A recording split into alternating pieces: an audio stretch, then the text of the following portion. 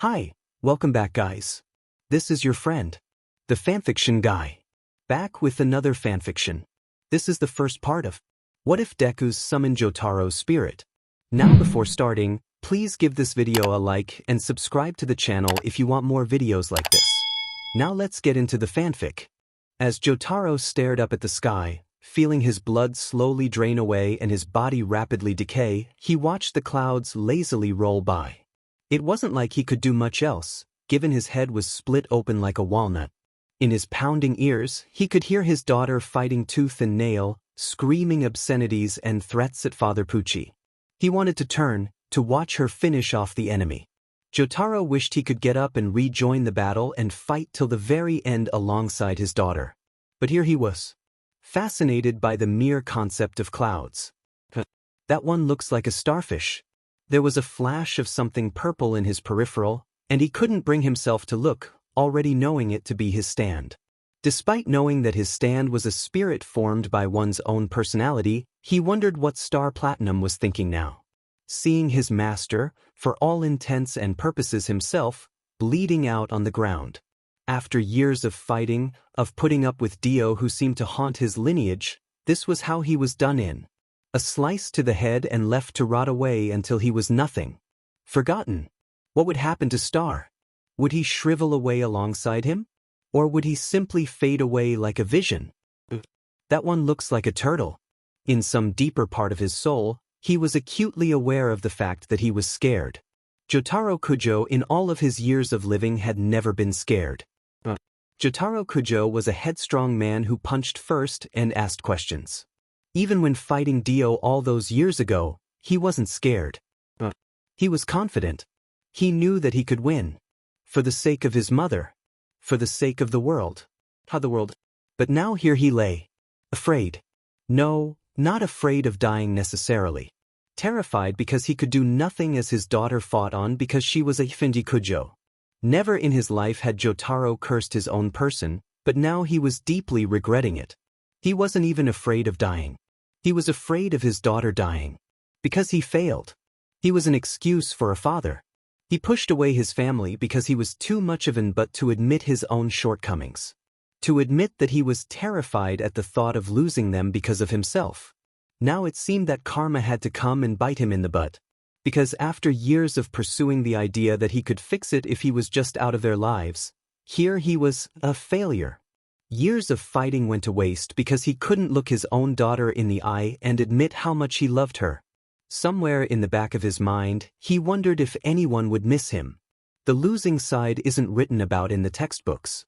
Especially the likes who failed so miserably as he did. What's worse was that he'd probably be forgotten about altogether, erased from history like whiting out a word on a page.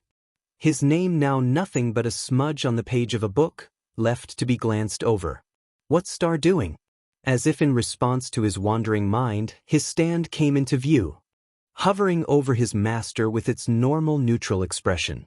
Perhaps it was the blood loss, or perhaps it was because Jotaro was so scared of being left alone right now that was why he saw something akin to comfort in his stand's eyes.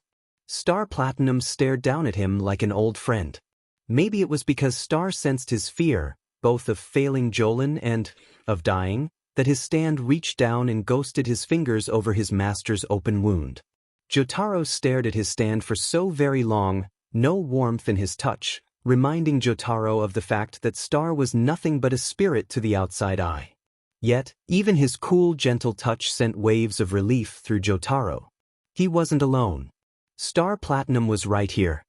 Star.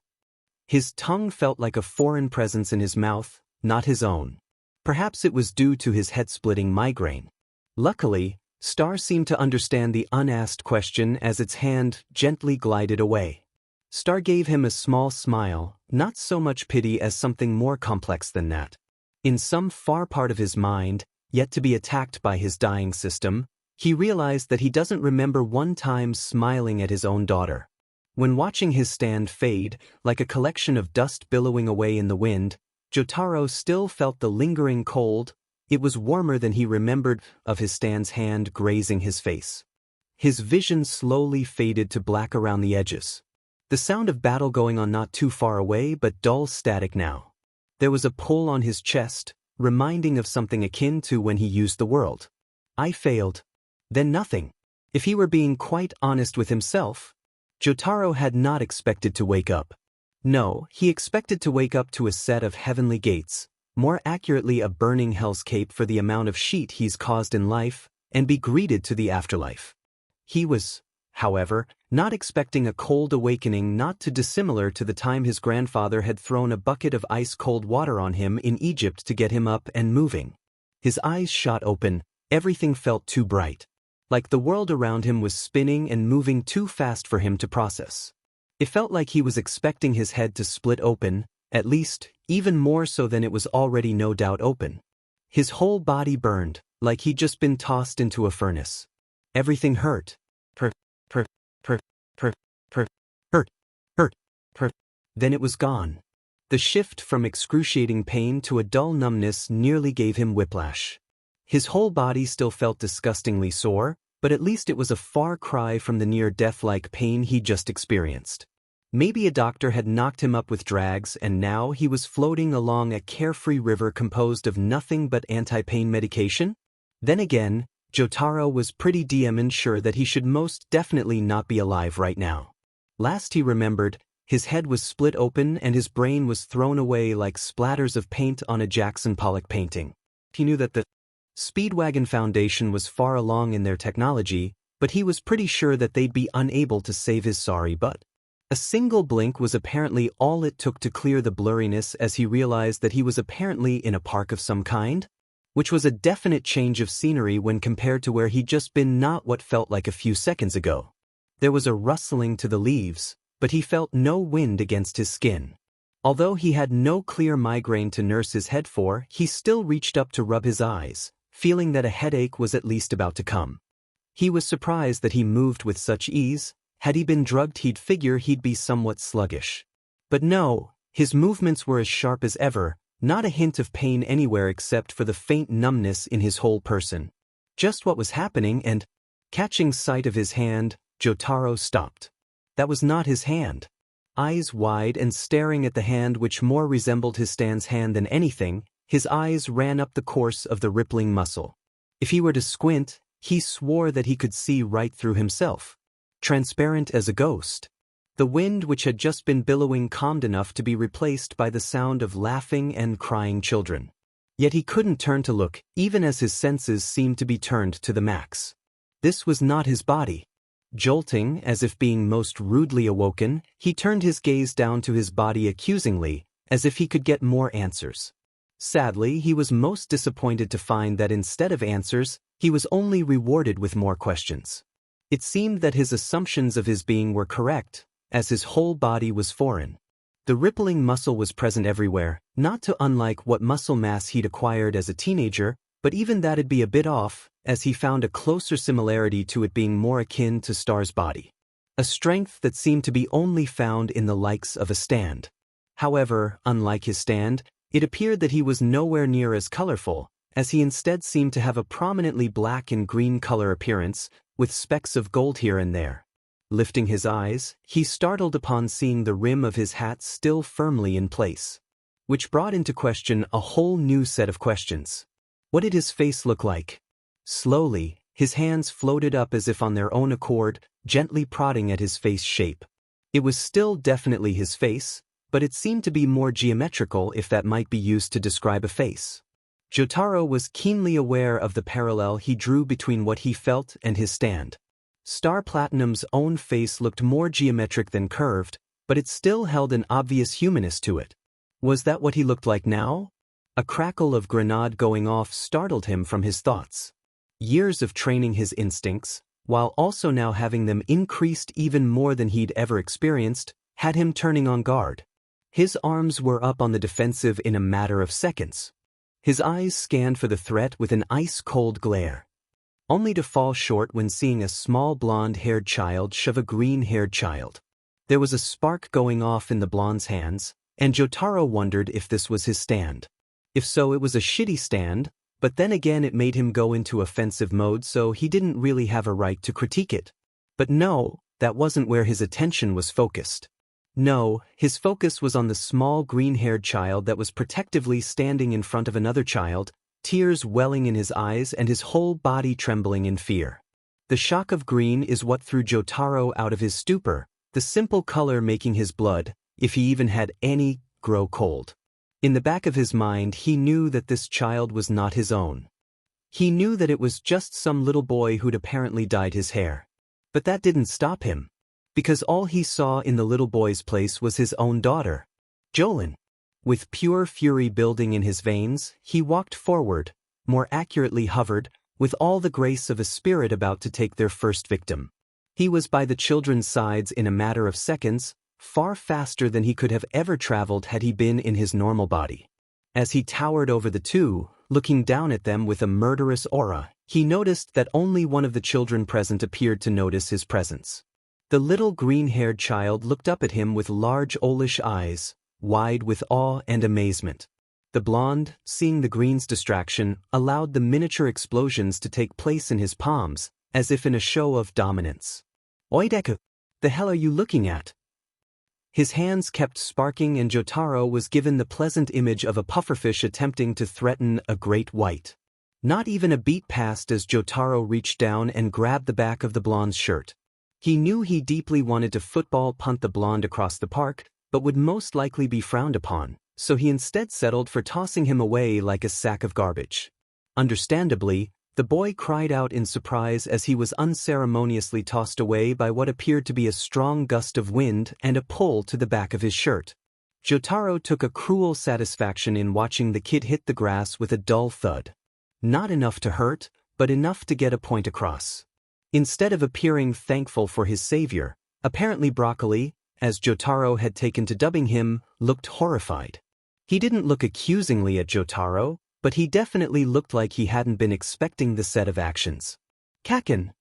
Jotaro watched, in clear bafflement, as the small child ran straight for the child that had just been attacking him. He was then further baffled when Broccoli was attempting to help his attacker to his feet. As Jotaro suspected, Pomeranian, the kid definitely acted like one, bat Broccoli's hand away with a vicious snarl. It was about as much as Jotaro suspected, but he did find some satisfaction from the sheer confusion in the boy's eyes. "Get off me, Deku!" Pomeranian shouted at Broccoli. Jotaro frowned down at the 5-year-old. His eyes were scanning around frantically, as if trying to find whatever had tossed him away in the first place. When the pair of bloody red eyes landed on Jotaro for 2 seconds then turned away, it solidified Jotaro's theory that the kid clearly couldn't see him. Perhaps he was a stand then, but that brought into question Broccoli. The greenette had clearly spotted him, if the awe in his eyes were anything to go by. Jotaro was proud to say he was good at telling a fake from a stand user. Fakes had a tendency of pretending, and there were skilled fakes, he'd admit that much, but they always lacked a certain awareness that stand users tend to have.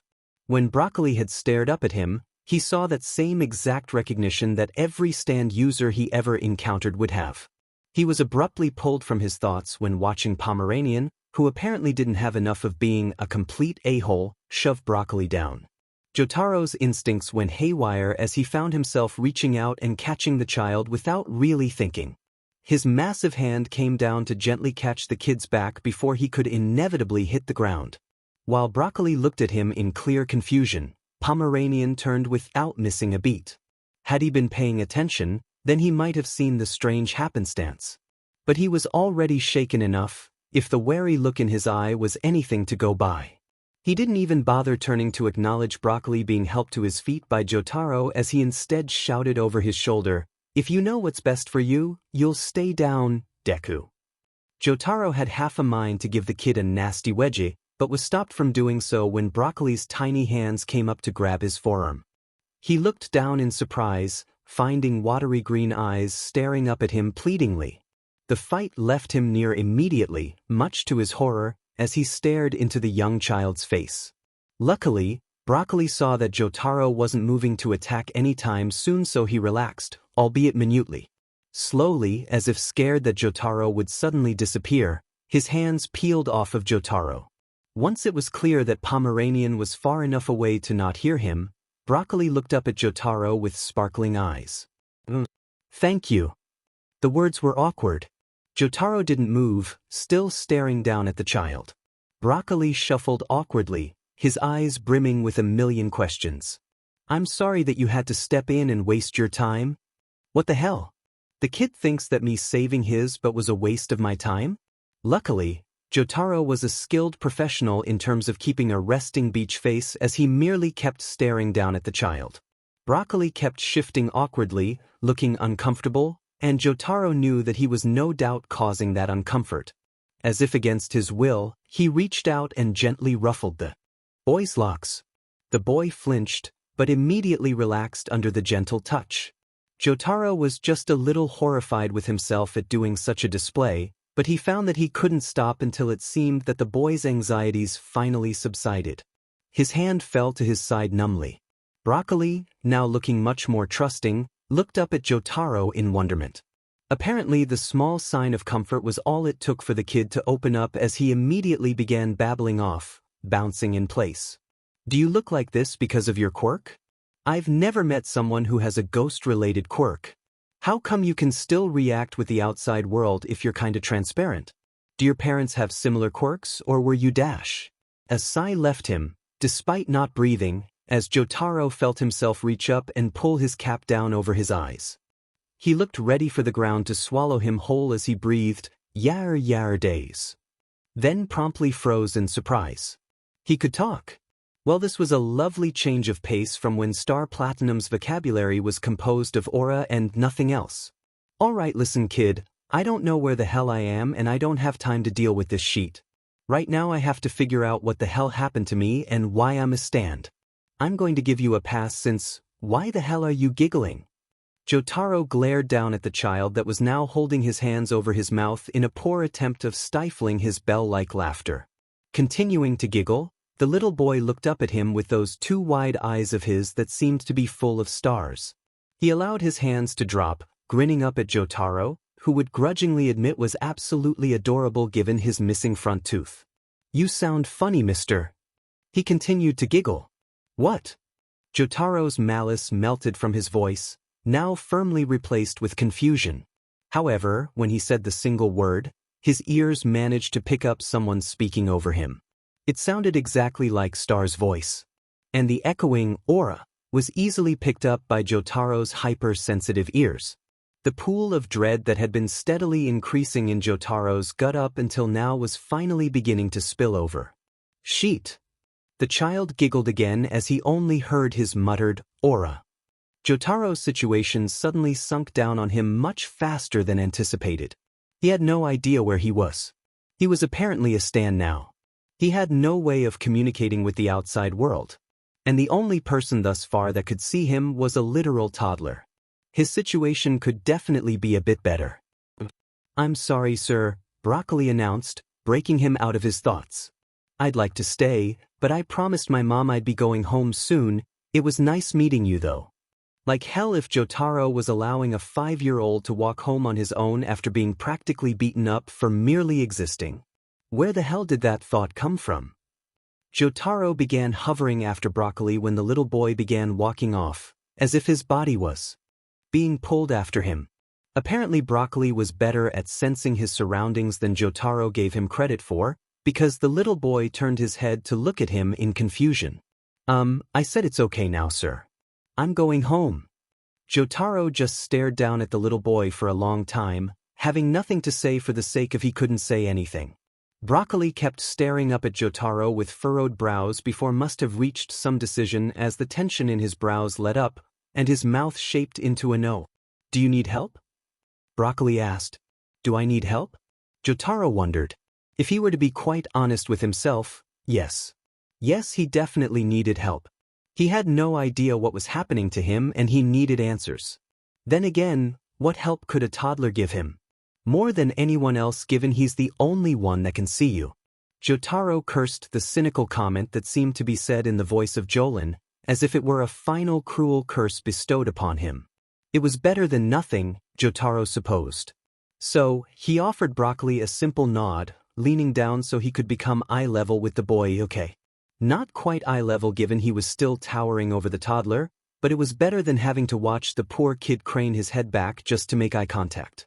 Blinking at the giant of a man, Broccoli slowly nodded back, as if processing the words in his head. Jotaro knew that the kid probably was comprehending what to do. His first thought would be to probably go to the cops or something, but it was a start. Okay. Broccoli broke Jotaro out of his trance, as he offered a wobbly smile. I'll help you because that's what heroes do. Oh, the wonders of childhood innocence. Jotaro was patient as he watched the boy suddenly place a hand on his chin and begin rambling. Jotaro didn't make out quite a lot of what he said given the boy was muttering, but from what he could gather, the kid appeared to be making a plan. Jotaro was almost amused. Okie dokie. Broccoli suddenly spoke, apparently having made his plan. Jotaro stared with a patience he truthfully didn't know he possessed. Broccoli shuffled in place as he wrung his hands. Jotaro figured that it must have been a nervous tic of some kind. I don't have a phone on me, but if we go to my house then maybe we can call your family to come and pick you up. Although it was phrased in a childish way, that wasn't actually that bad of an idea. Perhaps while he was at it, he'd be able to meet the boy's mother and calmly explain the situation. After all, more often than not stands were hereditary. So perhaps he could talk to the woman, explain, more accurately write, his situation for her and get a plan in place, as long as she wasn't hellbent on killing him as most stand users tended to be. So, Jotaro decided to simply nod. He knew that if anyone were to see him with Broccoli it'd probably paint quite the picture. A giant stranger with a tiny child? That didn't exactly make the best scenarios. But this was different. And Jotaro was honestly happy for this child's innocence and not screaming, stranger danger, and bolting. Jotaro was once again snapped out of his thoughts by the small child. Broccoli was shuffling in place, still wringing his hands anxiously. Then, because Jotaro wasn't already weirded out enough about this whole situation, he blinked when Broccoli suddenly moved his hand up for Jotaro.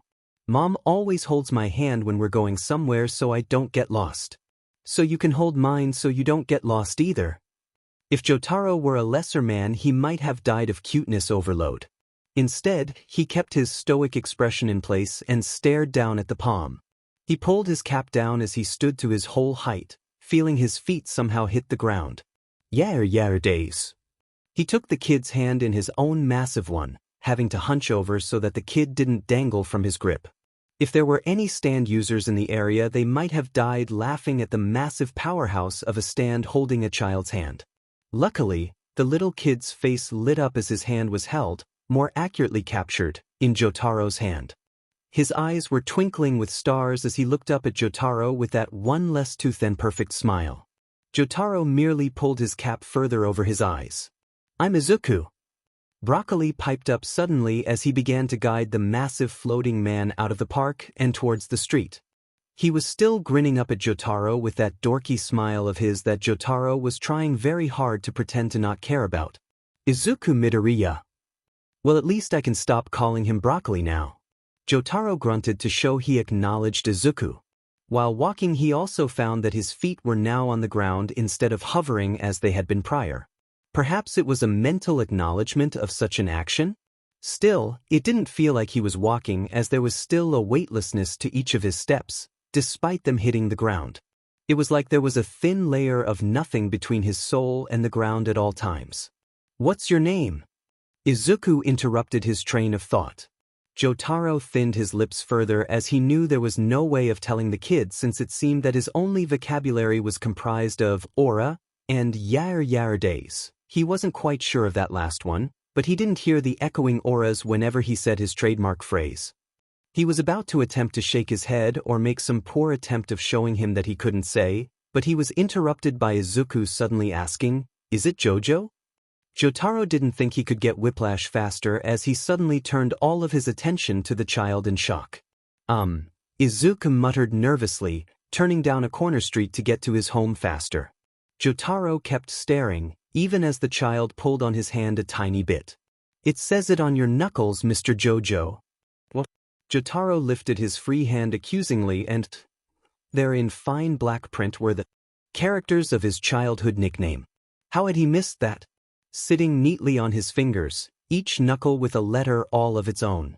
It reminded him of his prior outfit and the words being sprawled out onto his coat arms. He supposed that was the best he was going to get in terms of a name, so he nodded down at Izuku. At least whatever cruel god that sent him here had the good grace to give him some form of familiarity of his name. Although, just the nickname. But then again, it was better than nothing. I'm going to be a hero one day, Mr. Jojo. Izuku suddenly began rambling, talking about heroes and villains and quirks, whatever the hell that was. Jotaro could only nod thoughtfully along with the child, a visual comparison to that of a parent hanging up their child's art on a fridge which looked like it definitely did not belong there, but hell if the parent was going to throw it away. You threw Jolin's drawings away. Jotaro nearly winced at that foreboding thought, only nodding along here or there to assure Izuku that he was still listening. You already ruined one child's life, why not ruin another's? That cruel voice kept whispering. Because I'm not making the same mistake twice. Jotaro thought back with equal cruelness. Some of his anger must have shown on his face because Izuku stuttered out, momentarily frightened. Jotaro was quick to wipe his aggression away and replace it with his patient neutral expression. Off to a great start, a-hole. Izuku Midoriya is a 5-year-old quirkless boy with dreams larger than the universe itself. Unfortunately, that's not how the world saw it. No, the world saw a waste of space. Izuku was too young at the time to properly grasp the concept of worthlessness, but had he been older, he might have correlated the label with himself. Most times people around him used big words that he couldn't understand, but whenever he came home to tell his mother what was said to him, he couldn't help but feel like it was his fault for that boiling sadness in her eyes. At a young age, he quickly learned to keep his mouth closed in hopes that he didn't see that sad look in his mother's eyes when he repeated his peers' words. Instead, he heard the words and could only be left to wonder what they meant. There were a lot of sorries intertwined within the insults. At least Izuku thinks they're meant to be insults, but they always seemed half-hearted.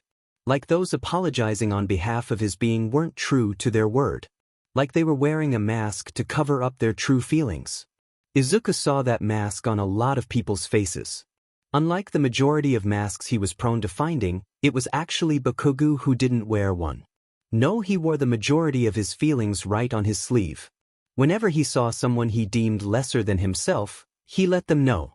Izuku didn't understand what cruelness was, but he found that a synonymous word to describe Bakugo would be temperamental.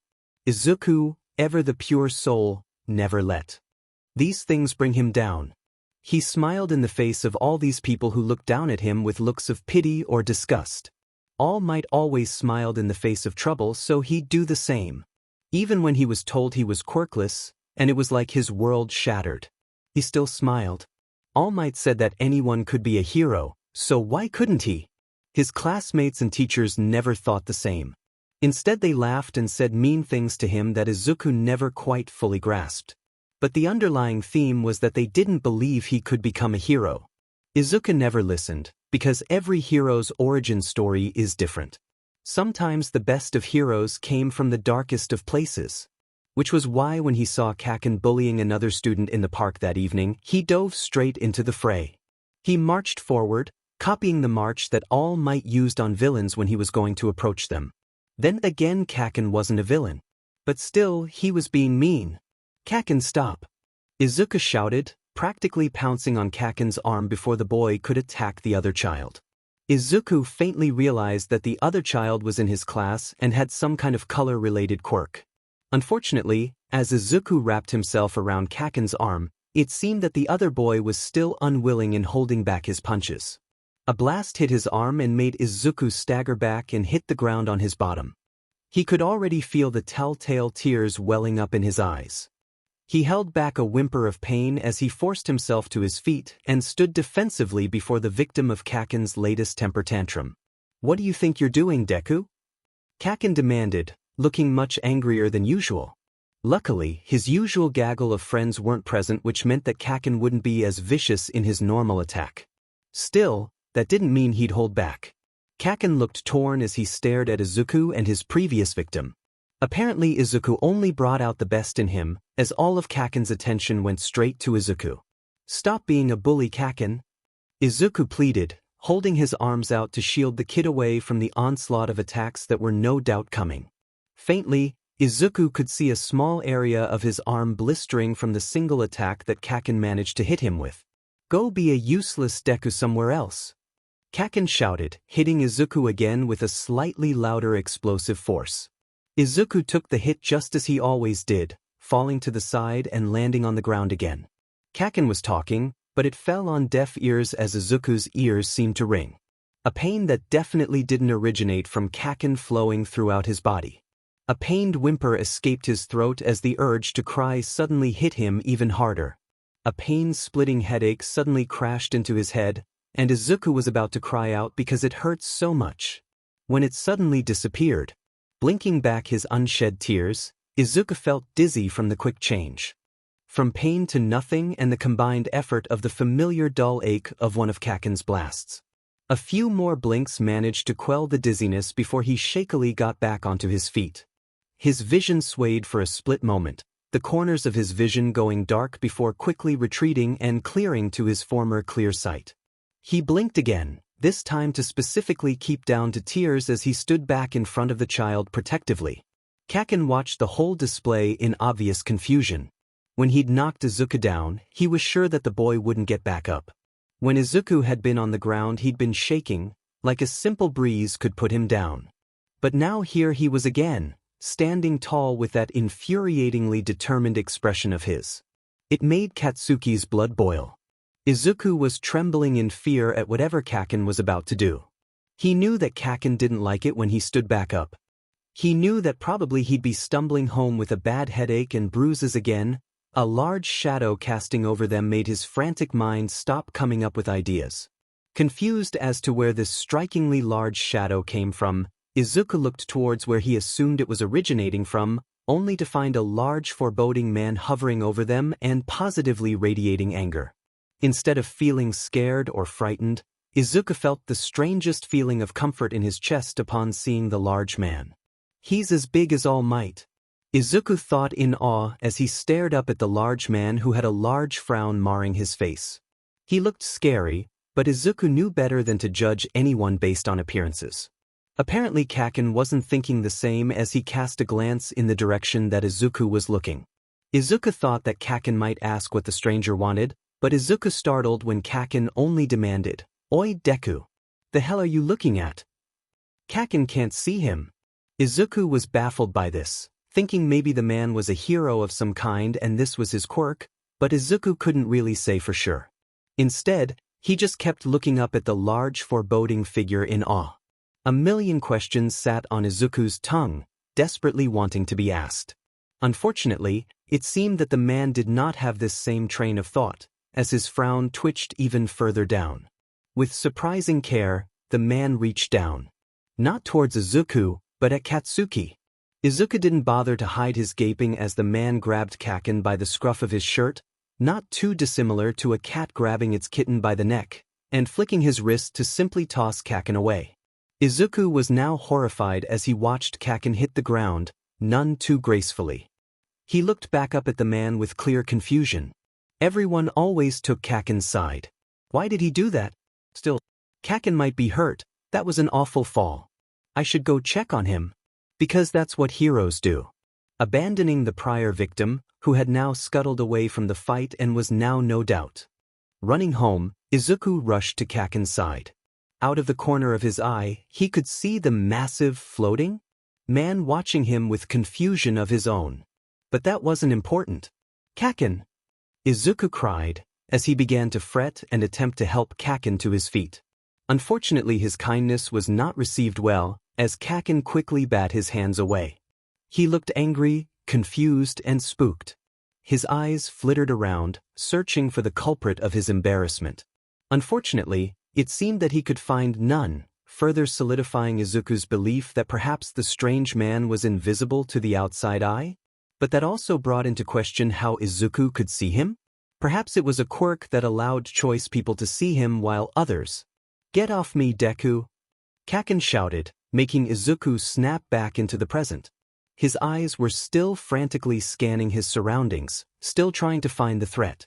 Apparently his anger turned to a physical display as since he couldn't find the culprit he decided to take it out on Izuku. He shoved Izuku with too much strength for any 5-year-old to possess. Having not been prepared, Izuku's hands spun in circles as he desperately tried to catch his balance. He was expecting to hit the ground, but he startled when something soft managed to catch him before he went down. He blinked in confusion, watching Kaken's retreating form. So it definitely wasn't Kaken who caught him. So then, who? Looking up, Izuku blinked owlishly when he caught sight of the massive black and green man that tossed Kaken away in the first place. Why is he being so nice to me? Why was he mean to Kaken? Why isn't he telling me it's my fault that this happened? It obviously is. Izuku only came out of his thoughts when realizing that the man was gently helping him to his feet, his hands floating away as if they'd never been there in the first place. Izuku tried not to think about how cold the man's hands were and how they didn't seem to feel real. And while his hands were much larger than Izuku thought. If you know what's best for you, you'll stay down, Deku. Izuku had to focus to realize what Kaken had just shouted at him. And by the time he turned to acknowledge him, the blonde was already long gone, leaving the large man and Izuku all on their own. Looking back at the large man, Izuku opened his mouth, ready to thank him, but startled when realizing that the man's fists were clenched tight and he seemed to glaring daggers at wherever Kaken had disappeared off to. Panicking, Izuku did the first thing that he could think of. With nowhere near as much grace as the stranger had used to toss Kaken aside, Izuku clambered onto the man's arm. Not too dissimilar to how he'd managed to stop Kaken from hurting the other boy. Unlike Kaken, the stranger's first reaction was not to attack Izuku. The stranger just turned his attention to Izuku, stared, and slowly relaxed. The pinch in his expression slowly cleared. And his fists went lax. His eyes turned softer as he gazed down upon Izuku, and the boy slowly felt himself relax as well, slowly unwinding from around the stranger's arm. This is the part where you say thank you, his mind whispered unhelpfully. Izuku had to force himself to calm down as he managed a meek, thank you, yet the stranger kept staring down at him expectantly, eyes still seeming like they going straight through Izuku. Oh, he must want an apology as well. I'm sorry that you had to step in and waste your time. Still, the stranger made no move of doing anything, still staring down at Izuku with that unnatural neutralness. Izuku fidgeted, feeling as if he had done something immensely wrong. Did he forget to say something? Normally by this point the adults just huff and wander off or scold him for his negligence and to never do that again, although they never seem to know what that was. Did this stranger want something from? His thoughts were interrupted by something large settling onto his head and ruffling his hair. He flinched at the touch, but relaxed when realizing that it was gentle, not harsh. It was only when Izuku felt properly better that the man's hand finally fell away, almost robotically. And, oh, Izuku couldn't keep it in any longer. Do you look like this because of your quirk? I've never met someone who has a ghost-related quirk. How come you can still react with the outside world if you're kinda transparent? Do your parents have similar quirks, or were you dash? He kept muttering on and on and on until he noticed the man's expression shift just a tad to startlement, clearly not expecting the onslaught of information. Before Izuku could force himself into stopping, the large man simply reached up and pulled the cap, which seemed to be a part of his hair, down to shield his eyes. There was a drawn huff from the man as he muttered a "good grief" beneath his breath before promptly freezing up. Izuku watched as it seemed a million thoughts ran through the man's face. Finally, as if settling upon one of them, he looked down at Izuku, opened his mouth to begin no doubt ranting, and promptly began stating the word aura over and over again with different inflections to each new one that came out. The fact that his expression was so serious while he was muttering the single word on repeat mixed with his stiff and professional body language made Izuku slap his hands over his mouth, stifling any laughter he might have. Then again, it seemed the stranger still noticed as a few of his high-pitched giggles managed to escape him. When seeing the man's obviously confused expression turn to face him, Izuku only uncovered his mouth enough to reveal his large smile. A few rogue giggles managed to escape him as he said, "You sound funny, mister." The man seemed confused for a moment as he delivered a bewildered aura, shortly followed by what may have been the funniest set of expressions Izuku had ever seen as he tacked on it long. Last a dread-filled aura. Izuku felt a few more stray giggles escape him. His previously nervous mood all but gone by now. As the stranger appeared to be having an inner debate with himself, Izuku was acutely aware of the current time. He needed to be home soon. Izuku shuffled, suddenly feeling sheepish. "I'm sorry, sir." The man's attention was immediately back on Izuku after that simple set of words. "I'd like to stay, but I promised my mom I'd be going home soon. It was nice meeting you though." Izuku turned, already marching off in the direction of his home.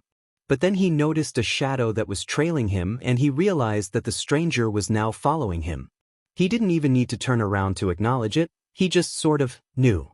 Abruptly stopping, he turned to fully acknowledge the stranger, who was still hovering. The man looked confused himself, but also stubborn over something, not that Izuku knew. Still, it made Izuku fidget uncomfortably. He mustered up the courage to tell the man, I said it's okay now, sir. I'm going home." And still the man stared down at him, his expression looking torn.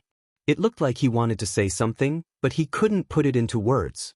It reminded Izuku of Auntie Mitsuki, a headstrong woman who was always hesitant in asking for help, just like Kaken, although Kaken displayed it a little differently. Luckily, that comparison made Izuku realize what was wrong. The stranger needed help and didn't know how to ask for it. But he's really big and strong and I'm sure he could do it on his own. He thought for a moment with a small frown, before suddenly following it up with, but a hero helps everyone no matter what. And that is what made up Izuku's mind then and there. "Do you need help?" Izuku asked hesitantly. The man stared at him for a long time, his icy blue eyes boring right into Izuku.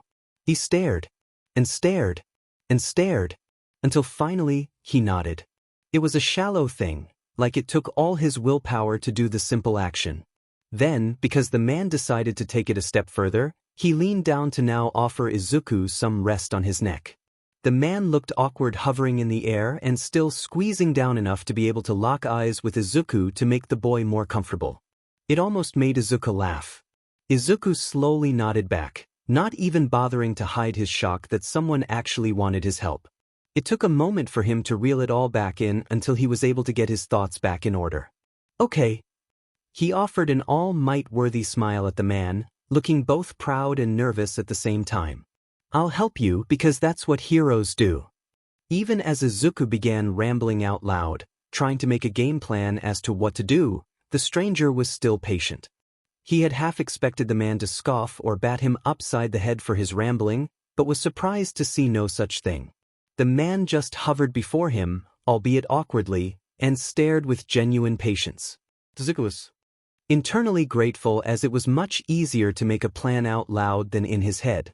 Whenever he could talk it allowed him to get everything in order, whenever he was thinking over his plan it always resulted in having too many holes. This was much easier. "Here goes nothing." "Okie dokie." Izuku suddenly shouted, as if to draw the stranger's attention to himself. Luckily, the man was ever the patient soul as he simply stared at Izuku, awaiting the plan in question. Izuku nervously wrung his hands as he quickly began rambling. "I don't have a phone on me, but if we go to my house then maybe we can call your family to come and pick you up." Oh, he really hoped that the man liked his idea. And much to his relief, it seemed that the man did. The man stared at him for a long time before giving the boy a nod of approval. And oh, Izuku's heart soared. He's never had anyone other than his mom tell him that he made good plans. And yeah, the man didn't technically say it was a good plan, but he approved. But that still left one last thing. Izuku waited until the man's eyes were more focused to move his hand out for the stranger to take. Unfortunately, it seemed that the message wasn't completely clear as the stranger appeared confused by the offered palm. Right? He should explain. "Mom always holds my hand when we're going somewhere so I don't get lost. You can hold mine so you don't get lost either." The man stared for a long few seconds, his neutral expression still firmly in place. Then he uncurled from his prior position and came to his full height. Izuku noticed that he was now standing on the ground versus hovering like he had prior, but there was still something off about his stance, like he was entirely standing there, just hovering. The man pulled his cap down again, muttering another, "Yar days," and Izuku was scared that the stranger's faith in him shattered at his offering. And Izuku was scared that he'd leave and find someone else, and his hand was gently cradled in a much larger one. Izuku had to physically blink to realize that the stranger was now holding his hand. One hand was still on his cap, holding it firmly down, but that didn't excuse the fact that Izuku was now holding the man's hand. He wasn't turning away. Izuku positively beamed. He pulled on the man's hand, signaling that they were beginning to walk. While doing so, Izuku caught sight of his knuckles, surprised to find kanji written onto each knuckle to spell a 4-letter word. Jojo. Sneaking a glance upwards, he noticed that the man's other hand had the same exact kanji written onto the other. Maybe it was his name? Names. Speaking of which, I'm Izuku. He smiled brightly, managing to catch the man's attention. Izuku Midoriya. The man stared down at Izuku for a long moment before finally giving a grunt of acknowledgement. It made Izuku's smile turn even larger, all too happy. Where Izuku assumed the man would give him his name, he was disappointed to find that the stranger merely continued to stare at the ground, deep in thought. Perhaps I need to ask him? What's your name? It was an innocent question, a simple one that nearly every child knew to ask. And yet, the man heard him. Izuku somehow knew he heard him, but he looked frustrated. His lips thinned and his brows furrowed. It was the same look that Izuku had seen earlier when the man wanted to ask for help but couldn't. Then another realization occurred to Izuku. Maybe he can't speak. It wasn't that much of a far cry from an assumption to make. After all, the man had seemed to engage in serious conversation with him but had only ended up spouting a bunch of varied auras. Maybe that was all he could say, along with yar days, and he didn't have the vocabulary to put into words what he needed to say. Well, they couldn't have that now, could they? Izuku would try to help him as best as he could. Is it Jojo? It was another innocent guess, but by the man's head suddenly whipping in his direction, he assumed that he must have gotten it right. Izuku fidgeted underneath that accusing stare the man seemed to possess 24. Why didn't he know about it being written on his knuckles? It says it on your knuckles, Mr. Jojo. On cue, the man, now dubbed Jojo, lifted his knuckles to gaze upon the text in question. He seemed surprised to find his own name written across his knuckles, and that only helped to solidify Izuku's growing confusion. Why hadn't he known name written across his knuckles? Maybe he had amnesia or something. Maybe he needs more help than I think he does.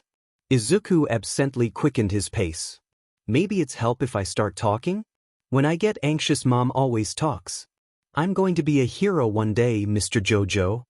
Izuku began rambling about whatever he saw fit to talk about. He talked about the most recent heroes and villains who were out on the scene. He talked about quirk theory and all his classmates' quirks, and even theories about whatever Jojo's quirk was. Izuku noticed that Jojo seemed particularly confused by the term quirk, so he decided to stray towards talking more about heroes and villains to help make it easier for him to understand. At some point during their walk, Izuku realized that Jojo was squeezing his hand just a tad too hard than how he'd like it. It wasn't painful, just a bit too tight. Like when his teachers grabbed him at school. He looked up, a bit worried, and his worry further solidified when he saw the frustrated and angry look on Jojo's face. He panicked, thinking that it must have been his fault this time, but once again he only found Jojo quickly relaxing his expression into that usual neutral mask he wore. Izuku wasn't sure how to take it, so he tentatively kept guiding him towards his house, not minding the occasional staring pedestrian. Luckily, it seemed that Jojo wasn't going to have another outburst, so the rest of the trip was relatively simple. Instead, Jojo calmly examined the neighborhood they were strolling through, taking his time to absorb all that was passing by. His sharp eyes made him sharper somehow. Izuku thought he looked like one of the instructors at the local dojo he'd pass by to get to school, but he felt like Jojo was even bigger than them. Shaking off his lingering thoughts, Izuku noticed that his house was now steadily getting closer. An eager grin crawled across his face as he tugged on Jojo's hand and began running for the house, having let go of the man's hand. Luckily, Jojo was able to keep up with relative ease as he simply allowed his feet to lift off the ground and hover after the child, a mere few feet away.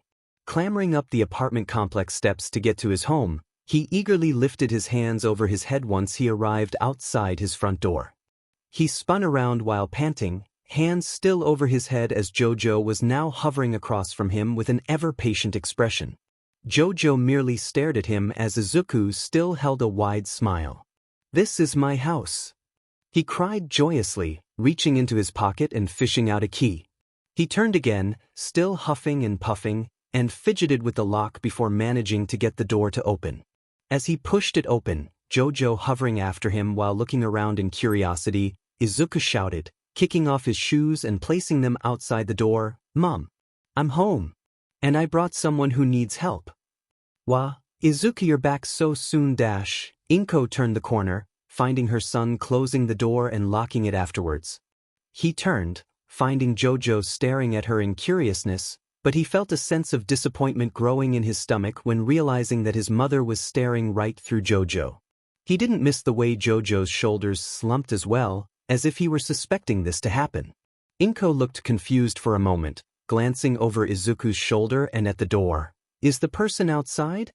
"And no," Izuku muttered quietly, looking sad for a moment as he walked closer to Jotaro and looked up at him, locking eyes. "He's right here." Although he'd heard nothing out of Jojo in the limited time he'd known him, Izuku felt like his eyes screamed, "It's fine, kid, I knew this would happen," which did nothing to make Izuku feel any better about the situation. "Oh," Inko stared vaguely in the spot where her son was looking. "What's his name?" "His name's Jojo," Izuku answered, but it lacked his prior enthusiasm. "Oh, well, why did Jojo need our help?" His mother put on a kind smile, and for a moment, Izuku thought that she might actually believe him. He looked up at Jojo hopefully, but he did not share the same look of hope in his eyes. He looked frustrated. The same level of anger he'd seen outside not a few minutes prior. Shifting nervously, Izuku answered, "He needed to use the phone to call his family." Izuku looked at his mother, just the slightest bit hopeful. His mother's lips twitched for a moment, her smile shrinking for only a moment. Then it grew to its prior size as she answered, "I'm sorry, but I don't think that he'll be able to phone anyone, sweetie." "Oh," Izuku whispered, sounding so very sad, like he'd failed. He stared at the floor for a long time before suddenly clenching his fists tight and looking up at Jojo with a determined expression and then twisting his attention towards his mother. "Is it okay if he spends the night here until we manage to help him?" This time, Inko did smile, "Of course, sweetie." As Izuku was now smiling in determination, he reached up and grabbed Jojo's hand. "Come on. I'll show you my room. You can have my bed for the night. I don't mind."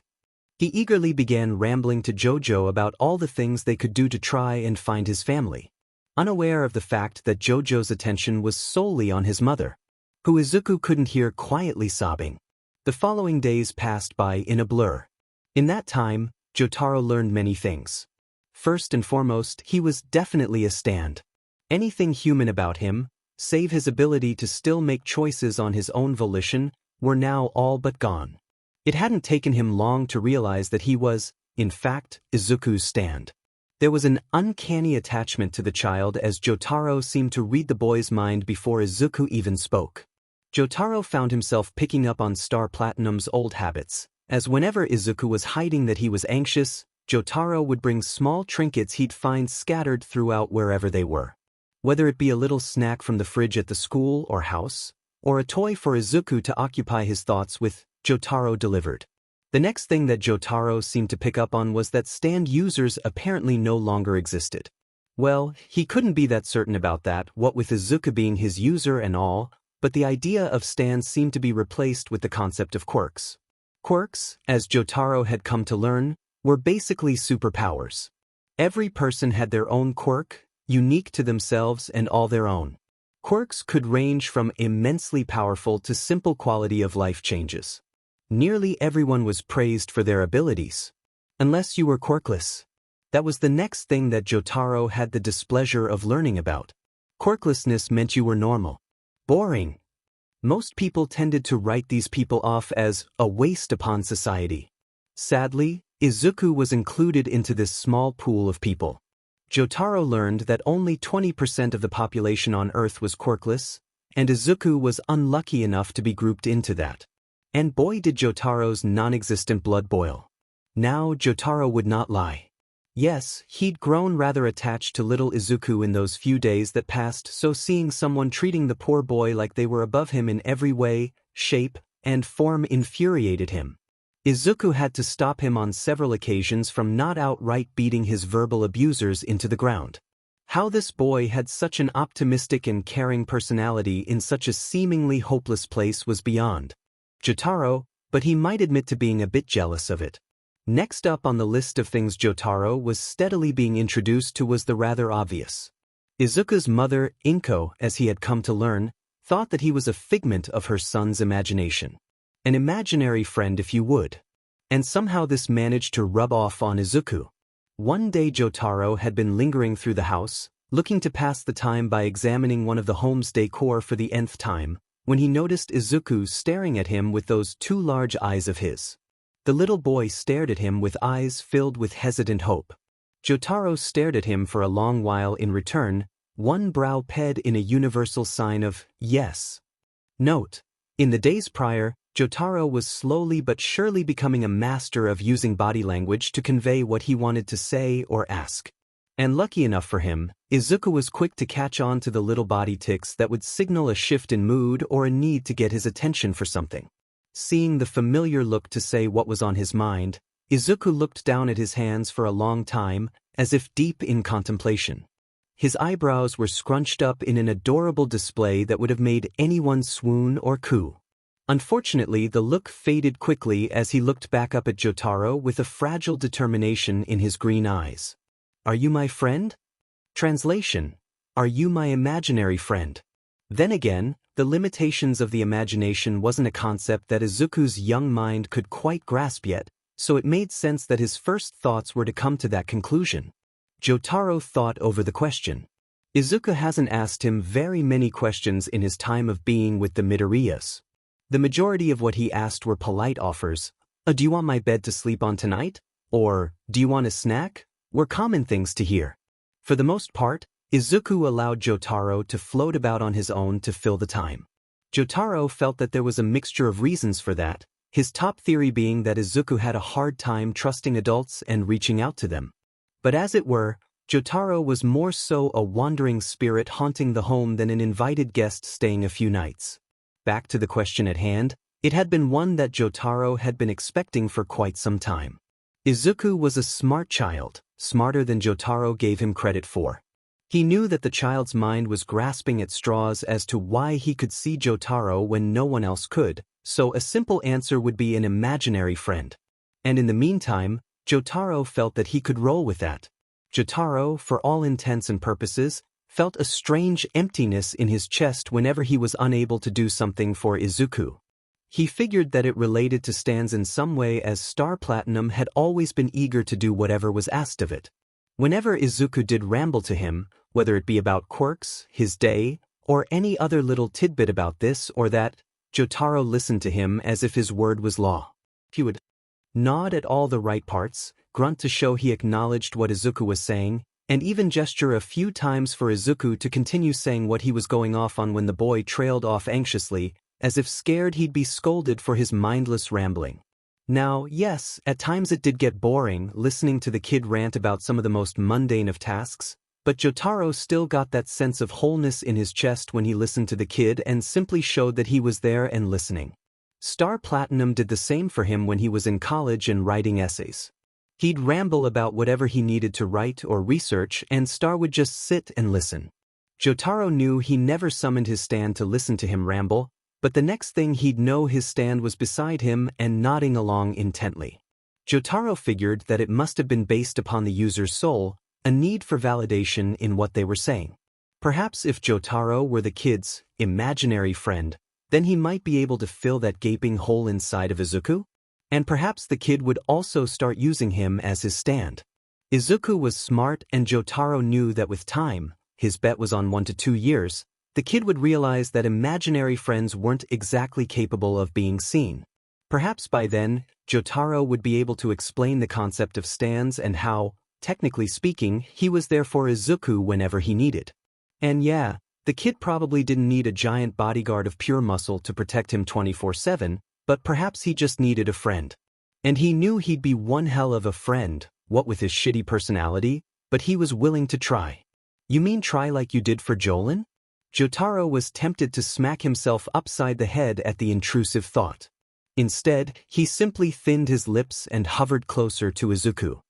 He stopped once he was practically towering over the young boy, who looked just as anxious as ever. Then he kneeled, coming to eye level. Izuku met his eyes straight on, green meeting icy blue. Jotaro, still straight-faced, offered a simple nod as answer to Izuku's question. He was Izuku's friend. The pure glee that suddenly filled Izuku's eyes was a sight that Jotaro thought he'd never forget. The look of pure awe and absolute joy within him bubbled up so much that Jotaro actually felt it fill himself. Which made sense given that they were technically sharing a two-way connection. Whatever strong emotions Izuku was feeling, Jotaro would feel tenfold. He did not know if it worked the same way around, where if he was feeling something strong enough then Izuku would feel it. But for the time being, Jotaro was content with leaving that mystery to be solved for another day. Okay. It was almost comical, how it seemed Izuku was at a loss for words on how to engage properly in the situation. Jotaro was willing to bet that Izuku was used to being laughed at or scolded whenever he asked that question, thus his deer-in-the-headlights reaction. Jotaro focused, he could feel the boy's mind churning for what to do next as if saying, "I've never made it this far." Jotaro was patient, a patience he seemed to only discover when becoming the little boy's stand, as he waited for what Izuku would want to do next. Izuku, finally coming to a conclusion on what he wanted to do, announced, "Let's go draw." "Let's go draw," Jolin announced, a gap-toothed smile on her face as she looked up at her father, who was staring down at the most recent report from some no-named research facility. He remembered looking down at her, his eyes not quite narrowed into a glare, but definitely narrowed into something of annoyance. He watched as her smile melted away, suddenly looking very solemn. The crayon box and colorful papers in hands suddenly unwrinkling as the force of her grip slipped. She left to draw by herself. Jotaro was proud of the fact that he managed to not let his expression slip into something painful. Instead, he kept that stoic expression as he simply nodded. Had he ever once drawn with his own daughter when she asked? He shook away the painful question as Izuku merely beamed, looking enthused. Without a moment of hesitance, he reached up a single hand, an invitation. Jotaro hesitantly took it again, figuring that he was going to have to get used to holding the kid's hand for a long while until he grew out of the habit. He muttered a single yar days under his breath before being guided along by Izuku to the living room, where the greenette pulled out a small box of crayons and a neat stack of paper. As Izuku eagerly began opening the box of colorful wax sticks, snatching a piece of paper while he was at it, Jotaro could only stare. Even as Izuku began drawing, Jotaro couldn't help but just stare at the little boy. Would Jolin have been this happy with him if he had just sat down and spent time with her? Izuku tugged on the edge of his coat, knocking Jotaro momentarily out of his thoughts. He looked down at the young boy who was holding out 2 crayons. It took a moment for Jotaro to realize what Izuku was wanting, but once he did, he simply tapped the blue crayon. Izuku smiled up at him, nodded, then went back to his drawing with about as much focus a 5-year-old could give to anything they put their heart and soul into. "Guess you'll never know." Jotaro ignored the voice. A month passed, and in that time, Jotaro was now decently confident that he was aware of the ins and outs of his new stand-like self. After Izuku came to the conclusion that Jotaro was his imaginary friend, Jotaro finally managed to bring himself to look into a mirror. He didn't know why he had been putting it off for so long. Perhaps he was frightened by it because it confirmed the fact that he was no longer, technically speaking, alive. Sure, he caught passing glances of his form when he passed by a mirror in the apartment, but he never quite stopped to look. But when he finally mustered the courage to do so, he was surprised to say the least. When he had drawn so many connections to Star Platinum, he hadn't been that far off. It made sense that he looked like his stand, given that they were technically the same person, but when he first stared at himself in the mirror, he nearly startled. Because all he could think was, star platinum? Of course, it wasn't that simple, as the more he stared, the more he realized that it was still him. His trademark hat and coat were still there, albeit seemingly fused to his skin. He'd somehow managed to acquire Star's red scarf, loincloth, and boots, further solidifying that they'd somehow merged. His hair was, luckily, not the long flowing locks that his stand was so fond of, but instead his own, but there was still a weightlessness to them, like they were stuck beneath the incoming tide. The oddest piece of accessories were bronze cuffs around his ankles and wrists. Jotaro didn't spend a lot of time pondering over what they could represent. There was one last thing he was so curious over, so he lifted the scarf just enough and lo and behold, the Joestar birthmark was still sitting neatly between his neck and shoulder, albeit a bright gold now. Jotaro still remembered staring at his picture, the weight of what he'd been ignoring for the past month finally setting into the pit of his stomach. He was dead. He was a stand now.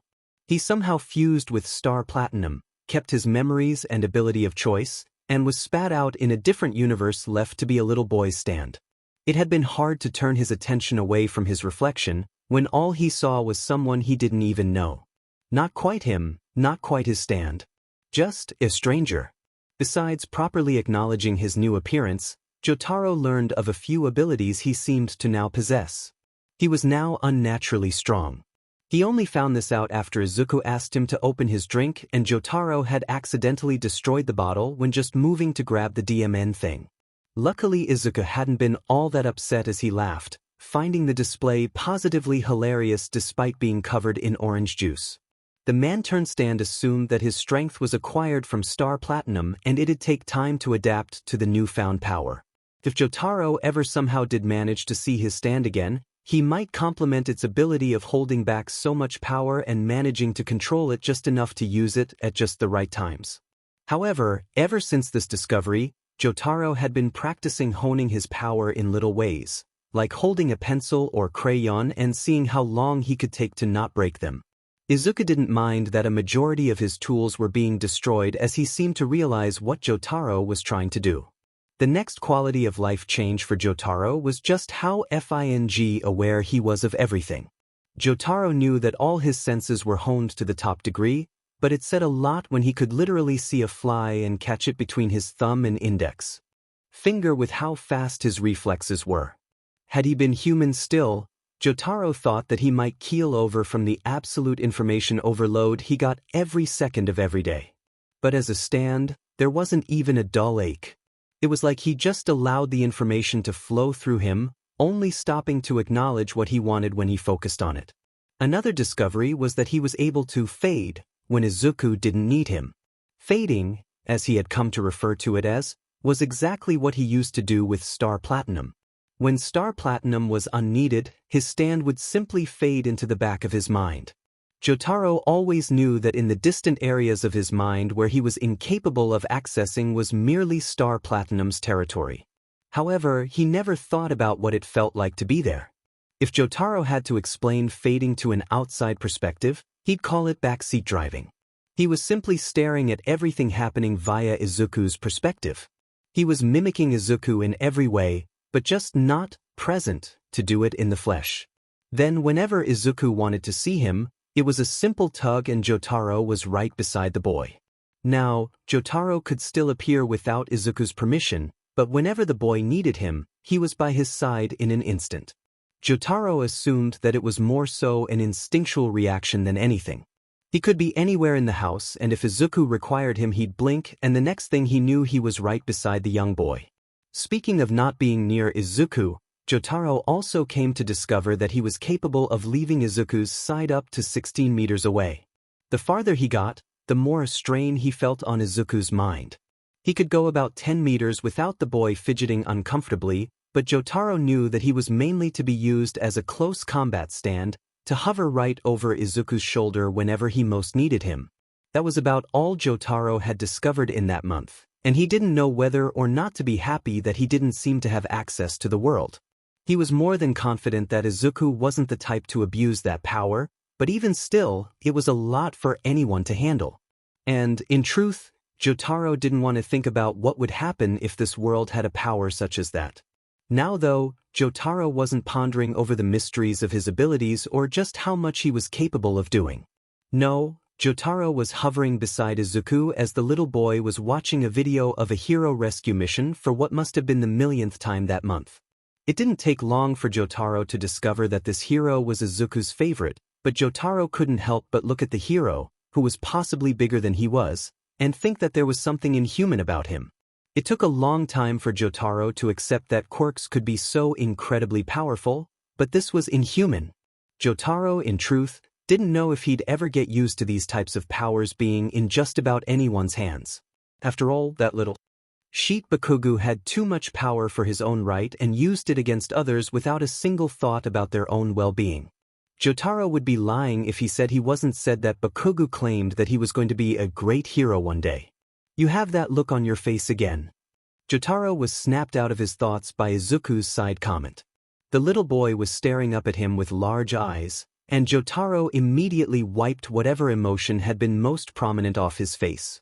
Izuku still looked unnerved as he anxiously asked, "Do you not want to watch this anymore?" Quicker than expected, Jotaro shook his head, going back to looking just about as stoic as usual. Izuku looked unconvinced, but was distracted by the video again. His eyes sparkled as the telltale sound of All Might's voice floated through the speakers. "I am here."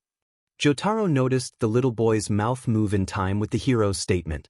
He wasn't even surprised that Izuku had the whole video memorized, with how focused he was with it every time he watched it only made sense. It was quiet for a few seconds, as Izuku kept staring down at the video with heavy eyes. It didn't take a genius to realize that, although Izuku was staring at the video, he was most definitely not seeing it. Finally, after a good while of contemplation, he turned his attention back up at Jotaro.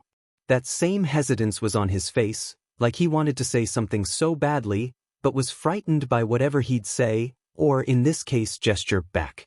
"Do you think I can be a hero like All Might one day?" The question, understandably, took Jotaro off guard. Did Jotaro think that he could be a hero one day?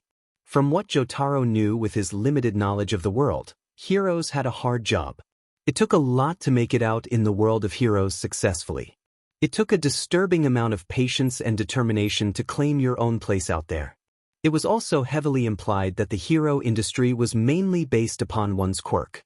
Jotaro knew, not assumed, that Izuku had been told one too many times in his life that he would never be a hero. From what Jotaro had seen in what hero fights they'd caught on the television or news, there had never been one quirkless hero. To Izuku, it must have seemed like a rather hopeless endeavor. To never be seen, to never be believed in, and yet he kept pushing forward. So Jotaro did the one thing which seemed to make sense at the time. Jotaro nodded. He knew he probably didn't give off the most inspiring of views, what with his stoic expression and all but emotionless being, but a nod said enough. Izuku knew that. Izuku knew that Jotaro wasn't exactly the best at the whole emotions thing and tended to show instead of tell. So a nod was the equivalent of a smile of determination while crying yes, for all the world to hear. Izuku's eyes watered, just as Jotaro had been expecting, but surprisingly Izuku did not cry. He simply reached up and scrubbed the tears away before they could fall. He gave a small sniffle as he hiccuped, "Not a thank you, not a disbelieving really. Just an okay."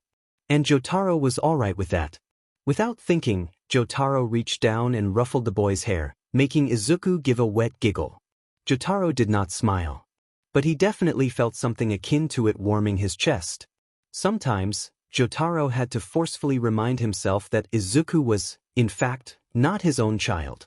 No, Jotaro had to remind himself that the little greenette that was too friendly for his own being was not Jolin. The little boy was his stand user. It hurt to remember that at times. It was a painful constant reminder that Jotaro failed and he'd never be able to go back and fix his past mistakes. There were times that Jotaro just wanted to hole himself up in Izuku's mind and never come out. It hurt to look into the boy's eyes and think that he was fully capable of messing up this time around too. He was terrified of screwing up again. He already failed once, very horribly at that. Please don't let him fail again. Jotaro tried very hard to be there for Izuku whenever he needed him. Whether it be an ear for Izuku when the boy rambled about his most recent discovery about a quirk, or a second opinion for when the boy was making his most recent masterpiece of a drawing. Jotaro was not ignorant to the fact that he was still a gruff person by nature. He knew that he'd never be quite used to the whole, chummy, aspects of a friendship. But he was trying DMN it. It was one morning, only a month and a half or so after meeting the boy, that Jotaro determined he would probably die for this boy if given the opportunity. Izuku had been off for school as usual, telling Jotaro that he'd meet him back at home once it was over. Izuku was, of course, unaware of the fact that Jotaro simply faded once the boy closed the door and was technically with him at all times, but if the boy needed some alone time, then he was willing to give it. But still, the connection prevented him from truly ever leaving. So Jotaro was satisfied with lingering in the back of Izuku's mind while the boy went about his day. It was on one of these mornings that Jotaro was lingering in the back of Izuku's mind, watching everything the young boy did through his own eyes, when Jotaro felt a sense of unease fill him up. Jotaro had always prided himself upon his gut reactions. Jotaro was naturally good at spotting good from bad. And if his gut reaction was bad enough, he listened to it tenfold, so he was definitely just a little more antsy this morning than any other day. Izuku walked down the path he took every morning to get to school, but there was something notably off about every step he took. It wasn't so much that Izuku was the one at fault here, it more so that it felt like with every step, Izuku was reaching whatever was making Jotaro feel so off. Then, as if to answer his already frayed mind, when Izuku turned a corner down an alley, one he'd taken every morning to reach his school faster, he fell short when there were two large men hovering in the alley. Izuku was hesitant for only a moment before he steeled himself and kept trudging forward. Unlike Izuku, Jotaro was nowhere near as hopeful. Jotaro's attention was on the two strangers the whole time, who glanced over their shoulders when hearing the tiny footfalls trailing the alley. By the bloodshot eyes and the slight wobble to their frames, it didn't take Jotaro long to realize that the two were high off their buttes. He was tense as Izuku passed them by, the men's eyes lingering far too long for comfort down at the little boy. Jotaro was about to think that his dread was all for naught when Izuku was about to successfully clear the alley without alarming the two druggies in the slightest. But then, Izuku took one glance over his shoulder and that dread Jotaro had been feeling suddenly made a lot more sense.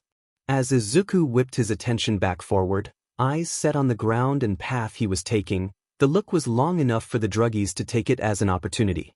What? Ya shitty twerp. What the hell was that?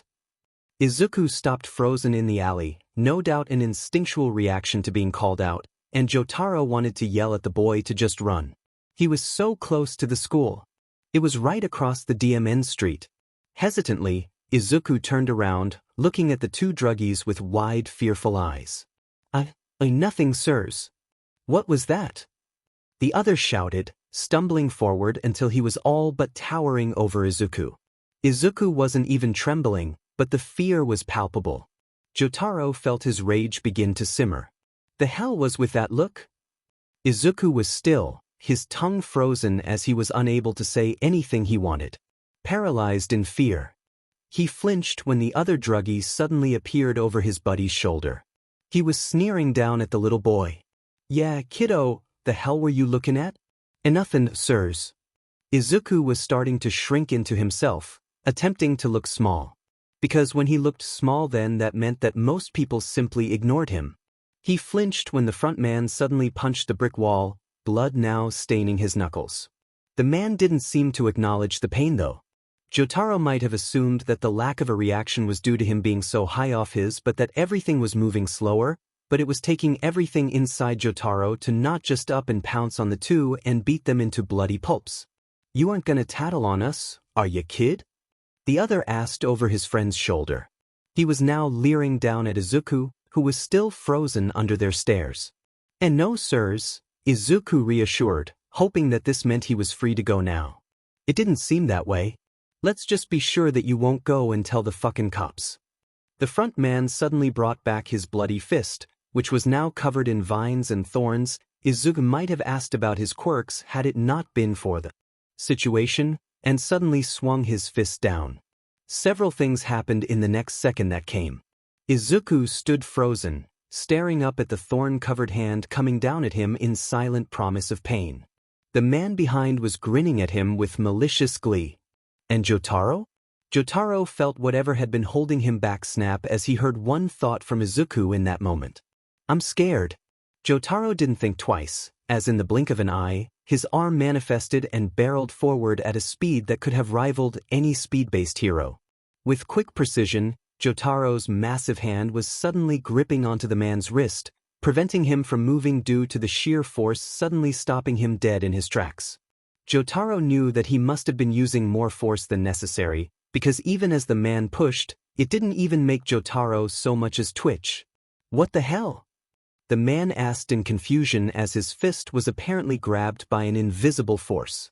He had been fully intent on harming the child, but now he was being stopped by something that felt like a hand wrapping around his wrist and preventing him from moving.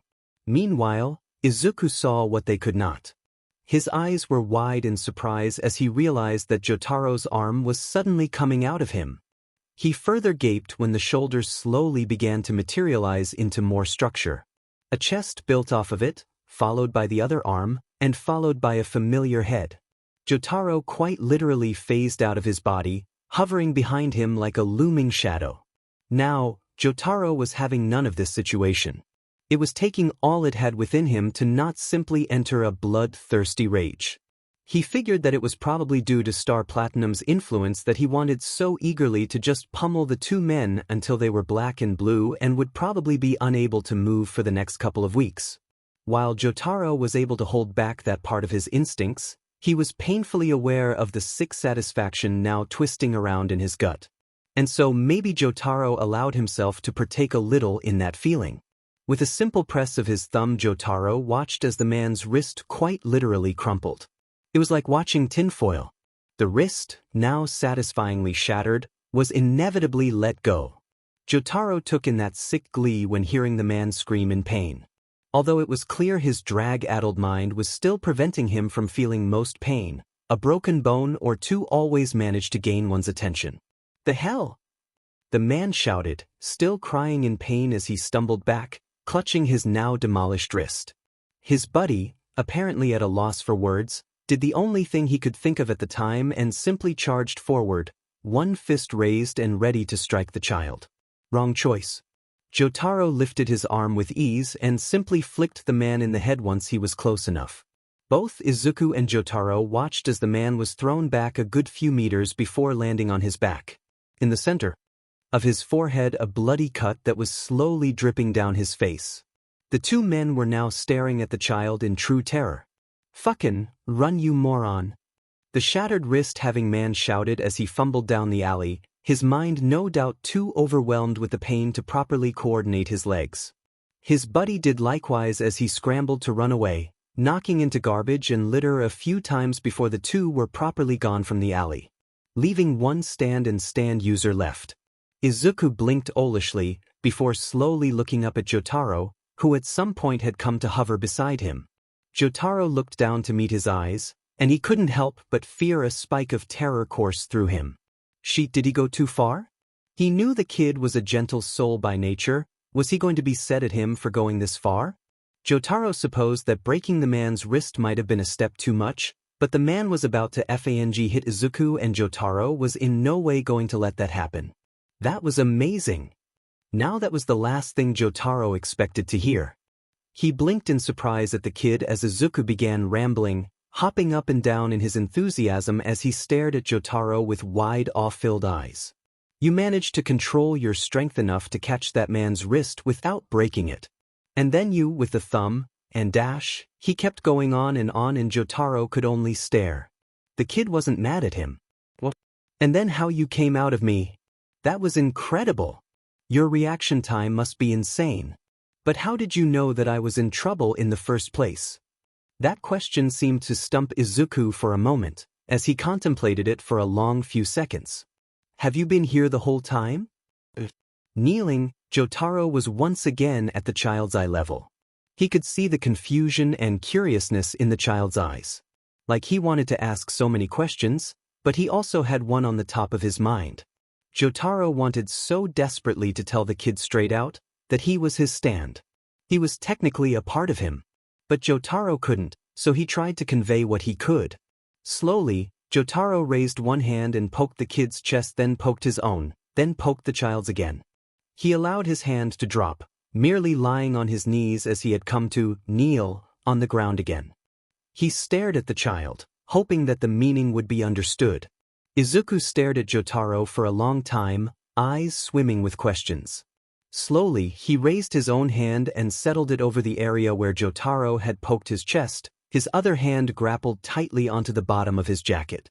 He stared at Jotaro for a long time, his eyes slowly but surely solving the apparent riddle of an answer that Jotaro had given him.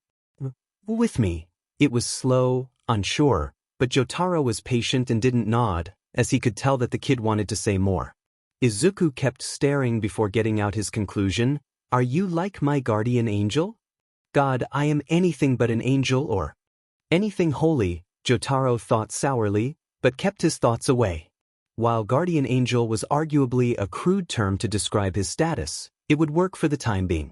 Jotaro knew that the kid would probably come to realize the same later on, but for now, Jotaro supposed that it was as close to home as they'd be able to reach for now. He nodded. Izuku looked disbelieving as he stared at Jotaro with newfound awe. "Wow," he whispered, eyes wide with amazement. He kept staring for a long time before suddenly saying, well, thank you for saving me again, Mr. Guardian Angel Jojo, sir." This kid and his DMN formalities. Jotaro huffed, but simply reached out and ruffled the kid's hair fondly, feeling that strange contentment in his chest growing again with the simple action. He pulled away at the last minute and allowed himself to fade, knowing that Izuku might startle, but also might come to slowly understand his actions soon. Jotaro was amused when Izuku jumped when he basically phased inside of him, but it took only a second before Izuku reached up and placed his hand back over the spot where Jotaro had poked him. Jotaro knew it'd be a long time before Izuku properly understood just what he was. But if the kid was happy now, he supposed that he could play along. A year passed by faster than Izuku thought it would. In that time, he'd come to grow more and more on Jojo. Day by day, he learned something exciting about his new friend. For a time he thought that perhaps Jojo was a form of quirk that had come to manifest. After all, there were plenty of quirks out there that had sentience. But Izuku felt like that was too far a stretch. There was something noticeably human about Jojo that all those other quirks seemed to lack. Jojo had a personality that was noticeably his own, and wasn't a direct copy of Izuku's own character. While some quirks reflected a part of their user that wasn't normally shown, Jojo was his own person. Where Izuku was a gentle soul, Jojo's first answer to a majority of his problems was to punch it until it made sense. Izuku wanted to say that he was reminded of Kaken, but there was still something off about that comparison. He was a near polar opposite of Izuku's own personality, but they still shared the same good heart, as much as Jojo appeared to deny it. Izuku also found in his time of knowing Jojo that the large spirit had a habit of looking lost. It was a look that Izuku normally found on his mother's face when she looked at him on her bad nights. Jojo never directed this look onto Izuku, but Izuku still knew that he was feeling sad deep down. Izuku wanted to ask what was wrong, if the reason that he had such a sad face was caused by himself. But with the language barrier, Izuku supposed that he'd never know. Normally Izuku was fairly good at knocking Jojo back into the present. Most of the time, all Izuku had to do was tug on the dangling coat to get him to focus back in on reality. That was another thing Izuku found interesting, not odd, just interesting. Jojo was always well aware of his surroundings. It reminded Izuku of an interview with a retired pro-hero he had once seen and how the hero seemed to constantly be on guard despite knowing that he was safe. It was like he could never settle without feeling okay to do so. A constant state of paranoia. Sometimes Jojo would relax when it was just he and Izuku, but there was still that underlying awareness at all times. Izuku hoped that perhaps he'd simply grow out of it. As it were, life was well and good for Izuku. And even better, today they were going to the aquarium. It was a class trip that he'd been looking forward to for quite some time. While he might have been more excited to visit somewhere like a hero historical site or hero school, it was still a fun time for any child. Izuku felt like the happiness and excitement was not actually his own. When he'd arrived at school that morning, bag packed with snacks and anything else the teachers had told them to bring, he noticed that Jojo had all too eagerly handed him his bag when he made to leave. Just like any morning, but there was a certain anxiousness that Jojo seemed to possess. Of course no one would have known. After all, Jojo was the absolute master of keeping a poker face, but Izuku knew better. He couldn't tell anyone why he knew better, he just sort of always knew. He could tell that Jojo was anxious to leave because he was looking forward to something. So Izuku decided to put an extra pep in his step, if only for Jojo's apparent excitement. Later, when Izuku would question why he was so excited to leave for the aquarium, Jojo would resolutely deny it. But Izuku knew better. As they waited outside of the school, awaiting for the bus to arrive, the students were all in their groups, talking with each other enthusiastically. Izuku, left alone as always, was eagerly talking with Jojo, who had manifested out of habit to not leave the child alone. The giant spirit hovered close to the boy who was rambling about Gang Orca, who apparently helped organize these school trips. Jojo nodded along just as he always did, apparently even more enthusiastic than usual as he'd occasionally raise one hand to stop Izuku short. Izuku knew the sign to be for him to expand upon something he mentioned. Jojo rarely used it, which meant Izuku was enthused to see Jojo had taken an interest in the hero. As Izuku backtracked on whatever Jojo was interested in, he also thought about showing Jojo some of the few recorded fights featuring Gang Orca. Maybe that'd make Jojo happy. Oi Deku! Instantly, Izuku's mouth clicked shut and Jojo's head snapped up, eyes narrowing. Kaken, who was standing both not too far and not too close to him, looked annoyed. His beady red eyes turned to the greenette, boring holes into him. Would you quit your muttering? It's annoying as hell. Jojo's hands tightened into fists, and this was not the first time that Izuku had seen Jojo hold himself back. Ever since the first day that Jojo met Kaken, the man had a personal grudge against him. While Izuku was happy that the man was willing to come to his side no matter what, it was still upsetting that the man couldn't just let it drop like Izuku wanted him so badly to do. Izuku felt like he was the only thing that was keeping Jojo back from not outright handling Kaken at every waking hour. Note: Jotaro was fully aware of how he had to hold back every time he saw the snot-nosed brat. As much as he would love to punt the blonde gremlin, he understood that attacking a child would not exactly be the best course of action. Of course that didn't stop him from FNG with Bakugo, as Jotaro took a sick satisfaction of watching Bakugo face plant whenever he tied the kid's shoelaces together without his knowing. And as long as Izuku didn't know about his little side hobby, then Jotaro was satisfied. Still didn't mean he was happy about not getting his way though. Sorry Kaken," Izuku whispered, nuzzling his face into his jacket in an effort to avoid confrontation. He was lucky to see that Kaken was also quick to drop the possible argument and fight that would break out. Unfortunately, Jojo did not agree to this. Seeing Jojo slowly hover forward, Izuku reached up, grabbing his arm to stop him from doing something that he would later regret. Note: Jotaro would not regret punting the blonde brat, Jojo. He pleaded quietly, eyes sparkling with nerves. And seeing that was enough for Jojo to stand down for the time being.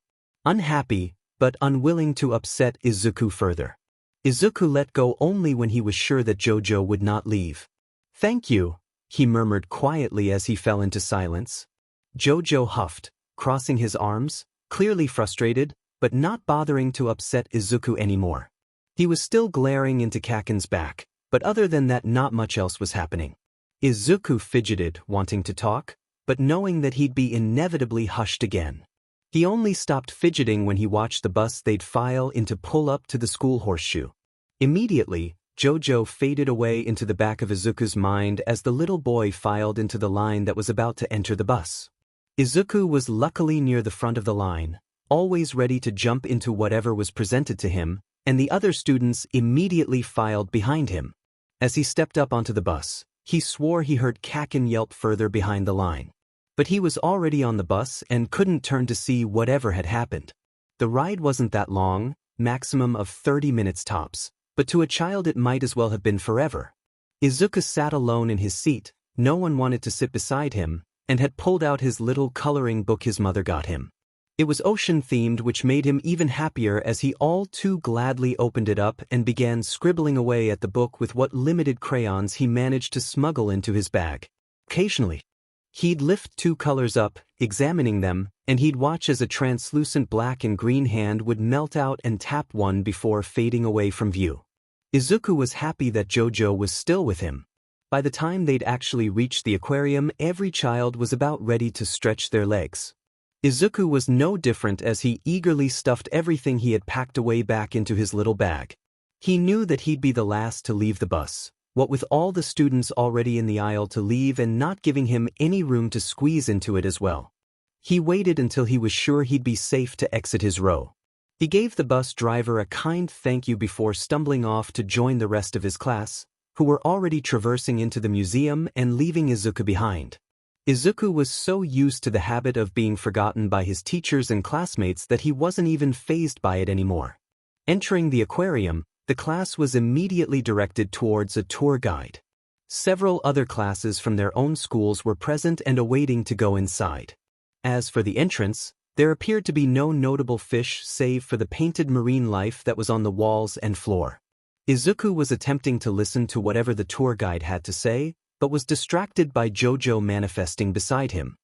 He looked up at JoJo with a blink as he watched the large foreboding spirit hover with crossed arms. He seemed to be intently listening to the tour guide, so Izuku quickly turned his attention back to her as well, listening with all the intent a child could give. Occasionally he would cast a glance towards JoJo when the man would scoff here or there at something the woman would say, and Izuku wondered why JoJo seemed so taken by the concept of marine life. By the time the actual tour began, JoJo was noticeably more excited. Well, if excited meant that JoJo was no longer crossing his arms, but instead floating above the crowd to get a glance at the exhibits, then JoJo was ecstatic.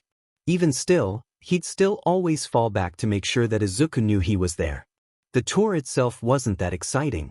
From his place in the crowd, Izuku managed to get a decent sight of the fish, but his attention was mainly taken by JoJo. He would hover close to the glass of the exhibits, staring at the fish behind the barrier in awe. His eyes would glimmer as he'd rest his hands against the glass and watch whatever was present float by gracefully. While the tour guide would tell the class about whatever fish they were left to look at, JoJo would read the little plaque that was beside each exhibit with an intense stare. Then he'd either nod along or scoff depending on whatever was written. It was quite the amusing sight for Izuku, and he had to stop himself from giggling several times. During one of the times where he was stifling his giggles, apparently JoJo was close enough to hear. They were at the Sea Star exhibit and JoJo had a look on his face that suggested that he was insulted by whatever he read on the plaque. When JoJo managed to hear Izuku's stifled giggles, he turned his attention towards the little greenette.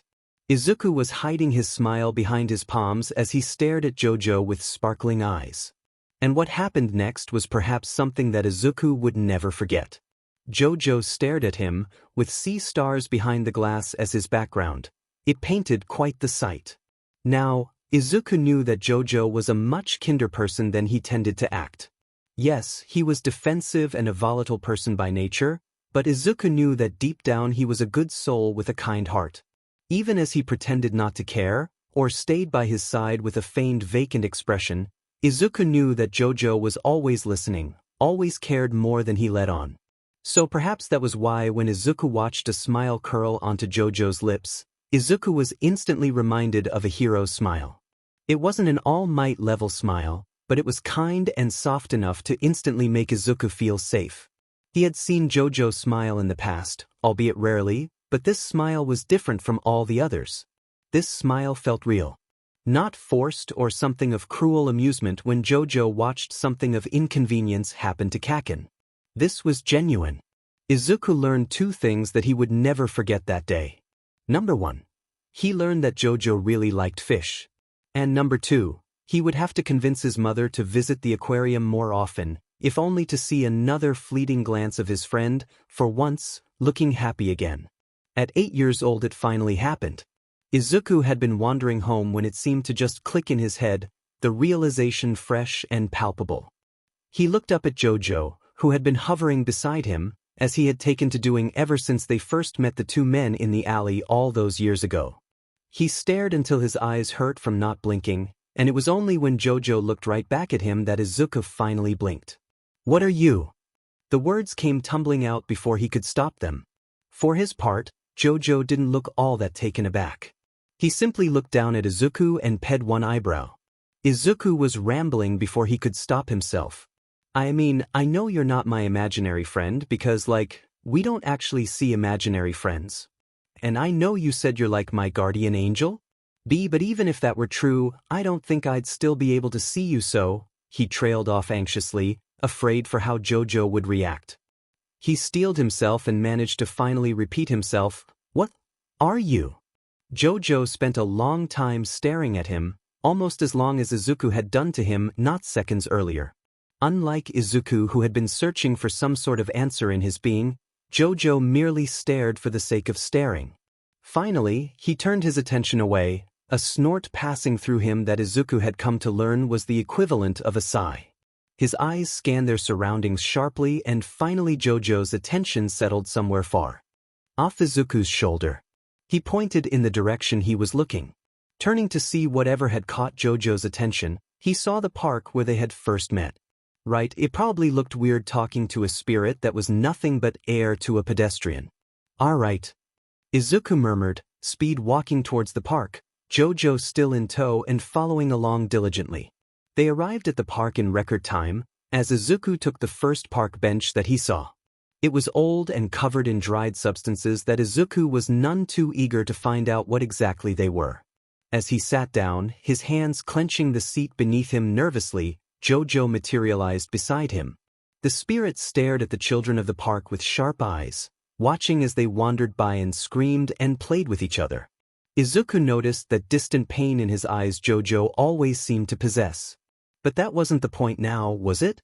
"So, what are you?"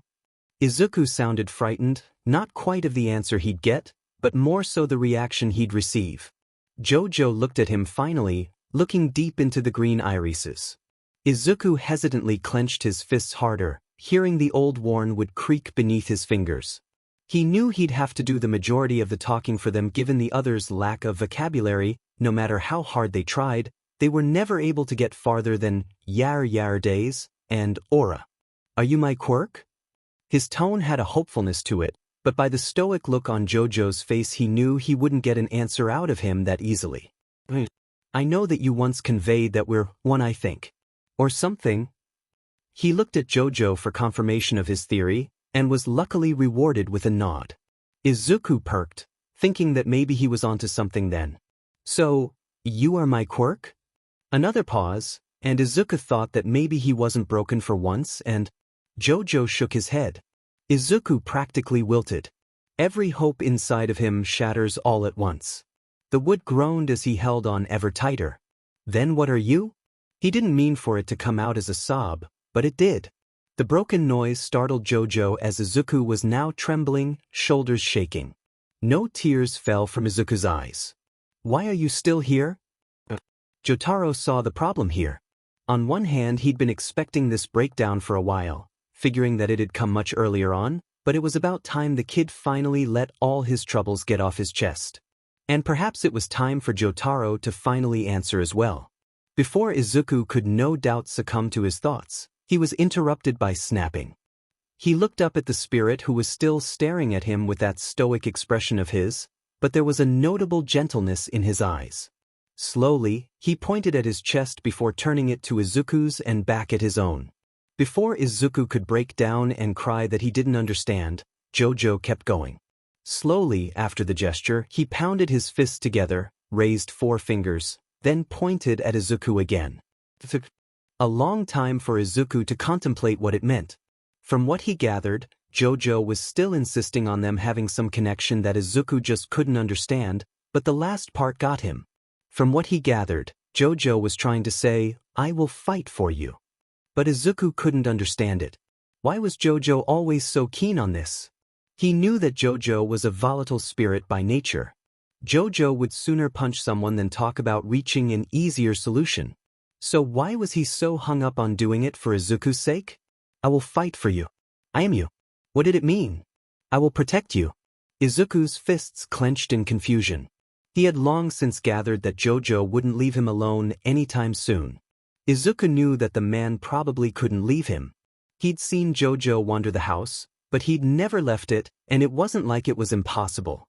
But it was like he couldn't leave Izuku's side, and that made Izuku terrified. He was keeping Jojo here by force, and Jojo must hate him because he couldn't do anything to fix it, and he could leave him, and he knew that Jojo must want to leave, and God, all he wanted was his mom to hug him and tell him it was okay, and everyone else had already left, so why was Jojo still here? Izuku startled when feeling a weight, no warmth in it, slowly and deliberately wrap around his shoulders. He sat frozen underneath the weight, knowing that it was just an arm. Slowly, he looked up, noticing that Jojo was not looking at him, his face masked with that usual stoic expression as he simply stared off into the distance at the playing children. Jojo did not turn to look at Izuku, simply staring off into the distance with that far-off look in his eyes. Yet still the action said volumes. I'm here for the long run, kid. And there Izuku sat, frozen in his protector's grip. He wanted a hug and Jojo gave it to him. The hug was awkward and obviously unpracticed, but Izuku could care less because Jojo had known. He wasn't scoffing or rolling his eyes. He sat there patiently and wrapped his arm around Izuku. It was the first time Jotaro ever hugged him, and simply allowed it to happen. There was no hesitance in it. And that is what broke Izuku. He fell into the spirit's side and gave small sobs as he felt the familiar weight on his shoulders he'd had ever since he was a child suddenly grow light, more manageable. Jojo was a shoulder for him to lean on. Jojo was there to fight any battle that Izuku was scared of handling by himself. God, Izuku didn't know what he'd do without him. Izuku's 9th birthday passed by in a flash. It was another lonely party consisting of only his mother and Jojo as Izuku celebrated it in the quiet of his home. He hadn't had a true party in what felt like years, and he had grown used to expecting no friends to show up. It had long since stopped hurting, but there was a dull ache in his chest with every passing year. Then again, Jojo and his mother always managed to cheer him up in some way. Speaking of said spirit, Izuku suddenly had a newfound understanding of Jojo. After their chat in the park, which was arguably one-sided, Izuku seemed to see the man in a new light. Somehow he knew that he'd never truly be able to understand just what Jojo was, but this was a weight off Izuku's chest when realizing that he was there for him and he wasn't planning on leaving anytime soon. For all intents and purposes, Jojo would fight whatever battles Izuku might want. At this point, Izuku might compare him to an overprotective bodyguard. And for now, Izuku would have him no other way. Today was no different, as he had the spirit in mind when searching through the library with a dedication he hadn't had in years. It finally ended with him gathering several books of interest and running back home with all the books in tow. He'd practically barreled into the apartment and ran for his own room. He threw open the door and smiled brightly when Jojo immediately materialized on the bed, laid back as if to sleep. The man watched Izuku in amusement as he clambered up the bed and eventually ended up sitting across from Jojo before dumping all the contents of his bag out onto the mattress. The books fumbled out in droves and Jojo could only lift one brow in confusion as he watched Izuku begin divvying up the books into a neater presentation. Izuku grinned wider when realizing when he had whispered, "Don't look," at the library Jojo had actually done so. Which was technically not 100% true as Jotaro found it nearly impossible to not focus, so he more so just zoned out for about an hour before realizing that they were leaving the library. With so much enthusiasm that the spirit was also affected by it, Izuku raised one of the top books to present to Jojo. The man-turned spirit stared at the title for a long while before his expression subtly melted into one of understanding. He looked up at Izuku, whose grin only kept growing. With that, Izuku spun around, popped open the JSL book, and began reading for both himself and Jojo. Izuku had a present for Jojo. At 10 years old he had finally managed to convince his mother to buy something he'd been pestering her about for what felt like years now. Ever since the aquarium visit at least. And finally she caved. At this point, Jojo was used to Izuku making small requests for him to not look whenever he wished to surprise him. So Jojo wasn't that surprised when Izuku was leaving to collect said surprise and requested he didn't look. And here he was, back home with the gift hiding behind his back as his friend stood, floated, in front of him, arms crossed and foot tapping impatiently. Izuku knew that it was more so a playful gesture if anything, and he enjoyed that Jojo appeared to be playing along with him. It was only when Izuku ducked his head to hide his growing grin that Jojo sighed and raised his hands up. "Are you going to keep hiding it from me, or are you going to get on with it?" Izuku took to JSL fast and Jojo was just as eager. They both learned fast, and it was a matter of time before they were practically fluent. Izuku also learned that Jojo didn't talk much in general, only when necessary, but when he did need to voice, or in this case gesture, his opinion, it was blunt and to the point. Had one not known Jojo, they might have taken it as being rude, but in reality it was more so that it was just his personality. Izuku once teased that he talked just like how he presented himself, blunt and to the point. Jojo only pushed his shoulder lightly, a huff of amusement escaping his lips. Finally, feeling that it was long enough in his hiding, Izuku brought out the gift from behind his back. He held the water-filled bag out like it was the most impressive thing in the world to be seen. Izuku took note of how Jojo's eyes immediately honed in on the bag, that sharpness to his eyes now examining the bag with new-filled interest. Then he seemed to freeze. Izuku didn't seem to notice the reaction as he lifted the bag further up, as if offering it to Jojo. "He's for you." Sitting inside the bag was a small black, green, and yellow betta fish. Jojo stared down at the bag for an exceedingly long time before slowly reaching out and holding it up. He stared at the fish for an even longer time, holding it up to eye level as he seemed to continue just examining it. The fish started right back, as if scrutinizing Jojo with equal vigor. "I know you like fish," Izuku started, breaking Jojo momentarily out of his staring. "I know you really like it whenever we visit the aquarium, so I thought that it'd be good to get a fish. So, he's yours now." Jojo continued to stare down at Izuku, not quite knowing what to say. Instead, Jojo simply reached out and gave the boy's hair a ruffle. The universal sign, in Jojo's terms, for a thank you.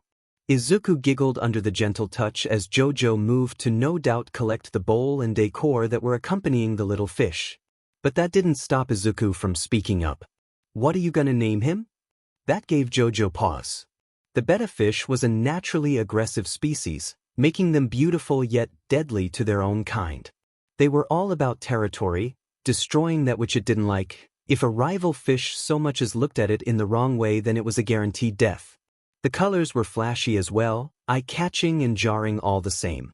Jotaro wasn't the best at naming things, what with naming a rat bug-eaten, and Josuke never let him live that down. Yet somehow, staring at the god-awful, gaudy, a hole of a fish, Jotaro knew exactly what to name it. With a smirk, Jojo scrutinized the fish for one last moment before turning back to face Izuku, who was looking up at him with curious eyes. Jojo raised his hand as he fingers spelled a single name.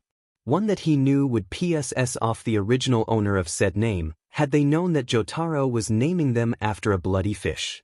Thus Dio the betta fish was born. "Dimen it Josuke, eat the DMN. Fish flakes." Jotaro glared through the glass of the tank, at the sucker fish he was regarding. The two snails lazing about the walls were no better as Jotaro imagined them supporting Josuke's need to not eat the FING fish flakes. He glared at the bowl beside Josuke's tank, already knowing that Dio was going to be no better in being an butt of a fish to feed. Izuku leaned out from the bathroom just enough to spot Jotaro attempting to feed and treat the fish as he did every morning. A toothbrush was sticking out of his mouth as he was clearly in the middle of getting ready for school. He mumbled around the brush. "You good there, Jojo?" How the child didn't spit up half a gallon of spittle was beyond Jotaro. But as it were, it didn't matter as Jojo merely waved him off, a signal for Izuku to keep getting ready. Izuku merely shrugged and went back to his normal morning routine while Jojo contemplated if strangling a fish was an appropriate action to take. Just as he did nearly every morning without fail. 10 years passed by faster than Jotaro would have ever thought. In that time he'd grown accustomed to his role as a stand while also partaking in his own hobbies that he'd managed to acquire. Said hobbies were mainly reading the aquatic monthly magazine that Izuku signed up for as well as feeding and watching his fish. Sad hobbies, but hobbies nonetheless. When Izuku was 10 years old, he had gifted Jotaro his first fish, and ever since it became a sort of tradition that he'd receive a fish with every new year. Due to the influx of fish, Inko had installed a shelf into Izuku's room, which Izuku referred to as JoJo's corner, ironic considering it wasn't even a corner, and on that shelf was about every little thing that Jotaro had come to acquire over the years, fish included. Currently, he was counting a total of 5 fish, technically 4 since Izuku decided to spice up the gifts one year and get him a turtle which was in a tank beneath the shelf. His most recent addition to the family was Kakyoin the goldfish, a little thing that Jotaro had instantly latched onto. Jasuke the sucker fish, with his buddies Koichi and Okuyasu the snails. Polnareff the turtle, a painfully accurate name.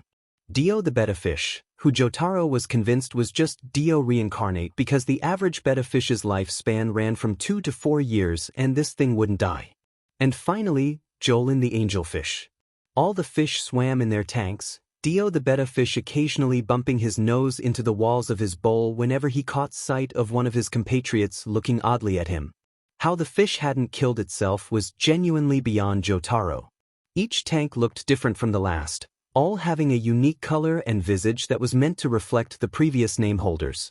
Jotaro would never admit it, but he was beyond thankful for the little fish that were gifted to him. It was a way for him to remember and not forget. His thoughts were momentarily turned away when Izuku finally fumbled out of the bathroom, right as he finished feeding the last of his fish. Izuku had somehow managed to scramble into his uniform in that time and was now doing his last-minute routine checks. While he did this, Jotaro placed the fish food onto its usual perch and gathered up the boy's backpack. With practiced ease, Jotaro held out the bag right as Izuku started for the door. Izuku grabbed the bag without even looking, but did spare a glance at his guardian as he shouldered the yellow backpack. "Thank you, Jojo." Jotaro said nothing, simply nodding, then fading to the back of Izuku's mind, just as he always did.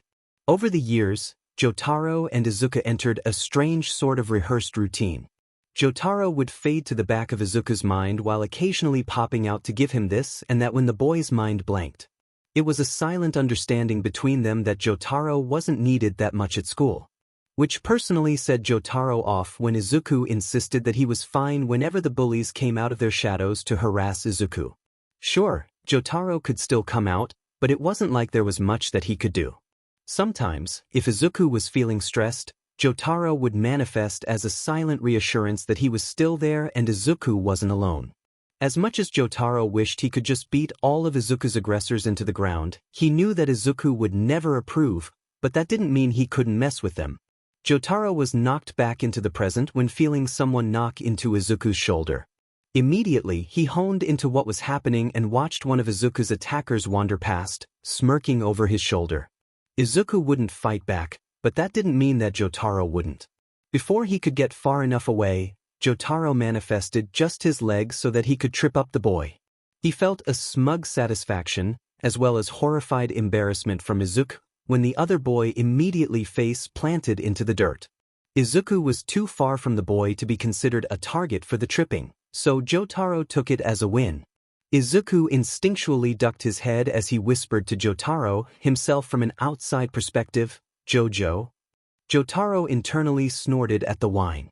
Izuku had long since grappled onto the realization that Jotaro wasn't going to stop his own subtle messing with his bullies, and Izuku knew there was nothing he could do to stop the spirit.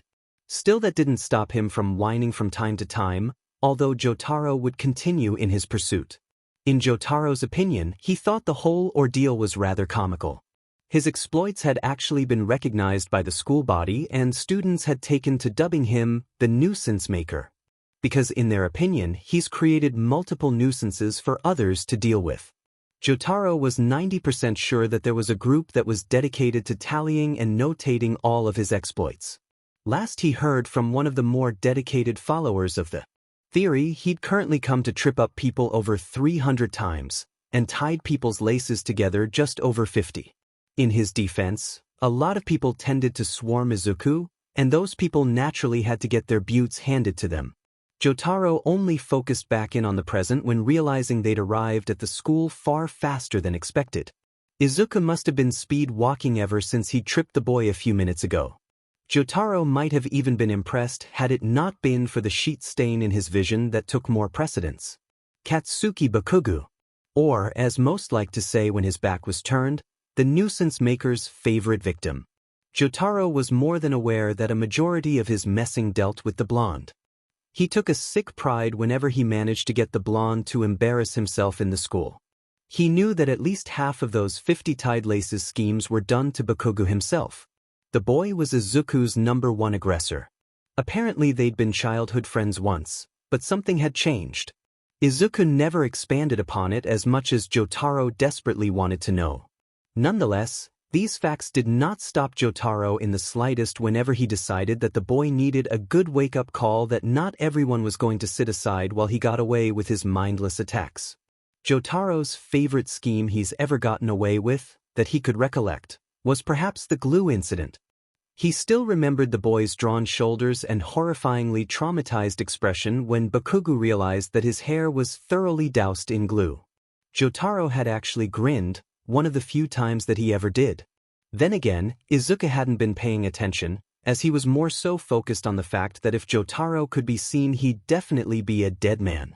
But that wasn't important now. No, what was taking all of Jotaro's attention was the fact that the school's golden child my butt, was marching towards Izuku. Jotaro instinctively came out to hover behind Izuku as he watched him approach. He wasn't worried about being seen. Jotaro honestly found that being ignored and invisible to the average eye was both a blessing and a curse. On the one hand, he was ignored and didn't have to deal with shit from other kids. Handling Izuku was enough, thank you.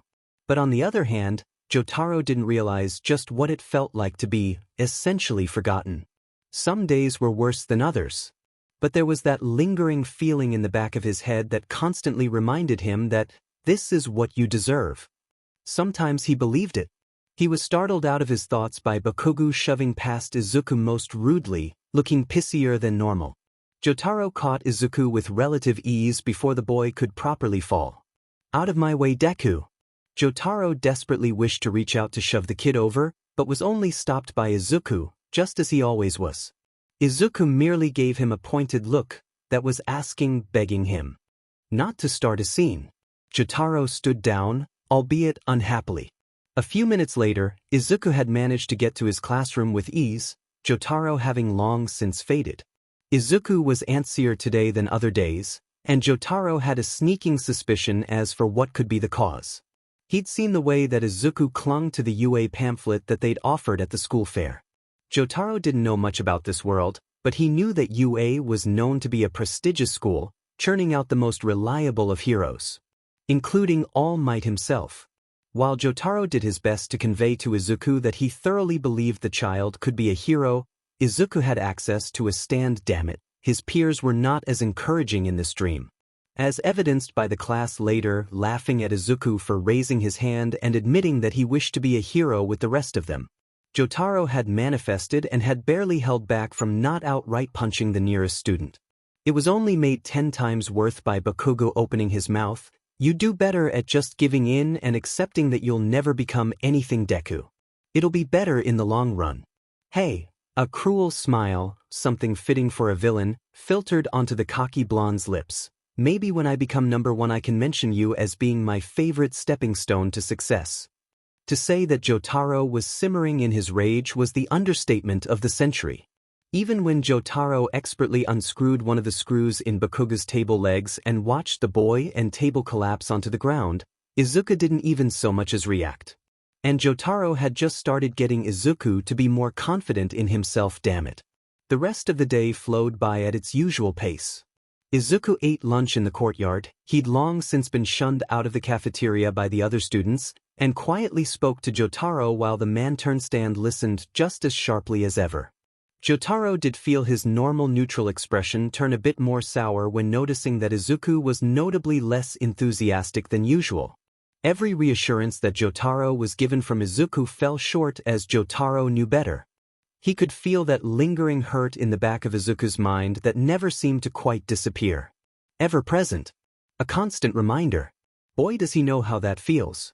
Later, when the school's activity was dwindling down to a slow crawl, Izuku was only then beginning to come back to his normal self. Years of abuse had made Izuku unnaturally hardened against the constant barrage of insults and threats. Jotaro supposed that it helped that he was there. He didn't want to think about what would happen if he weren't present, but there was still a dullness to it, like Izuku was functioning on autopilot. Jotaro hated seeing him like that. Today appeared to be worse than others as Izuku had received an increase in jeers. Word got around quickly about Izuku still wanting to be a hero, and his bullies ate that up like they were alcoholics finding their favorite beverage after being off it for a week. The constant insults made Jotaro's skin crawl. Izuku was just tuning them out, still focused on the present. When the bell inevitably rang, Izuku was packing his bag, Jotaro helping out in subtle ways. Izuku reached for his journal, ready to stuff it into his bag with the rest of his textbooks and notebooks, but as his fingers grazed the cover, it was snatched out of his reach. Tensing up, Jotaro immediately summoned out of habit, looming over the culprit with palpable fury. The culprit? One Katsuki Bakugo. Izuku would have been more worried about his guardian losing control had it not been for Bakugo holding his journal like it was a toy.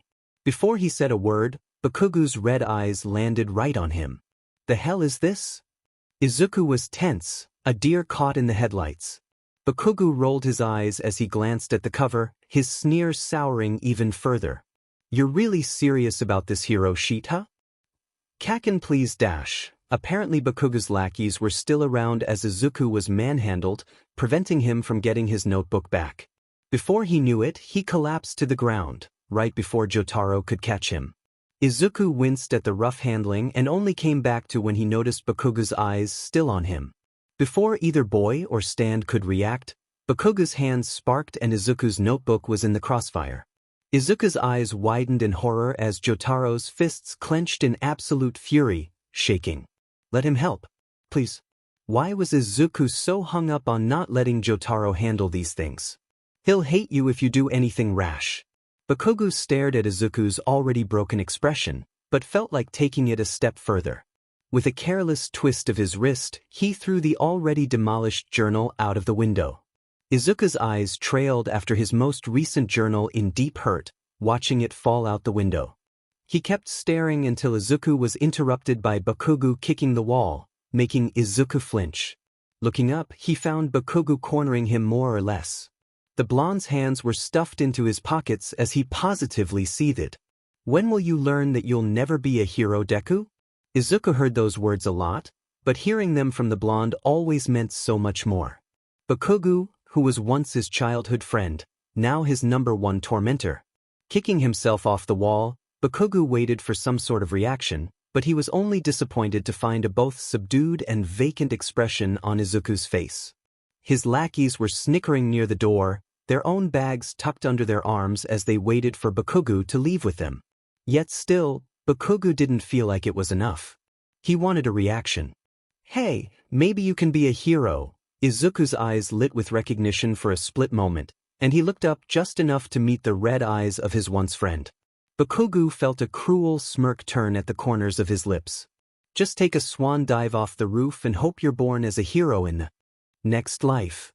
His friends laughed, finding dark amusement in the suicide baiting. Izuku didn't react, just looked back at the ground, clearly anxious. Once again, Bakugo felt sad. He hated when he didn't get a reaction. But it wasn't worth his time. Bakugo turned and he left, leaving Izuku to stir within his own thoughts. In those moments, there wasn't much that could get Izuku to react to anything. His mind kept going, kept talking. His head hurt, he was tired, maybe Bakugo had a point. A familiar notebook was moved into his vision. Izuku blinked for a moment, confirming that his journal was in fact right in front of him, singed and burnt at the edge, but there. Looking up, he wasn't even more surprised when he caught sight of Jotaro kneeled down offering the notebook to him. The look on Jotaro's face said enough, said that he heard every word of what Bakugo said and was clearly holding back for the sake of Izuku right now. Izuku sometimes forgot that his guardian held back for his sake. Because what was he worth in the long run? The notebook was once again moved forward again, albeit this time a bit more insistently. Blinking back his thoughts for the time being, Izuku slowly took the offered notebook. Distantly, he realized that Jojo must have grabbed it once it had been tossed. Shakily, Izuku held the journal in his arms, tight to his chest as if it were a stuffy that he had since childhood. It was only when Jotaro gently managed to help him up that Izuku finally said something. "Thank you for saving my journal. Thank you for still being here." It was a weak thing, and it made Jotaro's blood boil knowing that it was caused by the blonde idiot. Jotaro weakly, as weak as a stan like himself could be, that is, patted his arm. "You can leave now, if you want." Of course, Jotaro had already long since decided that today was going to be a bad day and he was definitely not fading anytime soon. So instead, he simply hovered beside the greenette, arms crossed, and a firm frown in place. The message was clear. Not in your life. Izuku looked torn, like he didn't know whether or not to be thankful or not.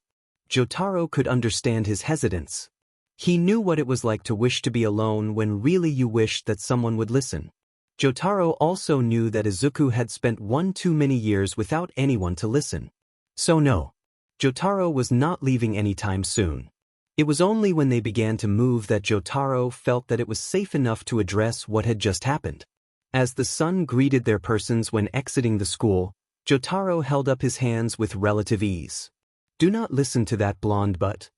"Jojo," Izuku whined, always bothered whenever Jotaro insulted Bakugo, even though, in Jotaro's opinion, the blonde always deserved it. "He is an idiot." Jotaro was not changing his opinion of the blonde anytime soon, especially after today, much to Izuku's chagrin. The hell would he know about what makes a hero? Bakugo would make a great hero. Izuku insisted, turning down a familiar street. He was born with such a great quirk, he was made to be a hero. Everyone else can see that, why can't you? "The burn scars," is what Jotaro wanted to say, but he only frowned harder at Izuku. "He is an idiot," is instead what Jotaro settled upon repeating. Izuku looked like he still wanted to argue, but he knew that he wouldn't get far in swaying Jotaro. Jotaro remembered that his mother used to call him just the right amount of stubborn, and Jotaro couldn't agree more. What could he say? He put his foot down when it was needed. Then again his father always added on to his mother's statement by adding, "perhaps for someone who's a wall." Jotaro shook off that thought. They were silent for a while, not necessarily awkward, but also not comfortable. It was clear that Izuku was thinking too much about what Bakugo had told him, and Jotaro fought every urge inside of him to not just track down the boy in question and beat the living shit out of him. Jotaro definitely felt like the last thing that Izuku needed right now was to have to prevent a murder from taking place. So, he simply simmered in his frustrations. "You still think I can be a hero, right?" Grunting in affirmation, Jotaro paused and thought that he'd take it a step further. Lifting his arm up to flex into a fist, he locked eyes with Izuku. His lips were pressed into a firm line of determination as he gave a curt nod. "Aura." The single syllable was enough to make a small smile curl onto Izuku's lips.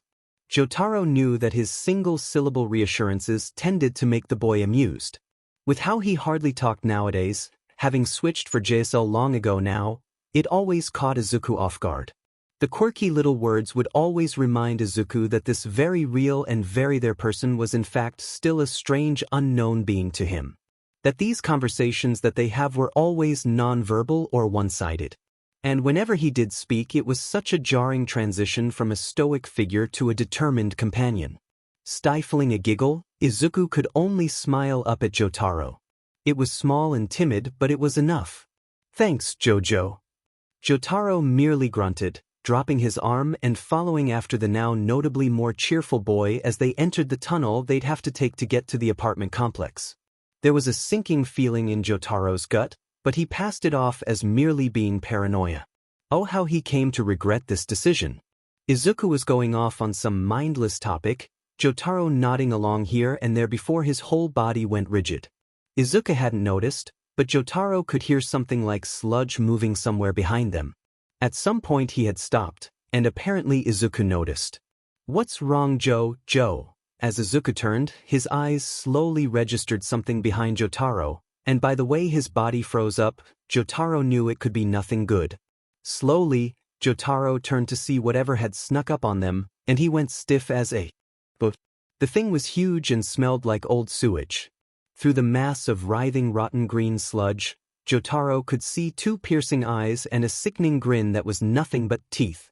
Jotaro felt every instinct in him go off as he suddenly took a protective stance in front of Izuku. The sludge monster was practically filling up the whole tunnel as its attention seemed to be solely on Izuku.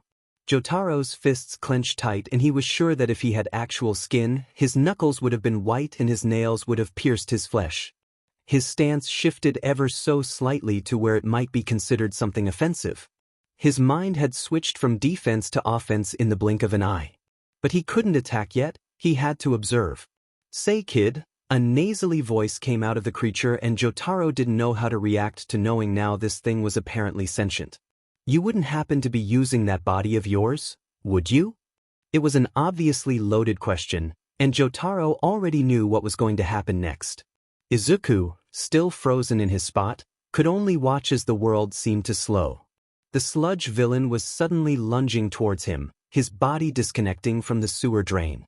Long sludge hands were reaching out, but Izuku realized that they were sharpening, as if into daggers. This villain was going to hurt him and Izuku knew that if he did, then he didn't know if he'd get out of here alive. Izuku wanted to run but his legs were frozen in place, unmoving. Jojo, on the other hand, had other thoughts. "Aura!" Jotaro moved with the grace of a trained dancer. His fist went flying forward and quite literally made the sludge villain burst. A large hole now filled in the center of where its form had once been. The force was in fact so powerful that there was almost a shock wave of air that followed it. The sludge villain all but stumbled back as the no doubt to it, invisible force knocked him a few pegs down. And God if it didn't feel good. That cruel satisfaction was welling up inside of Jotaro's stomach again and Jotaro felt the equivalent of an adrenaline rush. His posture had changed at some point, as his fists were held at his side while his head was ducked, the brim of his cap shielding his eyes and casting them in shadows. His chest puffed up, as if a breath was stuck and couldn't escape just yet. Jotaro, for all intents and purposes, felt like he could take on the world. Finally, the sludge villain stumbled forward again, his body having reformed since Jotaro's first attack. Still, the power was no doubt quite a scary thing to deal with. Jotaro had never been in front of Star Platinum's attacks, but if his strength was on a similar level he could definitely see why anyone would rather not experience that again. Still, he wasn't going down anytime. If this shitty chewed-up piece of gum wanted to fight then he'd gladly deliver. The hell was that? The sludge villain demanded, as he could only see a small child standing in the middle of the tunnel. The force behind that blow had been on the level of All Might, or so he assumed. By the expression the villain wore, Jotaro could tell that he was contemplating if messing with the kid was really worth his time. "Please let it be," Jotaro thought cruelly, "give me a reason to beat the shit out of you." Before the sludge villain could inevitably lunge and make Jotaro's day, they were sadly interrupted as a looming shadow seemed to suddenly fill the tunnel. "Fear not, citizen. You gotta be fing kidding me. For I am here. All Might." Jotaro knew that if Izuku was actually cognitive, then the boy might have spontaneously combusted from excitement. Of course, Izuku was not entirely here as Jotaro was pretty sure that the boy had gone into shock or some near equivalent a few seconds prior. Jotaro could care less right now because if All Might was here then that meant 1. The fight was going to end much sooner than before it could really even begin, and 2. Jotaro was now amped up and ready to fight with no reason to. This was then evident by a powerful shockwave, stronger than Jotaro's, suddenly encompassing the whole tunnel. Jotaro reacted upon instinct and grabbed Izuku. He kept the kid grounded so that he wouldn't go flying with the weight of the impact. He knew the air only passed right through him, but he still used a majority of his body to shield the boy off from the muck that was now raining down once the shockwave of force passed. Luckily, none of the remnants of the sludge villain managed to hit them, but that still didn't mean that Jotaro was happy. The smell was now much more prominent as his nose scrunched in disgust at the poignant scent. Luckily he was getting a majority of the terrible scent at such a terrible level in the first place due to his increased senses. Still, it didn't mean he enjoyed the fact that he could experience a scent in several different states of being at the same time. It was only when Jotaro heard the approaching footsteps that he peeled away from Izuku. The boy was shaken, that was for sure, but there was definitely something in his eyes that was identified as cognition. That was good. It helped reaffirm Jotaro that the boy hadn't completely entered shock and was void to his surroundings. That would make Jotaro's mood go from bad to worse. Still, there was the approaching pro-hero that he had to deal with. Jotaro steeled himself, ready to do whatever he could to get out of the situation, and turned just in time to catch sight of the so-called #1 hero. Now, Jotaro always knew he was big. He was the DMN symbol of peace, and no one just earned that title. But this dude was bigger than him, and by height terms, Jotaro tended to tower over most people. Plus, his height only increased with him becoming a stand. But for him to be a good 6-something and still be shadowed by the massive man, that was definitely saying something. As expected, All Might quite literally walked through him. Jotaro might have had the audacity to be offended if it weren't for his already growing frustration with the pro-hero. He wanted to fight the villain, damn it, and now he was ready to attack something without a real reason to do so. All Might stood in front of Izuku, and wasn't that a sight to see? The boy barely reached his chest. All Might gave that trademark haughty laugh of his which claimed to be able to send villains scrambling. He was giving that smile that seemed too fake for Jotaro's taste. Yeah, there was some truth to it, he could see that, but it didn't look right. Everything about him seemed too unnatural. Like Jotaro was looking at some laughable representation of a hero from his original world. There's no need to fear. All Might reassured, his voice vibrating through the tunnel. The villain has been dealt with, you are safe now. Jotaro glowered. Then, slowly, as if afraid that if he moved too fast he'd break, Izuku raised his head. He opened his mouth, closed, opened, rinse and repeat. Jotaro was given the vivid image of one of his pet fish. Then, finally, it settled upon a nervous frown. Izuku collapsed to the ground. Jotaro could only stare at his charge, clearly having expected this reaction. He delivered the #1 hero an unseen glare when All Might only said, "Oh. God, this was going to be a long day, wasn't it?" When Izuku came to, with a hand lightly tapping his face, he thought of several things at once. 1. Jojo tended to be gruff in waking him up, pulling off his sheets or simply dumping him onto the floor, albeit gently, were valid forms of action in his eyes. 2. Jojo naturally ran colder as he seemed to lack a normal human biology. And 3. Jojo can't speak. Well, that was a half-truth. He could speak, but his vocabulary was limited to yar days and aura, meaning that the words encouraging him to wake up were definitely not Jojo's. Izuku's conclusion: this person was not Jojo. Eyes snapping open, Izuku had half a mind to just book it then and there and hope that Jojo beat whatever pursuer was on his tail. However, the bright smile and golden locks made him stop dead in his tracks. He's seen this face. He's seen this hair. He's seen it many a time via the news outlets and recordings on the internet. He was staring straight into his idol's face.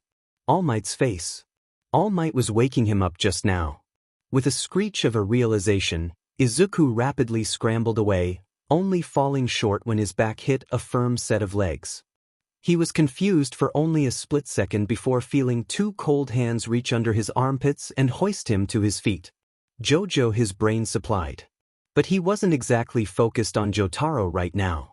No, his focus was on the symbol of peace standing before him and acting as if he hadn't just woken up a child who promptly screamed in his face. Izuku desperately wished that the earth could just consume him then and there. Thank you very much. While Izuku was a blubbering mess, All Might didn't seem perturbed in the slightest. A jovial laugh rang out as All Might merely waved off Izuku's frantic apologies and fanboying. No need to fret, citizen. All in a day's good work. Izuku managed to catch a glance at Jojo as All Might began all too happily reassuring Izuku that he was no bother to him. Jojo's face was scrunched up, as if he'd managed to swallow down a particularly sour lemon. His eyes narrowed onto All Might. One might mistake it for glaring had they not known Jojo. No, this wasn't glaring. Jojo was observing, like he was picking apart the man inch by inch to break him down until he was nothing but bare bones. Why was he looking at the symbol of peace in such a way? Izuku had no idea. All he knew is that Jojo only did it when he felt that there was something wrong. What could possibly be wrong about the symbol of peace? And my journal. Izuku managed to gasp out through all his rapid thoughts. Right, he had his journal on him. Where was it? He could get All Might to sign it. Where was his journal? Apparently All Might wasn't paying enough attention to watch Jojo, which was arguably nothing in his eyes, hand the journal to Izuku. Izuku quickly muttered his thanks, opened up the journal, and screamed. There sitting on one of his precious pages was All Might's signature.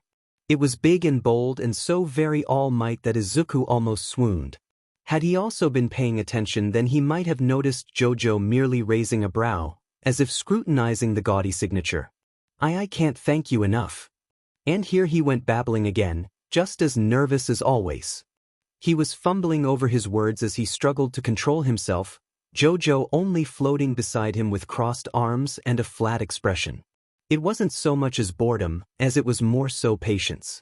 At some point, All Might had coughed into his fist enough to draw Izuku out of his spiraling mumbling.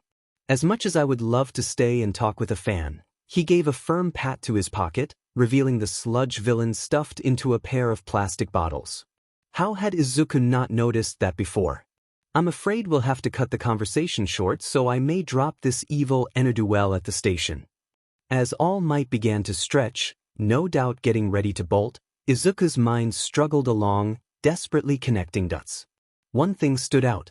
This is your chance, a voice whispered. If anyone can tell you that it's possible to be a hero, it's him.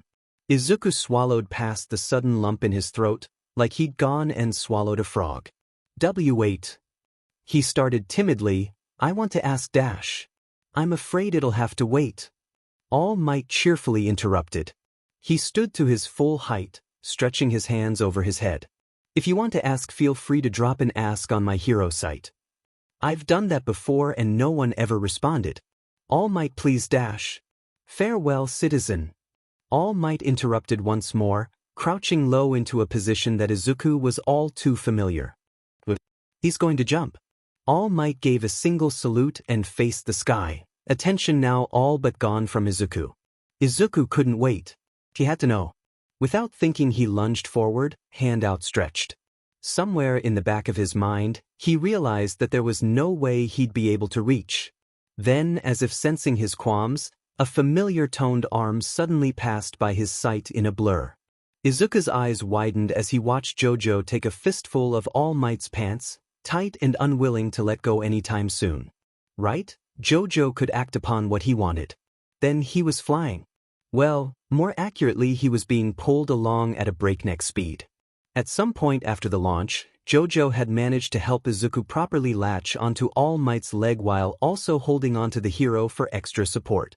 While it seemed that Jojo wasn't reacting to the howling winds, that did not mean Izuku wasn't. His eyes were going dry from the air rapidly assaulting them. He could hardly breathe because he couldn't exhale without air rushing up his nose. Izuku felt one of Jojo's hands reach around to the back of his head and press his face into All Might's leg, thus away from the assaulting streams of wind. And with that moment, it appeared that All Might realized that Izuku had tagged along for the ride. The man startled at the sight of the greenette and immediately rested a hand on Izuku's back, more so to assure himself that he didn't drop the boy. It was funny to Izuku, feeling a hand on his back that wasn't Jojo's or his mother's, and one that didn't instantly bring pain no less. Had he focused, he might have picked up on Jojo's annoyance. They landed quicker than Izuku expected, and he wasn't sure whether or not to be thankful. Jojo was looking at him without much worry, even as Izuku felt like his life had just flashed before his eyes. So Izuku knew that it wasn't too bad. He'd only truly panic if Jojo was unnerved as well. In this case, unnerved was defined as Jojo's frown being just a little deeper than its normal stern place on Jojo's face, but here Jojo hovered, the same neutral expression on as always, so Izuku was just slightly reassured. Now then, All Might huffed, looking just a little put off. He dusted off what non-existent dust managed to cling onto him as he turned his back to Izuku. He coughed once, and rolled his shoulders back. I understand your want of asking me a question, but Dash. Can someone without a quirk become a hero? The question that plagued his mind for his whole life came tumbling out before he could stop. Beside him, he noticed Jojo tense up, his expression still remaining neutral. It seemed that All Might had paused as well, his back to Izuku, but a notable hesitance in his figure. Izuku felt himself keep going, not even stopping as he took it as an invitation to continue. Ever since I was little, all I've wanted to do was help others, to be a hero. I want to be a pillar for people to look to know that they don't have to be afraid. They don't have to doubt. All I've ever been told is to give up on my dream, that it's a dream out of my reach. I didn't listen. Had Izuku looked up, he might have noticed Jojo's attention suddenly honed straight in on All Might, almost startled. My whole life has been filled with nothing but hurt, but I kept going. So, All Might, he finally looked up, eyes bright and sparkling with determination. Can I become a hero like you? All Might was not standing in front of him anymore. A skeletal man that might have been mistaken for the hero, if one squinted, was instead before him. A few puffs of steam appeared to billow off him in droves, picked up by the wind and being swept away with the breeze. He looked sickly and like the polar opposite of the symbol of peace that Izuku had just been pouring his heart out for. Izuku, understandably, startled. As he screeched, backing up in fright, Jojo was instantly by his side. Jojo didn't look nearly as put off at Izuku, but there was a dullness to his eyes that made it clear he was equally as confused, if not more so. Jojo subtly turned his attention to Izuku, his eyes silently asking if Izuku knew what was going on. Izuku could only give him an equally baffled look right back. Not quite sure himself. Those next few minutes were what Izuku would remember for the rest of his life. Firstly, All Might was in fact not as powerful as he was leading the public eye into believing. Through an event that even Izuku was unaware of, All Might was, frankly, dying. Sure, he was going on strong, albeit painfully so, but the visage of All Might and what he stood for was fading. Izuku even suspected that the man might just keel over from a breeze that caught him off guard. If he was already down to 3 hours a day, that meant it would only get shorter and shorter until there was nothing left. Secondly, All Might was much more realistic than Izuku took him for. That smile All Might always wore? There was none in sight now. It was a cruel reminder for Izuku, a wake-up call that he wished he didn't have to come to terms with. Life wasn't a fairy tale. Sure, he'd known that for years, what with being quirkless, but hearing from his idol, his hero? It was like he had watched the world crash and burn right in front of him. Thirdly, All Might admitted to liking his spirit. He said he had the bearings of being a great hero with the mindset he held. But he had to break it to Izuku, the world was cruel. It wasn't like he could step out and change it in the blink of an eye. He wanted to do the same, once upon a time, but here he stood now. Broken and dying. And finally, came the last and most heart-shattering revelation. So no, I'm sorry, but someone who is quirkless cannot become a hero. Now, Izuku had heard of shock. He was pretty sure he'd had an experience with it not but a few minutes ago with the sludge villain. But that kind of shock left him feeling paralyzed and frightened. His knees had locked and refused to move as his brain had simply come to the conclusion that he was to die then and there. But this shock affecting him was different. It was like a switch was flipped and he was enduring an out-of-body experience. His ears only heard white noise and his eyes, although focused, saw nothing. His vision wasn't quite there as the world seemed to just disappear all around him. He was pretty sure that if he had died he wouldn't even have blinked. His joints felt heavier than he remembered, and he faintly realized that his knees wanted to buckle under his weight. Even then, it felt like he just couldn't. Like whatever grip on reality he had just slipped through the cracks of his fingers. Everything he'd once understood, everything he'd once looked at and thought he knew, it was gone. Those countless nights where he watched All Might smile in interviews and say, anyone can be a hero, disappeared in the blink of an eye. That seemingly endless well of hope inside of him had gone dry. Izuku had always been emotional, he supposed he'd gotten it from his mother. Tears were second nature as much as analysis was. Jojo used to be concerned about how much he'd cry, but after years of the waterworks, Jojo just correlated them to Izuku being Izuku. And that endless well of tears that always seemed to be stashed right behind his eyes. Izuku somehow couldn't find any. Jojo would joke about how he'd never run out, but Izuku seemed to find that he finally ran out, or more accurately, that they just wouldn't come. Izuku didn't know whether to be happy or sad over this fact. Speaking of Jojo, out of the corner of his eye, Izuku could see said spirit looking the angriest he'd ever seen him. There was only one other time in his life that Izuku could recollect Jojo being this angry, and it was in grade school, when he'd been first sent home for starting a fight. Jojo's fists had been shaking, and it had taken everything inside of Izuku to convince Jojo to not strangle his teacher. After that, with every new detention or order to go home, Jojo got less and less angry, and it was instead replaced with a simple simmering frustration. But now, Izuku recognized the signs. Jojo was never a very expressive person, or vocal person for that matter. Although he did a majority of speaking through his eyes and actions. Yes, he didn't show a lot of emotions, but he could gesture and show what he was feeling through a quirked brow or crossed arms. But this was the most expressive he'd seen his guardian in a long time. Jojo was silent when he was angry. Then again, he was always quiet, tending to keep to himself than speak whatever was on his mind out loud. But when he was angry, it was like you could feel it in the air. It was like there was a buzz of energy, like time was slowing to a halt. His eyes were always eerily bright, and his whole body would be rigid, every muscle tense, as if ready to be used at the slightest switch in decision. His jaw would be clenched, but he never frowned. No, he looked carefully blank. One might even mistaken it for a look of vacancy, like he wasn't entirely there. Izuku didn't know if Jojo could bleed, but he felt like there'd be blood dripping from his hands by how hard his nails would pierce his palms. If one squinted, they might even see the sight of him trembling in his fury. Izuku faintly noticed that All Might was still talking, and he realized that he should probably be listening to him right now, but everything was spiraling out of focus and he desperately wanted to just tune out the world and fall asleep and never wake up. Even as All Might said that he might try other careers if he had his heart set on being a hero, Izuku didn't listen. His mind was stuck on one looping thought that seemed to be said in what Izuku thought to be Katsuki's voice. All Might said it's impossible to be a hero, so what's the point? Even as All Might passed by him, looking to finally leave for the station to drop off the villain that Izuku had been distracting him from doing, Izuku didn't react.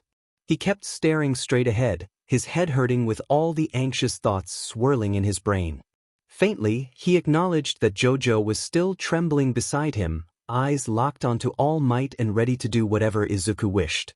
But Izuku didn't know what he wanted. All Might said it's impossible for him to be a hero, so what's the point?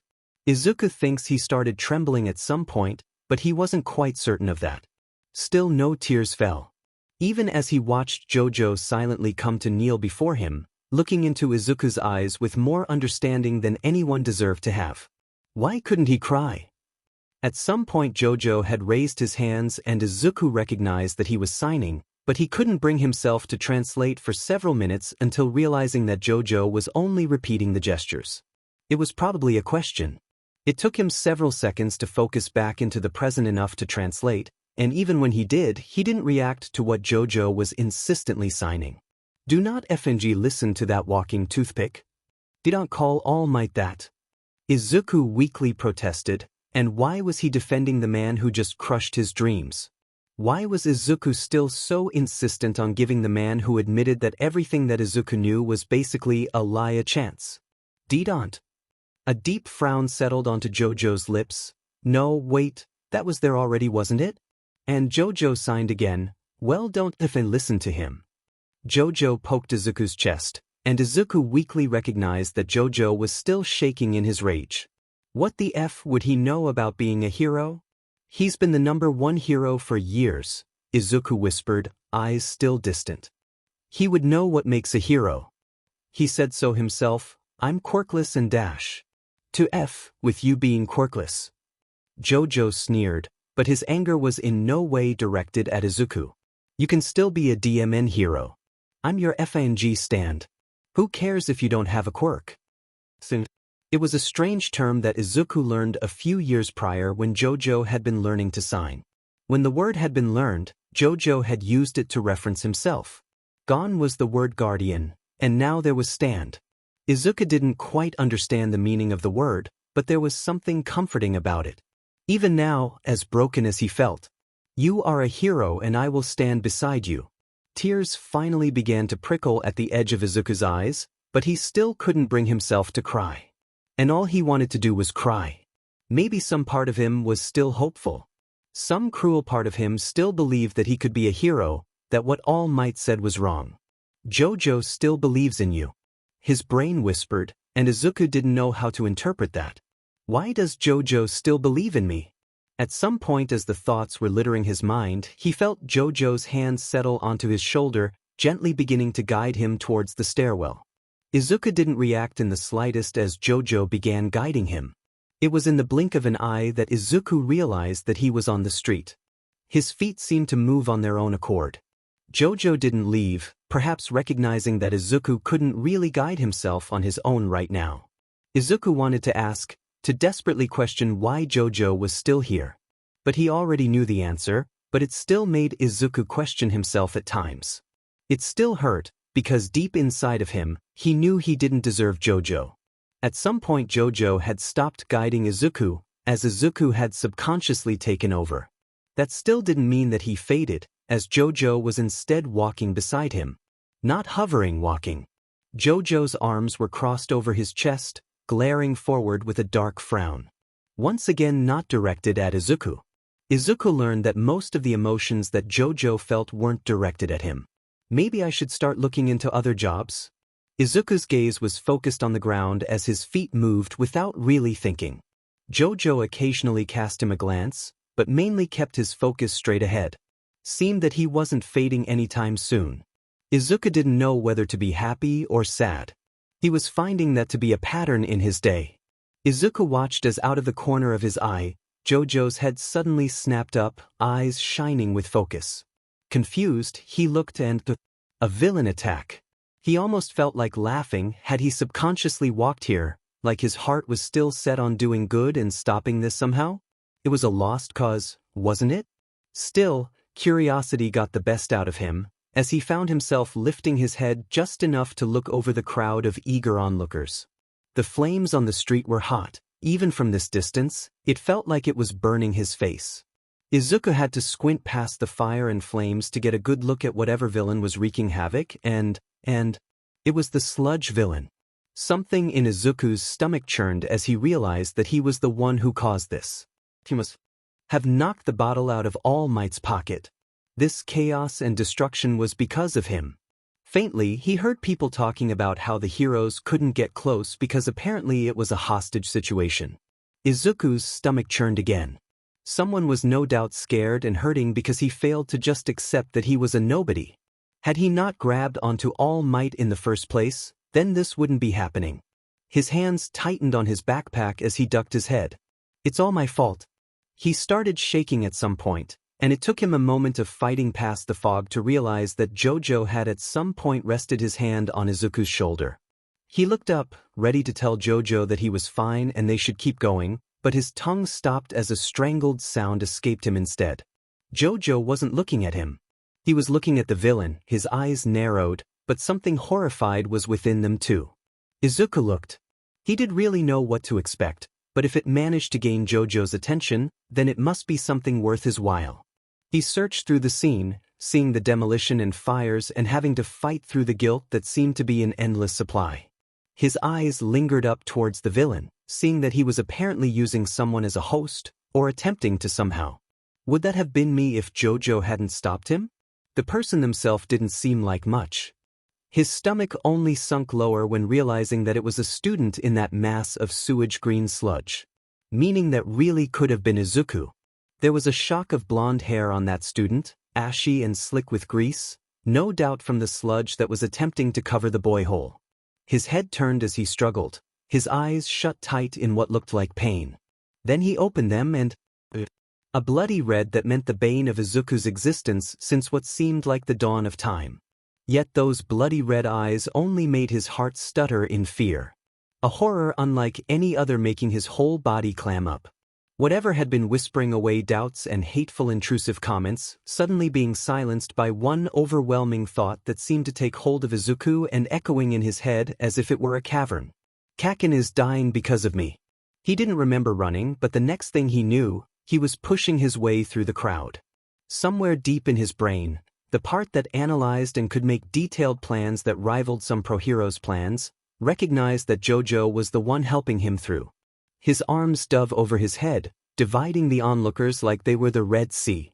Izuku wanted to say his thanks, but all he could think of was that he was moving when he clearly didn't intend to in the first place.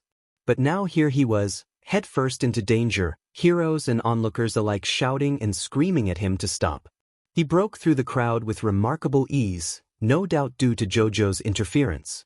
The heroes were shouting at him to stop over the crackling of flames and screaming from the crowd.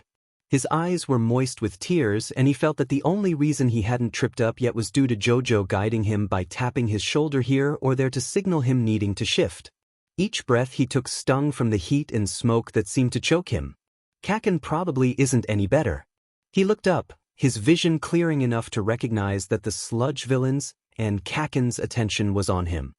He watched as both sets of red eyes glared at him. The sludge villain appeared to recognize him if the glimmer in his eyes were anything to go by, but it wasn't a far cry to believe that it was merely the flames reflecting in those dull, cruel eyes. "You again!" The villain cried in fury, eyes narrowing till they were near slits, like a predator staring down their prey. "Save Kaken," is all Izuku thought. Without a single moment's hesitation, he reached around for his bag, his mind working on overtime. He was still a fair distance away from the villain, so he'd need to get close to actually hit him. His best bet was to aim for the eyes, but that would take incredible precision, and although it was a safer option to simply chuck his whole bag, Izuku felt that wasn't the best choice to take right now. It appeared that JoJo agreed with him, as the stand merely grunted and reached into his bag with speed that Izuku didn't know he was capable of. When JoJo pulled his fist out of the bag, he revealed a single pen in between his pointer and middle fingers. It was clutched tight, like it would snap if JoJo squeezed his fingers too tight. But Izuku knew his friend better than thought. Although he was a being of immense power, he knew when to hold back. But more importantly, he knew when to let loose. Izuku had to rely on that skill right now. Izuku already knew that JoJo could hear his plan in his head. So all he did was think of one order, which he had a strong suspicion JoJo would follow. Right? That was all it took. It was like the world was frozen around them as Izuku watched JoJo out of the corner of his eye bring his fist back while holding the pen. He watched the large spirit hold the tool as if it were a javelin ready to launch. JoJo's blue eyes suddenly dilated, becoming mere pinpricks in that drowning icy blue. They locked onto the target. Izuku took a breath in time with JoJo despite the stand's no need for air. JoJo threw the pen forward. This wasn't just a simple toss. This also wasn't a throw a skilled sportsman made on the field. This was a launch. JoJo's muscles quite literally rippled, as if the energy for the throw rippled through his whole body before finally arriving at his clenched fist. He opened his fist to let the pen fly, and boy did it. Izuku's ears rang as it sounded like a rifle going off with the explosion of force that followed. His hair physically blew back at the wind that was the result from the throw. The next second was spent watching as his favorite all-might pen pierced through the sludge villain's eyes. It was like watching a balloon burst in slow motion. The tip of the pen hit the surface and kept pressing forward until blood suddenly burst forward like a poor party piñata. The villain's face was still set over Katsuki as he hadn't even registered the fact that his eye had quite literally popped. Then, as the pen went in, it also made an exit.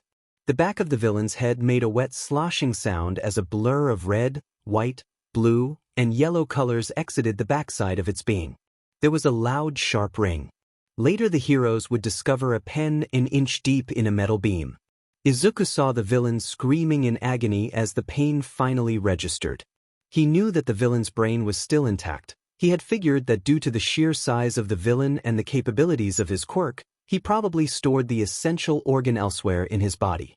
But now he was distracted, and his need to drown the boy in his hold with his own sludge was abandoned. But his grip didn't leave. Watching the mouth slide away from over Katsuki was a welcome relief. The boy physically gasped and began to hoarsely cough some of the remnants of the sludge out of his system with the momentary oxygen he had access to. His eyes seemed to be hazy, like he wasn't completely cognitive, and Izuku got to work. He jumped forward, hand reaching out, most likely to try and dig some of the gunk off of the blonde in an attempt to try and dig him out, but it seemed Jojo was a step ahead. Izuku watched a sleek arm suddenly shoot out of his own, pale and translucent as ever. He was just a few inches away from the sludge villain now, but Jojo could reach farther. Jojo's hand cut through the sludge like a hot knife through butter. There was a sick squelching sound as Jojo made the stabbing motion. It was only seconds later when Izuku realized that, although empty-handed and not even touching the sludge, he felt the likes of a limb in his hand. His brain worked quickly, puzzle-piecing the mystery together. Jojo had a grip on Kaken. Eyes widening, Katsuki's now angry shouting fell on deaf ears. "I need to get us out of here."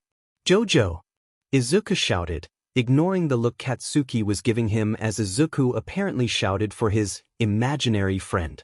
Jojo merely grunted, already knowing the order in mind.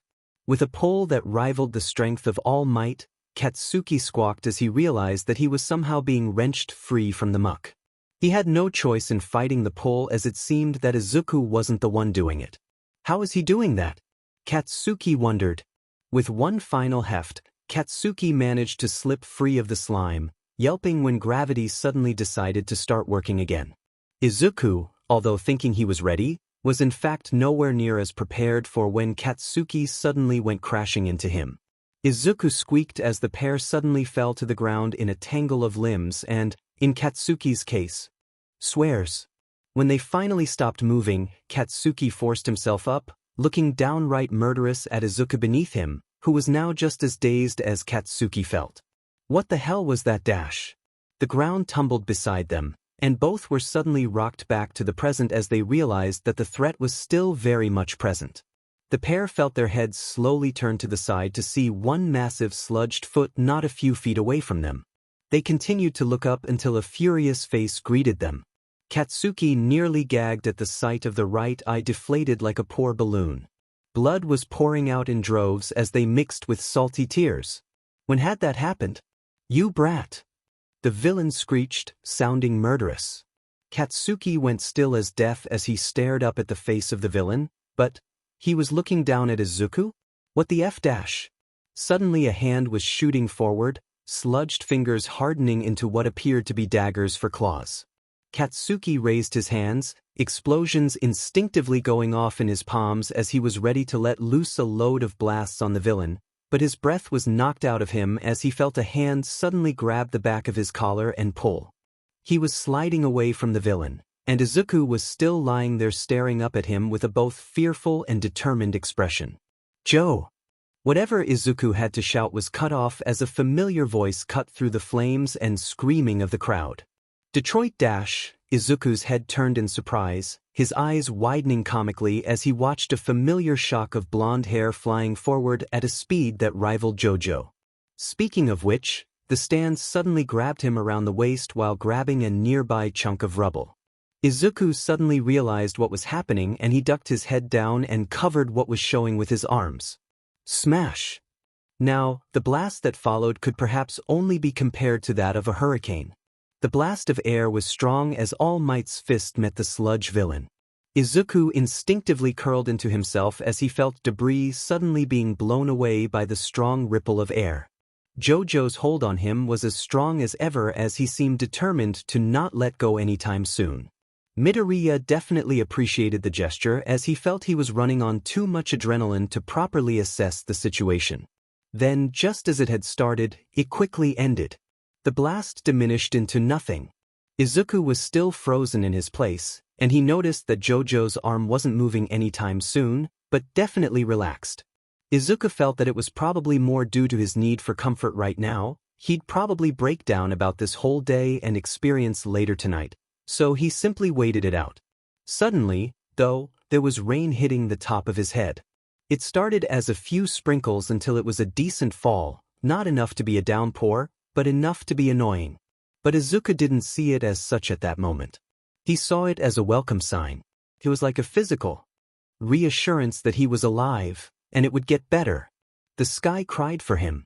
Slowly, he peeled his head out of his arms, looking up with a shaky gaze. There, standing in the middle of the street victorious, was All Might. His fist was still extended, as if mid-punch. He was smiling, but there was something grave about it, like he didn't believe it. But that wasn't important. All Izuku could think of in that moment was that they did it. After the whole debacle, Izuku was walking home with Jojo hovering beside him like the noble bodyguard he liked to claim to be. The past hour passed in a blur, as the majority of what happened was heroes scolding him. While Katsuki had been praised, here he was being berated.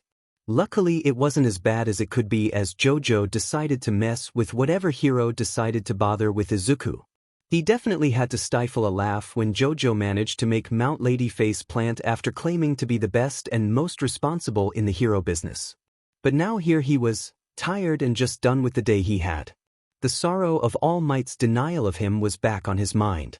And when Katsuki had shown to declare that Izuku didn't do anything for him, it did nothing to distract.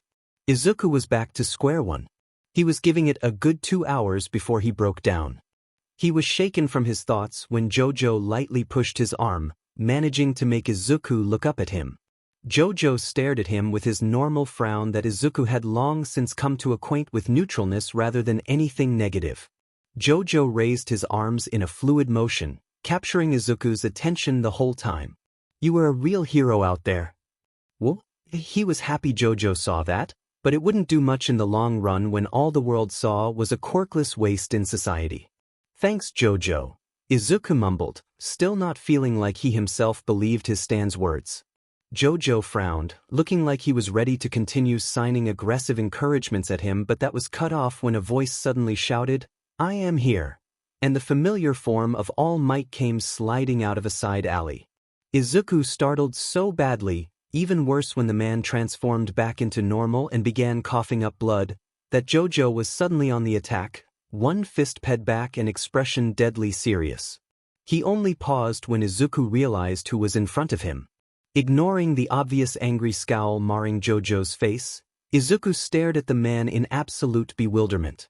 The man pounded his chest a few times to clear the last remnants of blood from his system, as he then delivered Izuku with a very proud smile. "I'm happy to see I managed to catch up to you. I wanted to speak with you. If this is about your secret, I promise to not tell." All Might paused in surprise, looking at Izuku, who kicked the ground like a child that was wanting to distract themselves from the present. He was also unaware of Jojo's absolutely death-promising glare. "I'm pretty sure that no one would believe me. Anyways. Oh, and don't worry, I'm going to do what you said and not become a hero. Actually, All Might interrupted, making Izuku hesitantly look up. "I wish to speak with you on that. If I may ask, what made you jump head first into that fight? Despite you knowing that you didn't have a proper quirk to combat the villain." Ignoring the urge to argue that Jojo was a major help in turning the battle in his favor, Izuku blurted his first thought that came to mind, "I moved without thinking." All Might was staring at him, as if expecting him to go on. Izuku began to fidget, wringing his hands awkwardly. "1 minute I was staring at the fight and the next thing I know I'm right in the center of it." "Is that so?" "Yes, sir."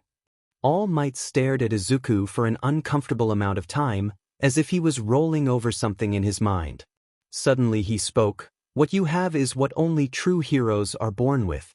You dove in without thinking because your heart knew it was the right thing to do. Despite your own safety, despite the views society has placed on you. You only did what you felt was the right thing to do. You acted upon your heart like any good hero does." Suddenly a grin twisted onto All Might's face, nearly as bright as the sun. "Izuku Midoriya, when I first met you, I was hasty to make a conclusion. But I see that my ways have misled me. You acted when even I was hesitant to. You showed more heroism than I ever have. And that, my boy, is what makes a hero." Izuku's knees gave out, his eyes slowly beginning to tear up. Jojo startled beside him, but realized that there was an overwhelming feeling of happiness that was now being shared in between them. Izuku began to sob in earnest, looking at All Might through a fogged vision as the sun behind him gave a halo effect around his head.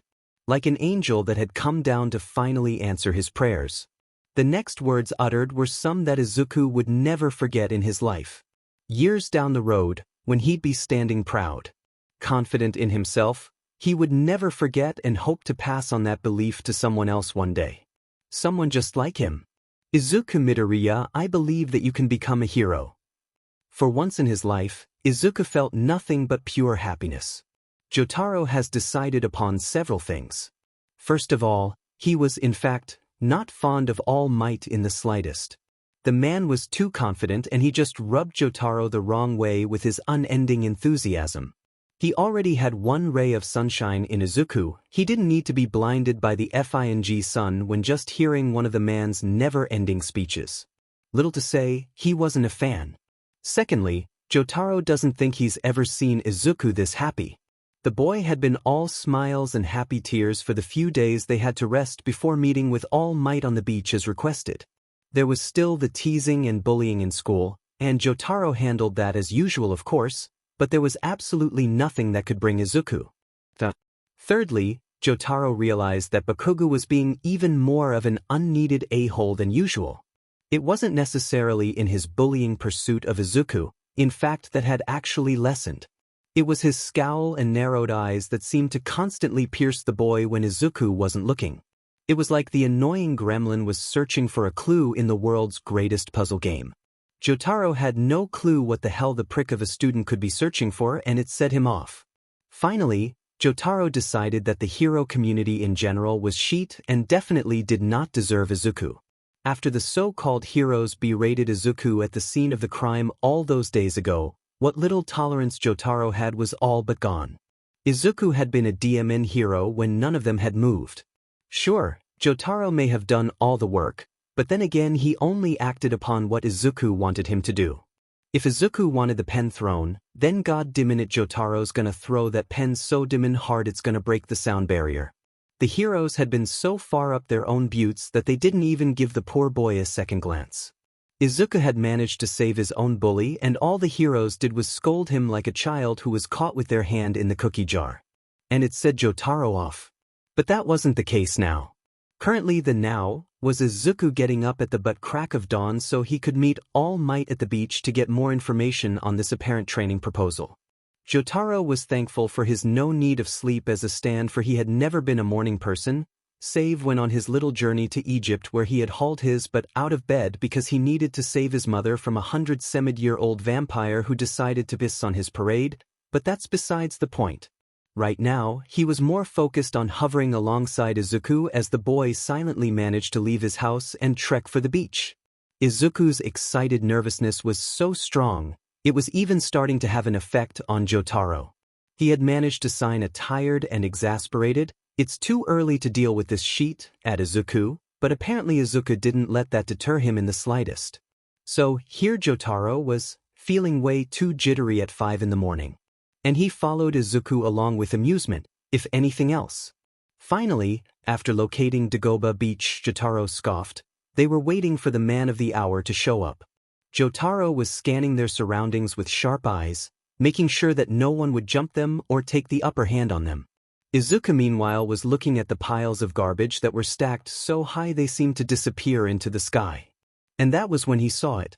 The next thing Jotaro knew, a hand was grabbing the edge of his coat tail and tugging. His head snapped towards Izuku, who seemed to have blindly reached for him as his attention was on what limited ocean was able to be seen. Eyes shining as he whispered, "Jojo, look."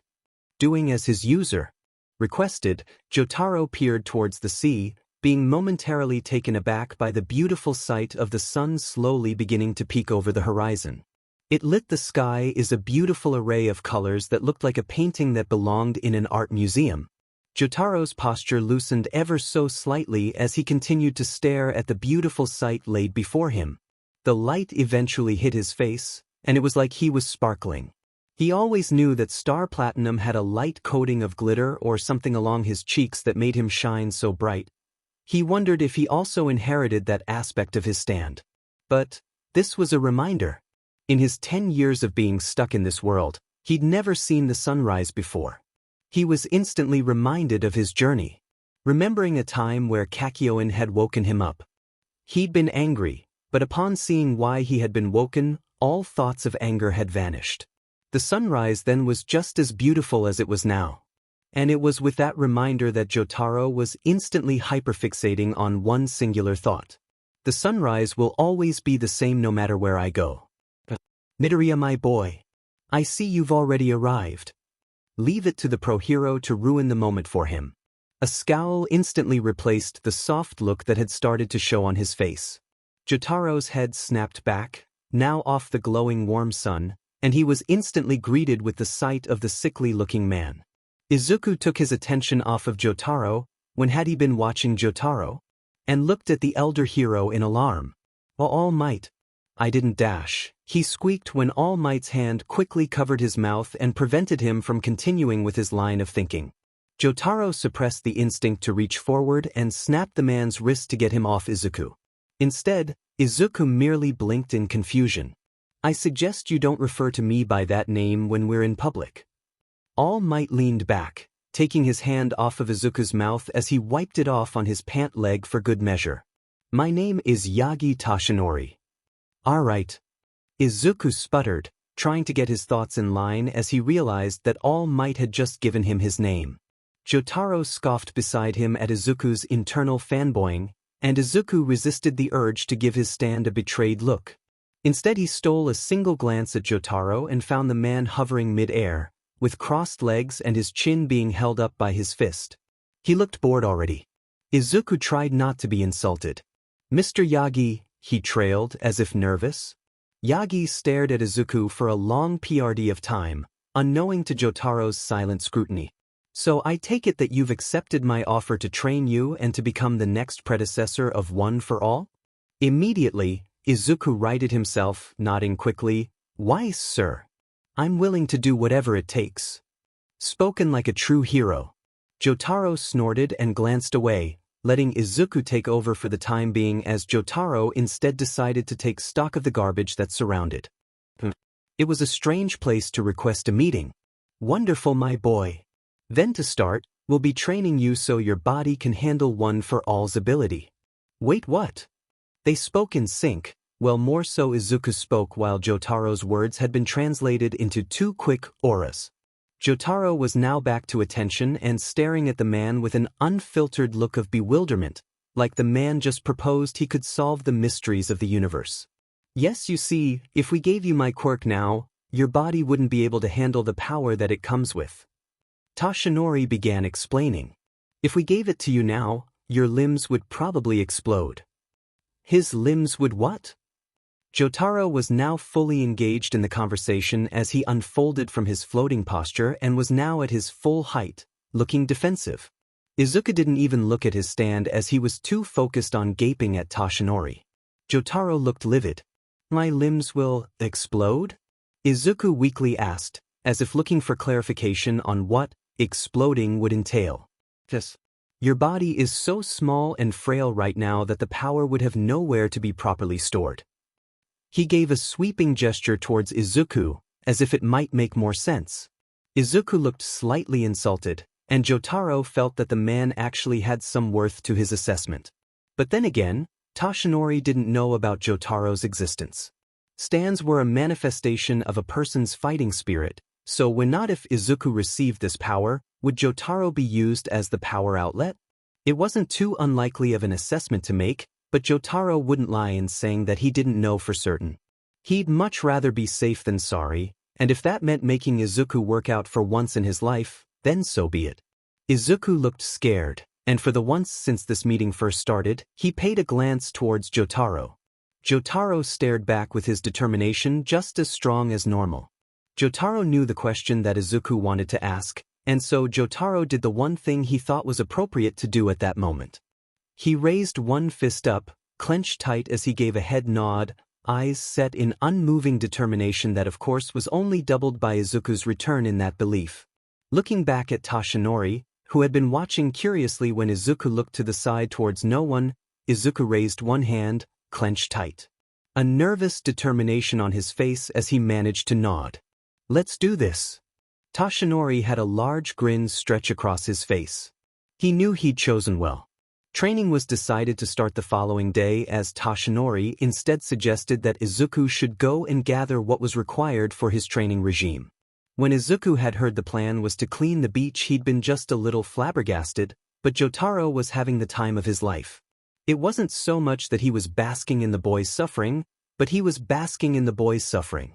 And in Jotaro's honest opinion, he thought the training regime was a load of bullshit, but he knew he may have been biased given he was born with Joestar genes, which naturally made him built like a brick house. So here they were at a grocery store, gathering all the meals that were strongly suggested. Who were they kidding? It was basically mandatory on the training plan. Currently they were in the dairy aisle, so Izuku calmly looked up at Jotaro and gave a small smile as he rolled the cart further down as he searched for the food in question. The aisle beside us has cereal. Would you mind going over and grabbing this to speed this along?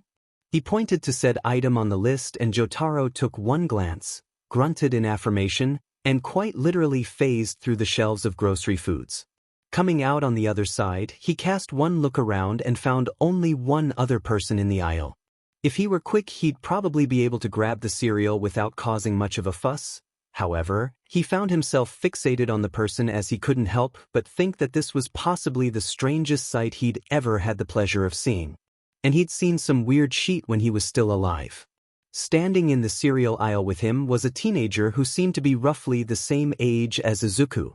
He stood a few centimeters taller than Izuku, but definitely had that childish pudginess that never seemed to fade but only lessened with the years that passed. He was dressed in what must have been the saddest pass for clothing that Jotaro had ever seen. Like, he'd admit that Izuku could make him face palm at times, what with his notorious shirts, but this kid was definitely going for runner-up in the worst wardrobe he'd ever witnessed. The kid was wearing a set of Pikachu pajama pants that were definitely not bought in the men's section and a gaudy red flannel over a neon pink shirt that was honestly an assault to the senses. Then there was his mess of hair. Clearly his clothes weren't the only thing that suggested he just rolled out of bed and trudged to the store. Not to mention the shock of black in the sunshine yellow that clearly reminded Jotaro of an early 2000s nightmare fashion choice. That wasn't even the worst of it though. The worst of it was watching the poor kid stare at the shelf of cereal like he was trying to solve a math problem. Jotaro never thought it was possible for a literal boy to look like a single mother that had one-to-many children and was trying to go vegan with the rest of her family while running on a budget of 2 cents and a half-chewed wad of gum, but clearly this boy proved otherwise. Jotaro, at this point, wasn't sure on whether or not to be concerned or amused. So instead, Jotaro decided to simply do what he had been requested to do. Hovering towards the cereal, which meant getting closer to the exhausted child, Jotaro glanced over the contents. Finally, he managed to get the cereal in question and grabbed it without much hesitation. He heard the telltale yelp beside him, but ignored it in favor of simply taking it with him and fading back through the wall in which he came, while passing the cereal overhead since that was incapable of intangibility, and found Izuku holding a packet of ramen of some kind not but a few feet away. Jotaro hummed in satisfaction and hovered forward, dumping the cereal into the cart without much celebration. "Thank you," Izuku cheerfully thanked, not taking his eyes off the label he was reading at the moment. Izuku had long grown used to not reacting to Jotaro's abrupt appearances. So Jotaro grunted and simply hovered over Izuku's shoulder like the bodyguard he tended to act as. Unfortunately, Jotaro was not counting on the sound of sneakers slapping against hard tile, followed by a screech sounding like a car skidding on the highway.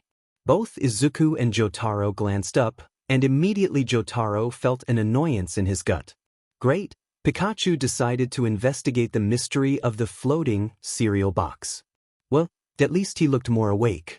But it was still a comical sight, what with his pajama bottoms and absolutely disheveled appearance. "Hey you!" the stranger shouted, his voice ringing in the grocery store. Izuku immediately tensed up, years of fight or flight reactions having gone haywire. Jotaro instead decided to loom from behind Izuku, despite knowing that the unknown boy couldn't see him. It was still a way to calm Izuku down, a reminder that he wouldn't let him get hurt.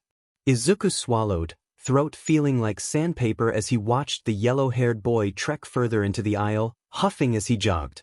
"And me?" he hesitantly asked, pointing to himself. The stranger eventually arrived before them, panting only slightly. He looked almost frantic, and Jotaro was ready to intervene at the drop of a hat. Yeah, did you see a cereal box like fly through this aisle or something? Jotaro could feel that Izuku was suppressing the urge to punch Jotaro for not acting more subtly. But then again, Jotaro didn't exactly do the whole subtle thing. Sorry. Izuku shrunk back, already feeling his anxiety which had been pounded into him for years kicking into high gear. It was like he was expecting to be struck or hit for merely existing. Well, that essex, the boy said instead, rubbing the back of his neck while looking around with a deep-set frown. It was pretty crazy. Maybe I hallucinated it. I mean, I really shouldn't even be up at this hour right now. It's only 7. It's only 7, he says. The boy scoffed, like had heard the most ridiculous statement in the world. Still 5 hours too early to be up. Jotaro watched Izuku's walls slowly fall away, clearly more curious than threatened now. Jotaro didn't really blame him. The boy really painted himself out to be a character. What with the audacious clothing and disheveled hair. He also felt himself relaxing as he too found that he didn't deem Pikachu to be a threat. Why are you up if you plan to sleep in for another 5 hours? My grandma got up at like 5 in the morning and she got hungry, found out she didn't have her usual cereal, so she sent me here to get it. Pikachu shrugged like what he just said was qualified as a reasonable explanation to be at a supermarket looking like a toddler that had their mother dress them for bed. Then there was a glimmer in his eyes, something sparked in curiosity. You look around my age, why are you here this early? Izuku panicked and spouted the first thing he could think of, training. I'm training to get into you. Izuku began sputtering all sorts of things. Jotaro could only hover beside him, pitying the boy. Yeah. My trainer. Yeah. My trainer gave me a regime to keep including a meal plan. So I'm doing that now. Getting the food for the planned meal plan. Instead of repressing the urge to face palm, Jotaro actively pursued it. A dry slap sounding out that only Izuku could hear, as if punctuating his anxiety-ridden blabbering. Despite the, frankly, sheet attempt at an explanation, apparently Pikachu was more naive than Jotaro took him for. Immediately, the boy perked up as a massive smile bloomed over his face. No way! You're shooting for UA too? That's awesome! His smile twitched as he suddenly scratched his cheek. What? I suppose just about everyone goes for UA, right? Surprised that he wasn't immediately laughed at for admitting his hope to be a hero, Izuku was quick to nod back. Why? I guess so, although UA's acceptance rate is slim to nothing. Not to mention that their entrance exam is said to cater mostly towards physical quirks that serve better at damage output than anything non-offensive. But then again, there are underground heroes like Eraserhead who manage to work their way into the hero course through the sports festival. Even though the entrance exam tends to be better suited for physical fighters, others can still. Izuku's rambling trailed off into a horrified whisper as he realized that he had just let his mind wander without putting a cap on it. Thank God Jotaro had tapped his shoulder in order to knock him out of his nervous rambling. He immediately dropped his eyes to the ground, not even bothering to look at the annoyance the boy was. Holy shit, dude, do you have an analysis quirk or something? Wait, what? Izuku looked up, nervous, only to find the boy looking at him with an amazed awe. He wasn't angry? Izuku luckily managed to stay rooted to the ground when Jotaro nudged his shoulder, encouraging him to say something more. He also repressed the urge to glare back at Jotaro. No, I don't. It's just a hobby I picked up. A hobby he picked up due to the pressures of society over his head that forced him into learning a skill set in order to prove himself, Jotaro thought sourly. Jotaro crossed his arms as he gazed down at Pikachu with a neutral expression. He reasoned that the kid wouldn't do anything bad to Izuku, so he deemed him safe enough for the time being. Plus, it was good for Izuku to get some positive reinforcement. That's still crazy, dude. Pikachu laughed, absently reaching into his pocket. He pulled out a phone, which revealed to be ringing, and immediately answered it. He gave Izuku an apologetic look as he raised the device to his ear. Hello, Gigi. Yes, I have them right here. I'll be back in a bit, okay? Yes, okay. No, I didn't short-circuit the lights this time. Bye. Izuku looked even more curious while Denki gave an apologetic look as he hung up the phone. Jotaro meanwhile looked a little horrified at the insinuation that the boy could somehow make the lights short-circuit and also how that implied this has happened on multiple occasions.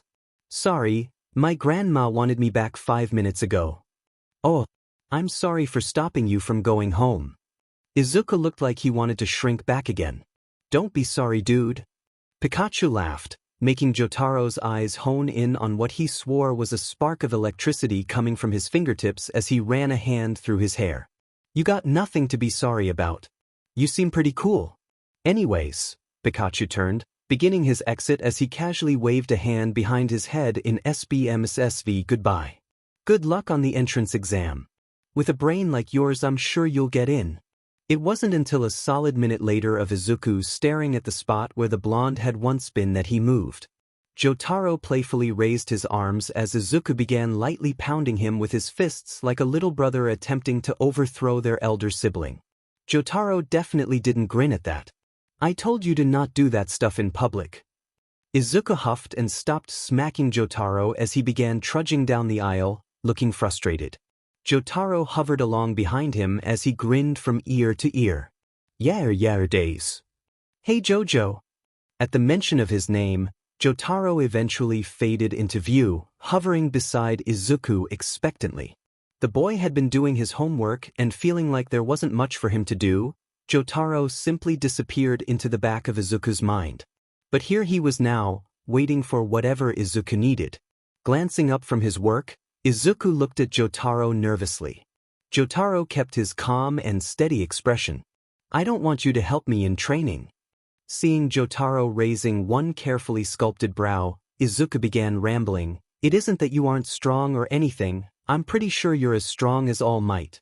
It's just that. At Izuku's struggle to find the right words, Jotaro forced himself to relax and hover down to sit across from Izuku on the bed.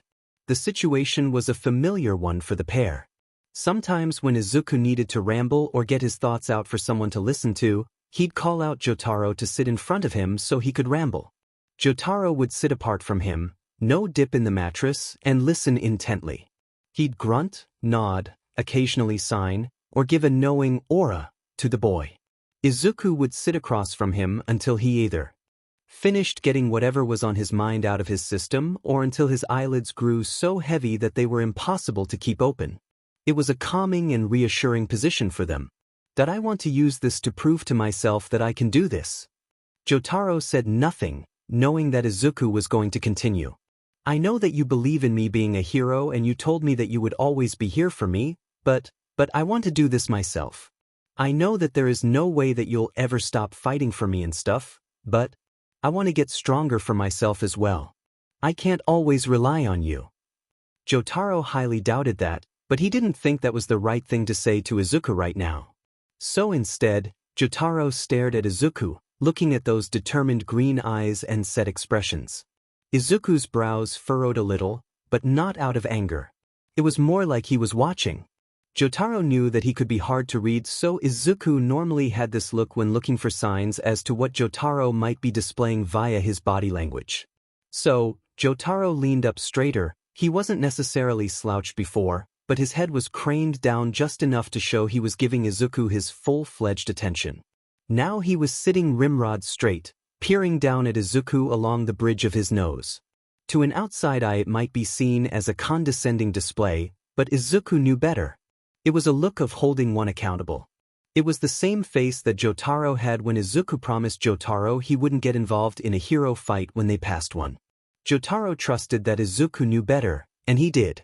Izuku had Jotaro's trust, so here he was again, holding him accountable. Quickly, as if to affirm his thoughts, Jotaro gave a stiff nod. Izuku felt a small smile work its way on his lips. He was honestly surprised that Jotaro gave in so easily. But there it was. Izuku watched Jotaro sign. The minute there is danger or you get hurt, I get involved. He seemed hesitant to continue for a moment before bringing himself to go on. I am still your stand. I know. Izuku reassured him. And I highly doubt that you just up and leave me in you.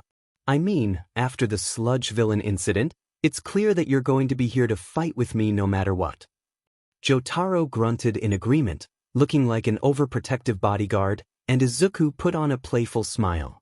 But I mean, I can't go into UA without any muscle, right? Agreed. Hey! Izuku feigned insult, and Jotaro felt a smirk fall onto his face. You're supposed to say that I'm perfect just the way I am. Jotaro looked away with all the grace of a student pretending to not snoop in on some gossip being discussed nearby. He began to fade soon after, and Izuku gasped in fake hurt. This conversation isn't over. He pointed to the now vacant stand and the spot he had just been sitting in. Sure it isn't, kid. Jotaro thought playfully as he managed to fade into the back of Izuku's mind again. He'd be just fine. He just prayed that Izuku wouldn't end up looking like he did at 15 years old. An abnormally buff and tall Izuku sounded like an absolute nightmare. A month in, and to say that Izuku was regretting his deal with JoJo was the understatement of the century. He was at the beach earlier than normal, deciding to get ahead before All Might arrived. Izuku was currently flopped over an abandoned stove, attempting to push it to the dumpster but to no avail. It did not help that JoJo had taken to lounging close by to watch him struggle. Izuku was sure that if JoJo had access to popcorn, JoJo would be shoveling in handfuls of the snack at his poor show. Izuku's foot slipped and he yelped as he landed face first into the sand. He heard a loud snort from nearby and looked up with a glare, finding JoJo openly grinning at his suffering. As much JoJo claimed to be on Izuku's side, he sure seemed to love it when Izuku embarrassed himself like this. Traitor! Izuku muttered as he picked himself up and got to pushing again. I wasn't the one who insisted that I don't get involved. JoJo signed pointedly, grin getting a little wider when Izuku delivered a positively exasperated glare. Izuku mumbled incoherently as he continued to shove the appliance through the sand. JoJo watched it all in merry amusement. The sight wasn't necessarily all too familiar, but it also wasn't completely new either for Jotaro. He remembered a time years ago when he was in Morio. He remembered getting into a small bet with the boys over whether they could beat him in an arm wrestling competition. He, of course, won, but he still thought back on the memory with fondness. He still remembered all three of them teaming up in an attempt to take him down. It was an adorable display to watch. Jotaro still wonders if Jolin would have liked to play that game with him. Have stoves always been this heavy? Izuku decided to try a new angle, wedging his whole side into the stove while both hands were still on said appliance and pushing. He didn't look to see whatever sarcastic quip JoJo no doubt had for him. However, he managed to steal a glance up just in time to see Jotaro smirk and sign, "Use your legs," which made Izuku, decidedly, less pleased at his situation. What do you think I'm trying to do? Izuku cried, stopping in the seemingly worthless effort to move the machinery. He kicked at the sand, unknowingly unlodging a piece of debris and sending it flying. I've been trying to move this stove for what feels like hours and nothing is working. Legs. Jotaro signed again with that same cheeky smile. I am. Izuku bunched his fists into his hair with a muffled scream. Meanwhile, there was a loud ftang as whatever he had dislodged apparently decided to have a domino effect. Like a creaking tower, the sound of straining metal and steel crescendoed. Izuku tensed up at the sound that would no doubt lead to his impending doom, and he turned just in time to watch one of the larger stacks of forgotten garbage sway dangerously. Izuku was distantly reminded of the Tower of Pisa if said tower was actually composed of nothing but mismatching household products stuck together by whatever sticky leftovers remained in between the folds. But unlike that tower, which seemed to define all known logic, this in particular tower was not as lucky in avoiding the likes of gravity. Izuku's eyes slowly raised to the top of the pile of garbage, watching the top, where a refrigerator was precariously placed. He was going to ignore how it managed to get there in the first place, suddenly tremble. The domino effect, although Izuku supposed the Jenga effect would be a more accurate way to describe this scenario, was a cruel thing. As Izuku wondered if the end of this domino chain led to his impending death as referenced by the fridge now falling towards him like the meteor that demolished the dinosaurs. He supposed it was good while it lasted. But then again, he seemed to have blanked at the memory of just who else was present with him. for when he took his next breath an arm was suddenly wrapping around his waist and Izuku realized that arm was forcing him to kneel. He instinctively raised his arms to cover his head as he heard a loud cry of "Aura," followed by what must have been the most painful-sounding smash of metal in his life. He felt the back of his left hand flare up slightly, like he'd managed to bruise it after punching it into a brick wall. Then nothing. No pain that followed and no heavenly gates to greet him. He flinched when the sound of something smashing against the sand happened nearby. He kept flinching as the smashing of metal grew farther away. A glance up through the crook of his and Jojo's elbows revealed the fridge to have been quite literally battered away. Jojo was glaring at the household item, his arms still locked into place around Izuku, making the boy subtly admire his stand. Midoriya. Immediately Jojo's hold on him disappeared, and Izuku was slowly unwinding. A glance to his other side revealed All Might running towards him with what appeared to be a frantic expression. A second glance towards Jojo revealed his indifferent one. All Might he couldn't get the words out as All Might beat him to it in action. Izuku felt the words choke in his throat as the elder hero placed a hand on his shoulder, eyes looking frightened. "Are you all right?" All Might asked, shaking Izuku out of his wandering thoughts. "I saw the fridge starting to fall from the other side of the beach. I was worried. It's fine." Izuku backed away, quickly lifting a hand to ghost his fingers over the spot where All Might had just touched him. He quickly pulled his hand down before All Might caught on to the subtle gesture. Swallowing past the lump in his throat, Izuku forced himself to continue. "I saw it and was spooked, but it landed over there." He pointed directly at the fridge, which looked so beat up that it was a sobering sight. "I'm fine." "Are you sure?" "Yes." All Might appeared surprised at Izuku's resolve, the momentary fear washed away by sweeping determination. Izuku looked to the side in a gesture that All Might thought was one of embarrassment. But in truth, Izuku was stealing a glance at Jojo, who was now glaring at the fridge like the stand expected it to sprout arms and legs and declare a rematch. "I'm fine." Still, All Might felt unconvinced, but allowed himself to nod. "Let's get started then." Izuku nodded, walking off to begin the training plan with Jojo hovering along in tow. All Might unknowing that Izuku had already ran it through an hour before he arrived. And with Izuku unaware of All Might casting an uneasy glance at the clear hand imprint in the side of the fridge. Had a stand user been passing by the park, they might have thought it slightly amusing to see the large foreboding stand sitting atop their user's back like a weight. But alas, there was no one that could possibly see the sight, so Izuku was content to act like he was simply training while Jojo lounged and kept watch, like a hawk. Although Jojo technically weighed nothing, Izuku swore that he still felt like it was helping him train, so Jojo allowed the method of practice to continue. Izuku huffed and puffed as sweat rolled down his face in droves. He grunted as he felt the strain really begin to kick in, gasping out as he managed to extend himself to his full height in the push-up. "You know no one is going to jump us, right?"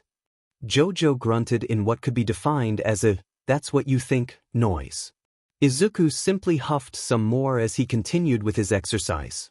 Suddenly there was a tap on his shoulder and Izuku found himself frozen as he asked in bewilderment, "I'm already at 100? There was a grunt of confirmation and Izuku took that as an invitation enough as he physically collapsed onto the ground. He was panting and attempting to gain his breath back as he felt the weight. It was more mental than physical, get off his back. Soon after he found a water bottle being moved into his peripheral. A quick glance up revealed none other than Jojo. He took the bottle with a muffled "thank you" and pushed himself up to sit. Jojo watched until he deemed Izuku to have drunk enough for the minimal requirement and glanced up to their surroundings again. He had never quite forgiven Izuku for his whole, going 100% stunt and kept a much sharper eye on the boy when he was training, so he never overtrained and collapsed again. Jotaro didn't regret it that much as he was a firm believer of learning from mistakes, and now that Izuku had learned, he wouldn't try again. "Okay, time for our run and then dash." "No way. Genius kid." Izuku tensed up in time with Jojo, whose eyes immediately zoned in on the voice's owner. Izuku turned slowly, relaxing only slightly when seeing the boy wave with an excited smile. Even a friendly face can turn sour when they find out the truth. He was still relatively on guard as he watched the kid wander forward, just as enthusiastic as the first time they'd met. "Small world, huh?" the other said, sounding out of breath like he just ran a mile. "Why yeah," Izuku managed, his voice cracking. "Small world. Man, I know you said that you'd be training, but you look insane. What's it been, a couple months?" The boy was looking over Izuku with awe in his eyes. Yes, Izuku had in fact sharpened up much more than before. He didn't think that the difference was that extreme, but he was getting somewhere. He knew that he'd probably be nowhere near on par with the likes of All Might and JoJo, but he was definitely at least beginning to carve a figure. He faintly remembered JoJo referring to him as Koichi one time, and he'd asked what that meant and never got an answer. He supposed that it was a compliment. 6. Izuku said without really thinking. The boy blinked, looking a little startled. "Did I mess up?" Before a wide grin took his lips. "I'm impressed you remembered how long. I'm not great with numbers and stuff." He rubbed the back of his neck, laughing lightly without really thinking. "I know you mentioned that your quirk isn't analysis related, so let me take a second guess. Intelligence enhancing?" Izuku felt the urge to curl up into a ball. "No." Despite the timid-sounding answer, the boy threw his hands up with an unbelieving expression. "Dude, what is it then? You gotta spill." "I'm quirkless." Now, Izuku suspected many things. One common occurrence that followed this reveal was an immediate shift in mood of the conversation. Normally, a friendly individual would turn pitying or look at him like he was wasting their time. Other times, for those not willing to believe at first, they'd laugh before asking him to be honest and then be eerily quiet when Izuku revealed that it was the truth. He normally never saw those people again, or if he did they'd ignore him and pretend to not know him. As expected, the mood immediately shifted, but the shift was not what Izuku had predicted. Izuku felt like he'd seen them all. He'd seen disgust, regret, pity, anger, hatred, contempt, but he'd never seen awe. This boy who he'd met once and expected to never see again after this reveal was staring at him with awe. "Are you serious?" the other boy whispered, tone laced with disbelief. Izuku hesitantly nodded. The boy didn't sink like it was a joke or frown like Izuku was lying to him. A massive grin overcame him like he just discovered a diamond in the rough. "Dude, that's awesome."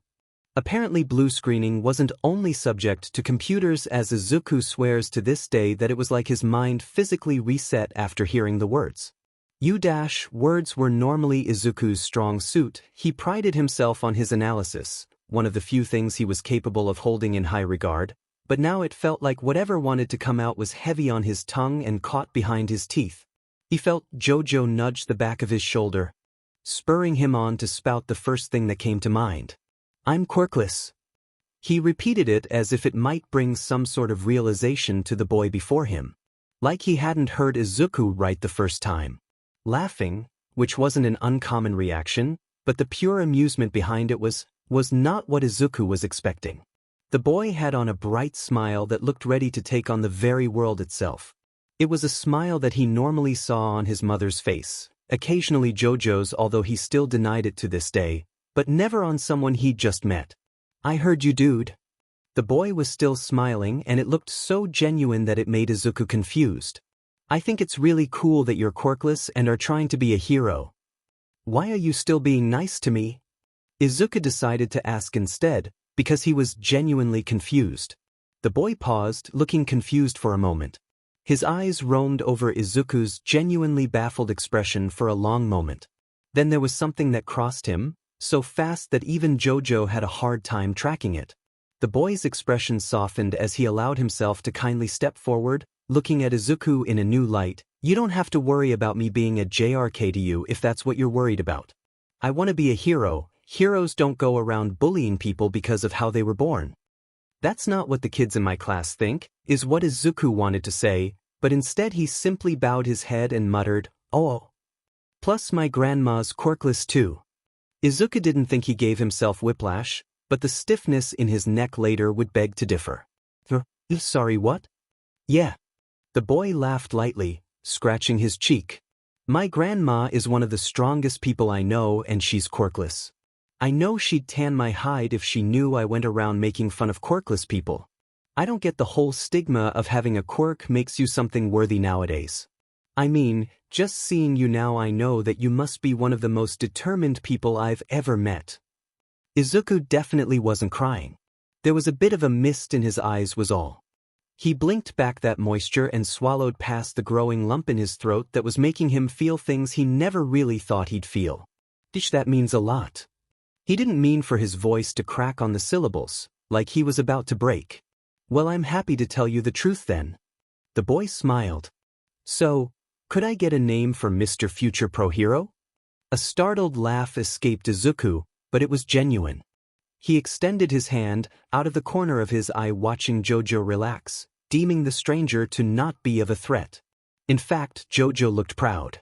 I'm Midoriya. Izuku Midoriya. Midoriya. The other said, testing the name on his tongue before an even larger grin replaced the first. He reached forward without hesitance and quickly shook the offered hand. Well then, Midoriya, you can call me Denki Kaminari. K Kaminari. Midoriya repeated back.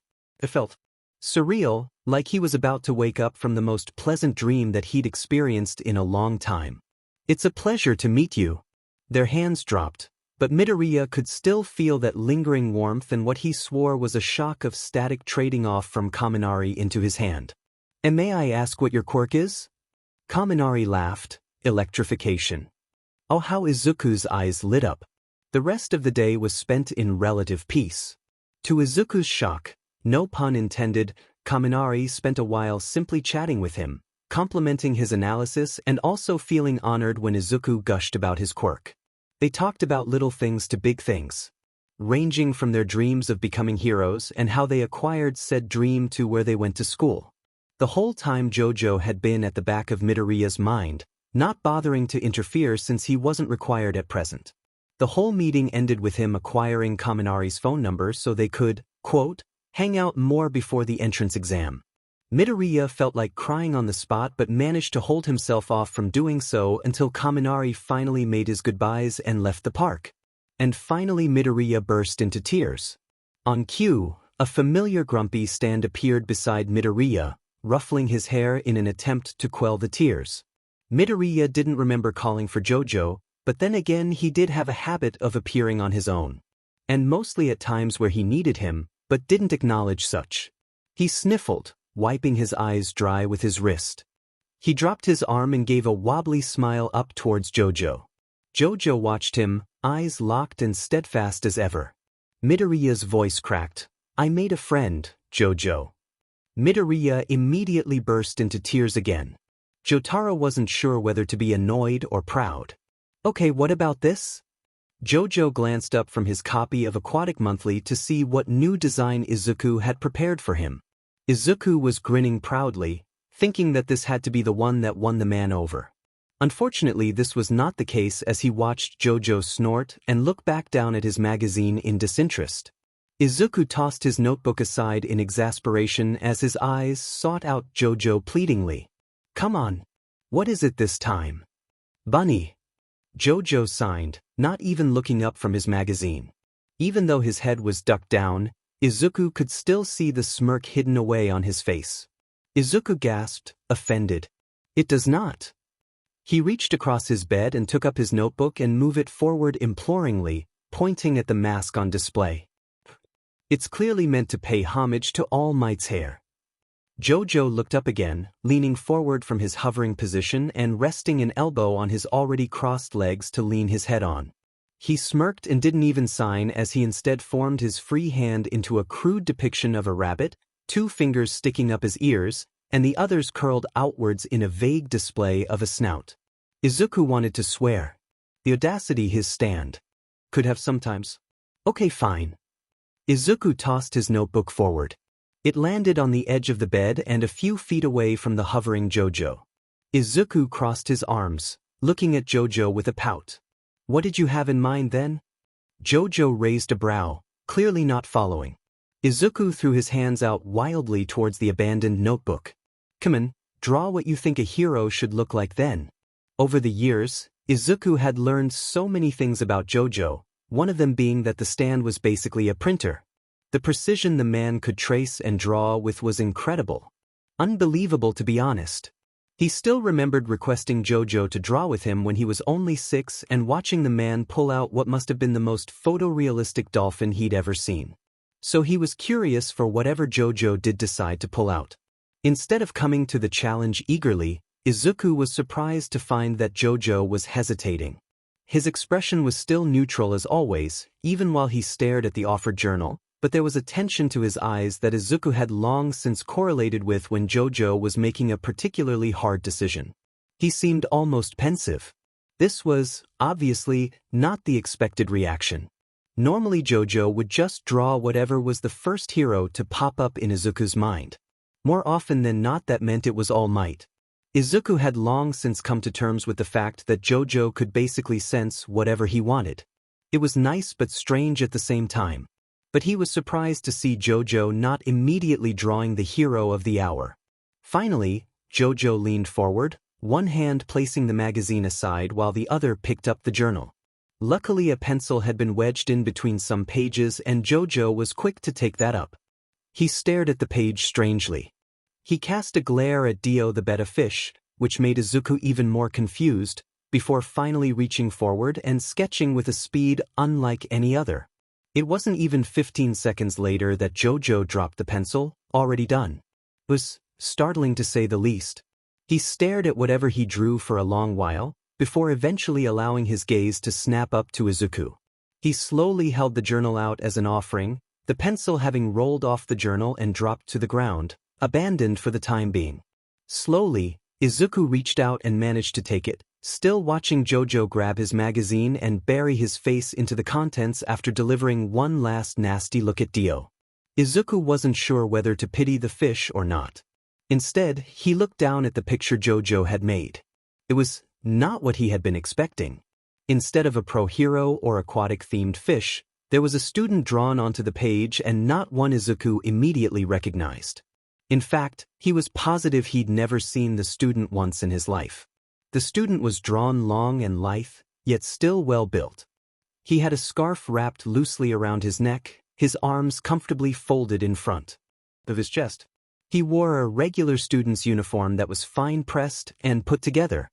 His face was drawn with such precision that Izuku almost thought he was looking at a pair of real human eyes. But instead the drawing's expression was set in lead. A gentle, wide smile on the student's face. His eyes are kind and half-lidded. He had a laughable display of hair, but it seemed to suit the character. 2 thin earrings dangling, caught in a motion that was captured in the frozen image. Izuku squinted at a smudge in the corner and what looked like the letter K, starting whatever might have been written.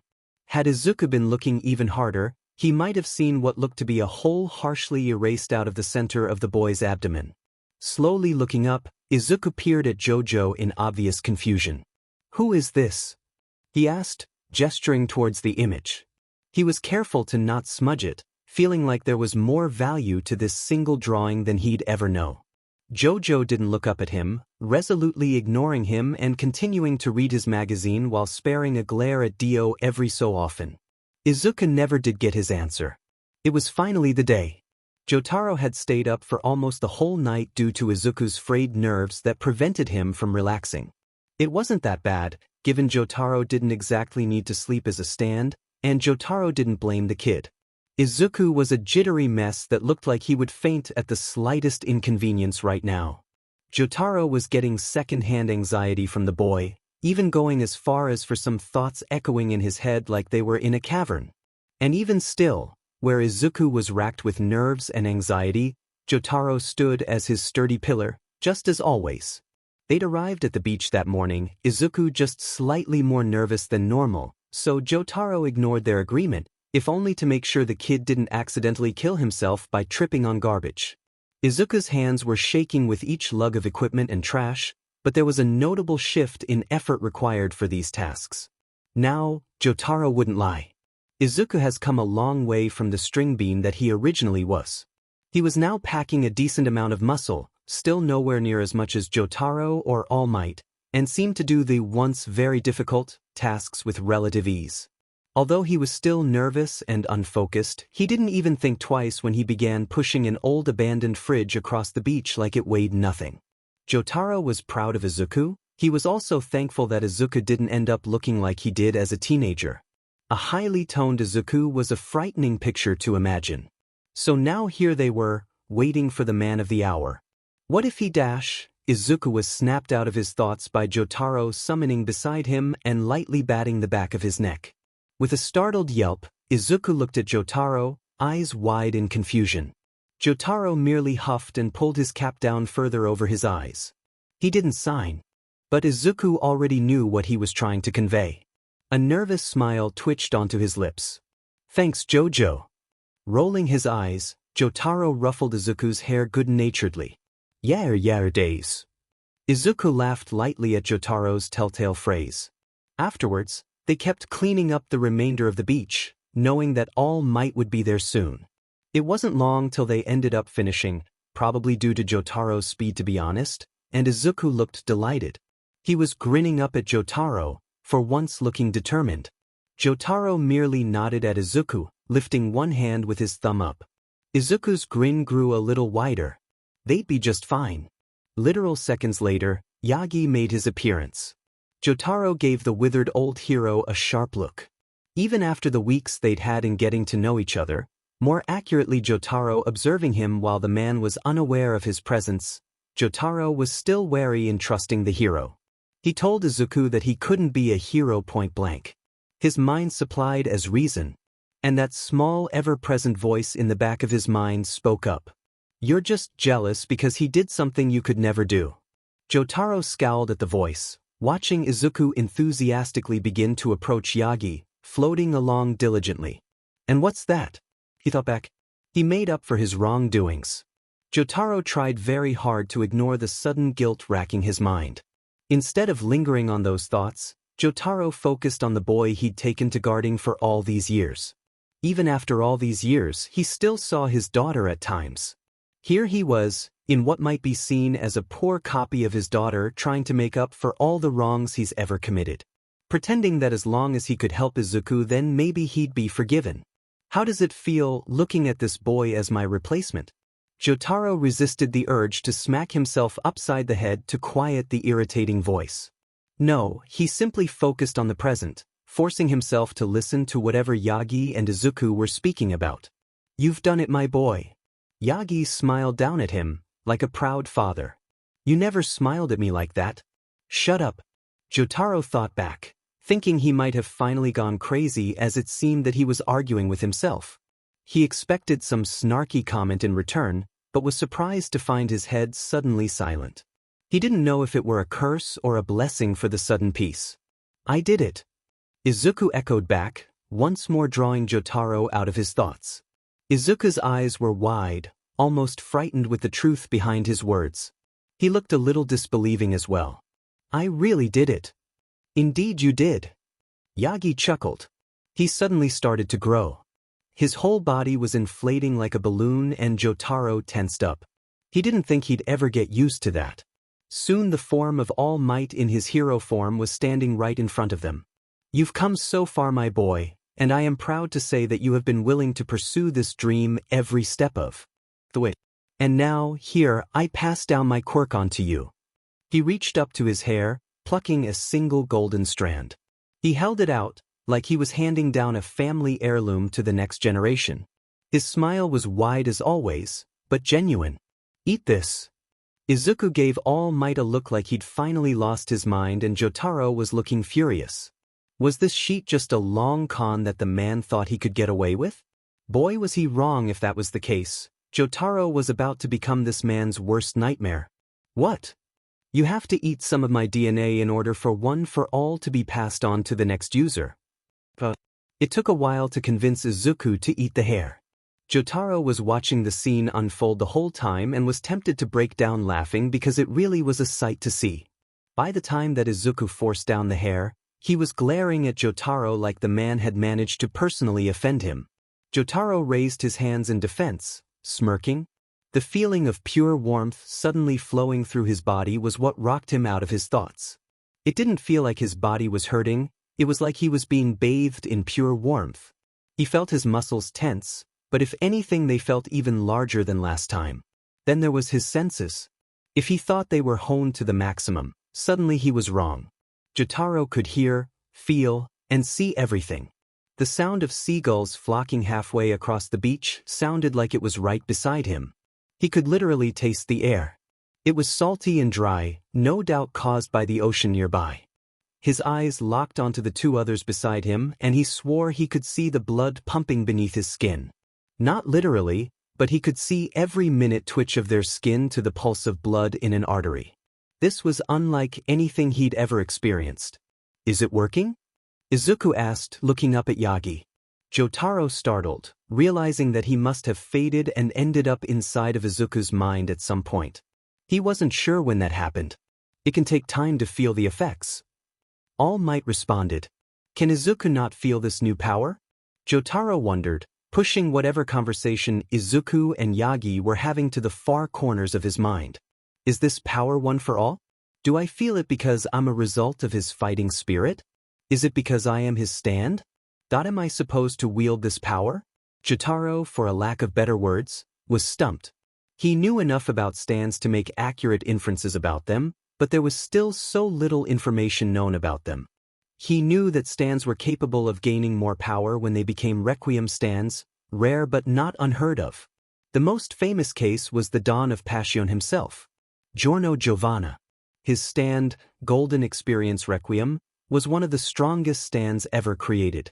It gained power via the stand arrow. But that was the thing. Stands could gain power from stand arrows. Jotaro couldn't think of an example of a stand gaining power outside of such. Unless it was due to their user's own will growing. Could that be the case? In a crude sense, Izuku had grown in power.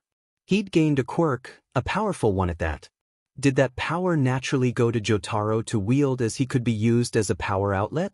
That could explain why Izuku hadn't immediately felt the effects of one for all like Jotaro had. There were cases of stand users being frightening opponents beside their stands, but there were still so many unanswered questions that Jotaro needed. Oh! Jotaro snapped back to the present when Izuku suddenly startled. The entrance exam starts in an hour. Oh shit! Luckily they arrived at the school relatively fast. Jotaro, feeling like Izuku needed to handle this on his own, decided to stay in the recesses of Izuku's mind. Plus, any worrying qualms were put at ease when Izuku revealed that he would be meeting up with Kaminari before they entered. That way they had someone to lean on and could calm each other. Well, more accurately, Kaminari calmed down Izuku, but it didn't matter. Currently, they were trekking straight through the main gate, the large foreboding building standing as a testament to villains everywhere. They weren't hiding, they were proud and they'd show their confidence. This was a place where heroes were made and everyone should be aware of that. But in Jotaro's opinion it was all rather gaudy. Not that his opinion mattered much in the long run as Izuku was staring at the complex with stars in his eyes. Even as Jotaro was sitting deep in the recesses of Izuku's mind, he could feel the second-hand joy and glee spilling through. It took all of Jotaro's patience to not summon an arm and snap in front of the boy's face to get him to calm down. And luckily, it seemed that a familiar blonde appeared at just the right time to snap Izuku out of his haze. Why? Midoriya. Snapping to attention, Izuku turned his attention to the side just enough to catch sight of one Denki Kaminari sprinting for the gates. He was grinning from ear to ear and clutching his bag tight as if it were a lifeline. It was clear that by the way his knuckles were white on the straps that he was more nervous than he was making himself out to be. Hello. Izuku greeted in kind, still nervous and anxiety-ridden even after a few weeks of properly getting to know Kaminari. The poor kid's trust was all but gone and Jotaro had to hold himself back from getting angry as the last thing they needed was for Midoriya to panic because he couldn't hold back his temper. You ready for today? Kaminari asked as he finally arrived at Izuku's side. He was grinning bright and Jotaro swore he saw little spatters of sparks creeping around his hair occasionally. Ready as I'll ever be. Izuku nervously exhaled. To Jotaro, it was like watching a tiny mouse preparing itself to go into the lion's den. Jotaro was honestly surprised that the kid wasn't trembling in his shoes, no less how he hasn't passed out yet. Awesome! Kaminari laughed, Jotaro having long since figured that the boy's coping mechanism was laughing when he was nervous. Kaminari slung an arm around Izuku's shoulders, startling the poor boy, but it was a friendly gesture so he calmed relatively quickly. So what's keeping us? Let's go. He was grinning that obnoxious smile of his that literally sent sparks flying. All right. Izuku appeared determined, but also seemed hesitant. He swallowed once until Kaminari's arm was dragged off his shoulders. The electric quirk user immediately strutted for the entrance, unknown to Izuku falling back. When he finally realized that Izuku wasn't following, he stopped and turned around, his expression softer than early. A silent statement of, "You can do this." Izuku was still hesitant, so Jotaro decided to give him a push. Literally. Summoning his arm behind Izuku, he gave a relatively small shove that managed to get Izuku to stumble forward. His arm disappeared before Izuku had a chance to catch it, but the greenette still knew the cause. A small smile curling at his lips as determination began to slowly fill him. He jogged forward to join Kaminari in walking up to the entrance together, Jotaro catching him once when he almost fell. Even if Izuku was nervous, Jotaro would be his pillar to lean on. Jotaro's been through college, how hard could this be? Jotaro took it back. The entrance exam looked like it had been created in hell and shipped to Earth on a plume of fire. He knew that if he were the one to take the test, then he would have failed tremendously. Especially since the writing portion of the exam talked about vague questions of heroism, and a majority of Jotaro's first responses to these were, to punch it till it can't move. Luckily, Izuku did not write Jotaro's answers, having actually studied and put deep thought into the preparation for this test. Absently, Jotaro wondered how he ever got through college and managed to get away with writing his thesis on starfish. Well, wasn't like his degree was doing him much help now. And of course, since Izuku was a bloody genius when it came to straight academics, he was out of his testing room in an hour.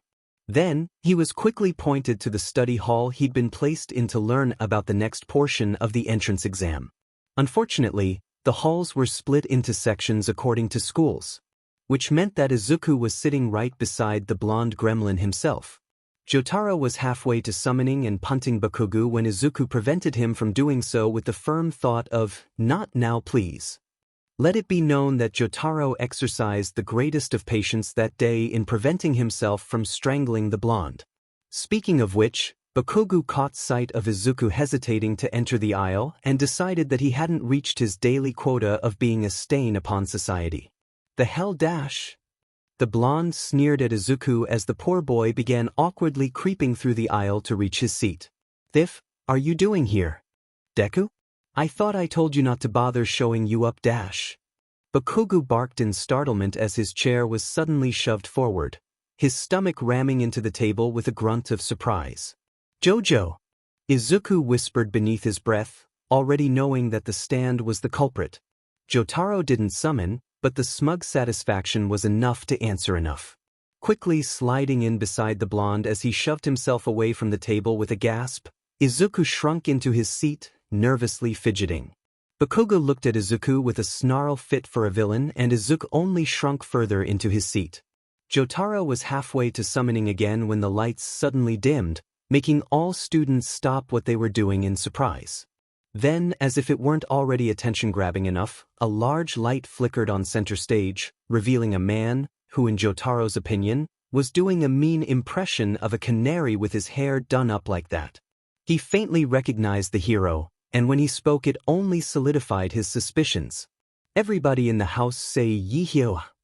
Understandably, no one responded, well, save one in particular voice that Jotaro immediately recognized as Kaminari.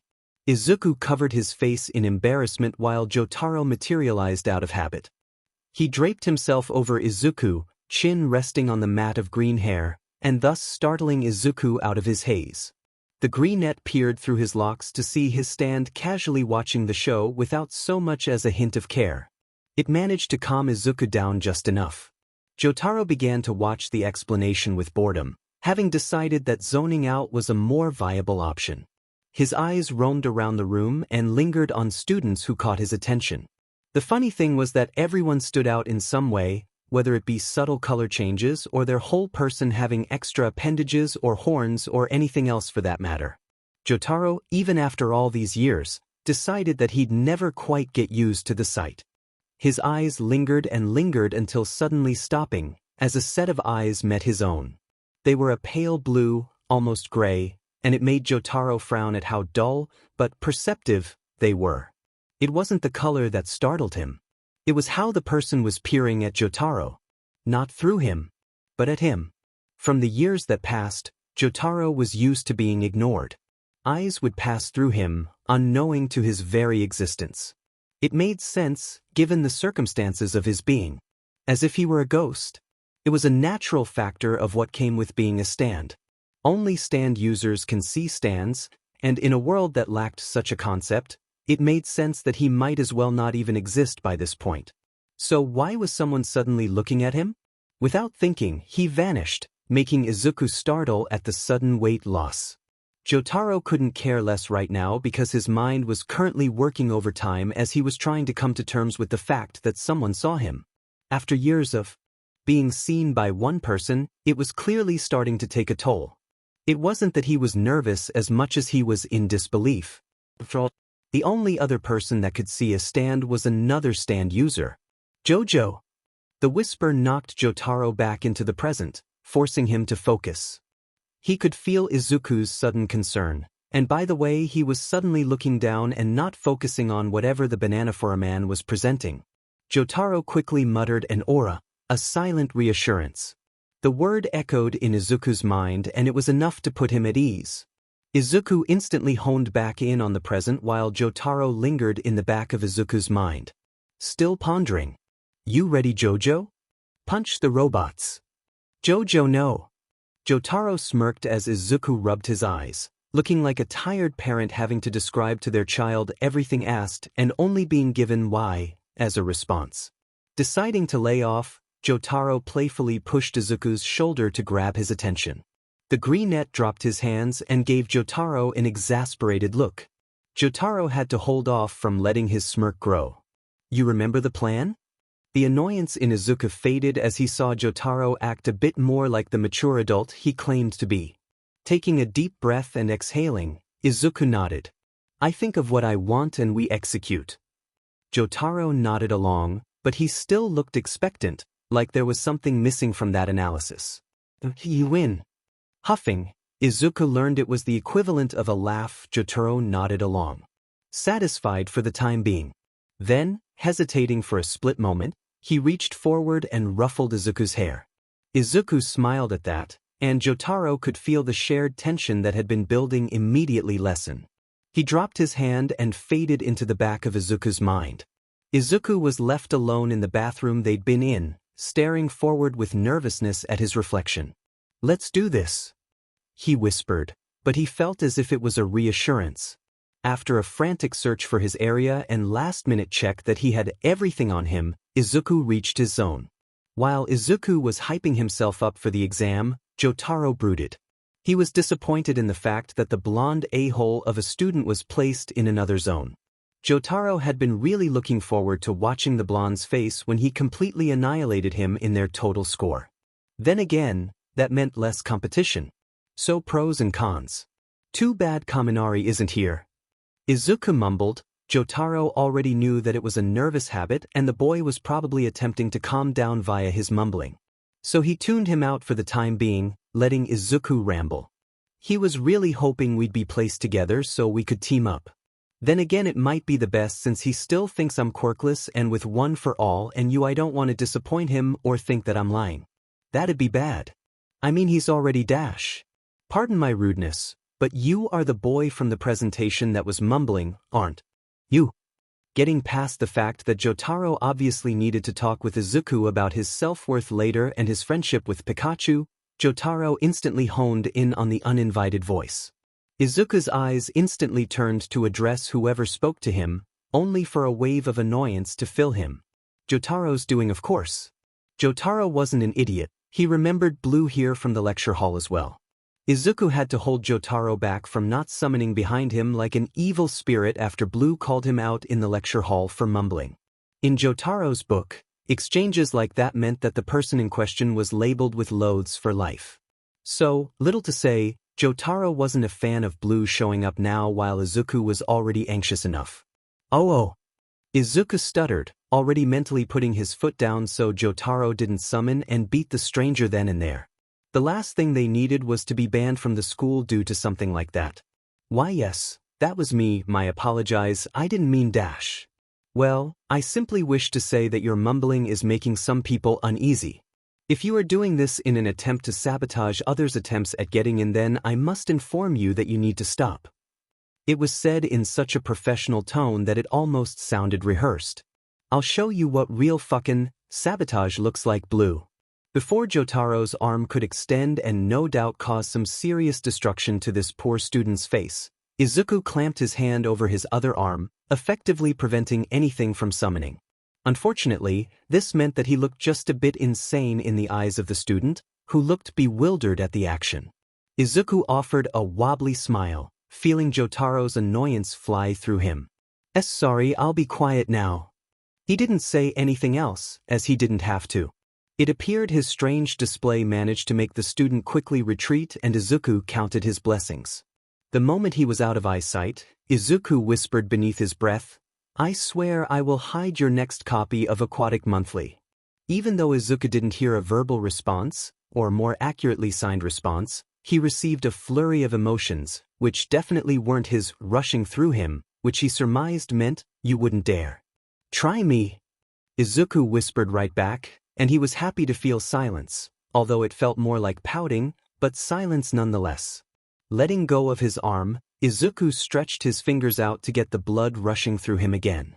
He'd be fine. He'd be just fine. He could do this. They could do. Let the exam begin. Jotaro and Izuku instantly panicked as they realized that the test was already starting. Izuku's attention immediately whipped towards the doors to the fake city and realized they'd been opened. Izuku started frantically running for the city, scrambling as he went. For an instant it felt like their minds melded, for once like they were in sync. If Izuku had the time to ponder, he might have compared it to the instance so long ago with the sludge villain. But something about this felt different too. Like there was something beneath his skin that was making that connection go even stronger. Jotaro felt the same way but on a different level.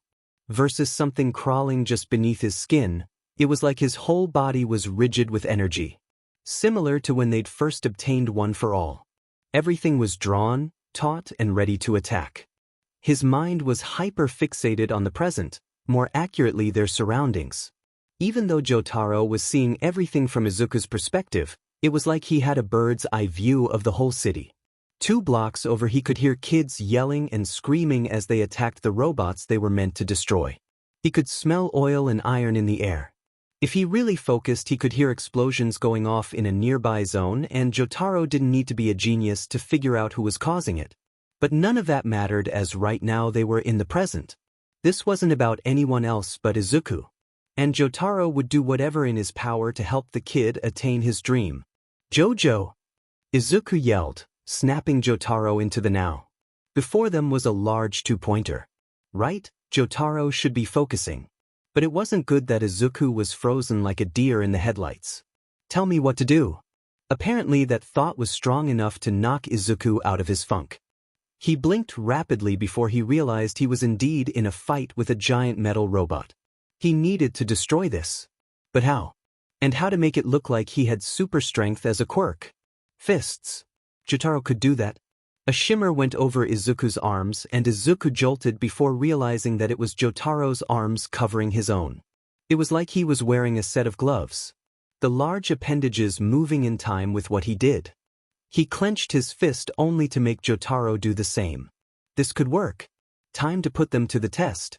Looking up with enough determination to give the whole world a run for its money, Izuku grinned. A real determined grin, his pharaoh's arms poised at his side. He brought his left arm back, muscles tensing as the robots charged at him. Detroit Dash. God damn it, I knew he'd use that fucking thing. Smash. His arm shot forward, colliding with the robot's front before it had a chance to react. Almost in slow motion, Izuku watched in vivid fascination as spider web-like cracks began fluttering across the impact point. It spread up until it reached its camera, cracking that as well. But that wasn't it, as his fist was apparently still going, ripping through the metal and hitting the inside with ease. Sparks flew and the whole robot's body shuddered. Then suddenly all of its weapons went offline, its hinges slumping down as gravity finally had an effect. What once was an enemy was now an empty corpse. Izuku felt giddy glee soar through him, but recognized that it was definitely not his own. Jotaro was ecstatic. Racked it up to 10 years of pent-up rage that never got to be properly expelled, mixed with the fact that he was a naturally brutal person and he was definitely taking pleasure in finally destroying something. Not to mention that he was proud of Izuku for stepping up his game. Oh, did Jotaro forget to say that he also managed to do that without one for all? It seemed that Izuku agreed with that excitement, although not noticing that it mainly originated from the violence. He clenched their fists tight as he looked down a street, littered with more roaming drones. His determination was doubled by Jotaro, whose arms literally glowed brighter at the prospect of causing more mayhem. Time to get to work. A little later, and sitting at a good 35 points, Izuku and Jotaro were starting to feel the drain. It wasn't necessarily due to overexertion but more so from underexertion on Jotaro's part. It wasn't like it was impeding them, after all just his power was taking them far. But he found himself and Izuku getting tired from not just letting one for all take over. Luckily Izuku didn't realize this, having chalked it up for simply fighting for so long and not being used to using Jotaro's abilities for such a long time. Which was partially true. But Jotaro knew better. The stress they were undertaking was via the quirk. Originally it hadn't been much of a bother as they'd been managing just fine in taking on the robots. But the more they fought, the more of a strain Jotaro felt on his mind. It was like a constant weight that grew heavier and heavier with every punch delivered.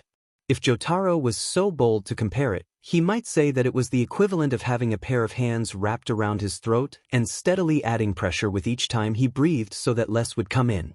Or better yet, a torrent of water held behind a flimsy beaver's bridge, waiting for its barrier to break.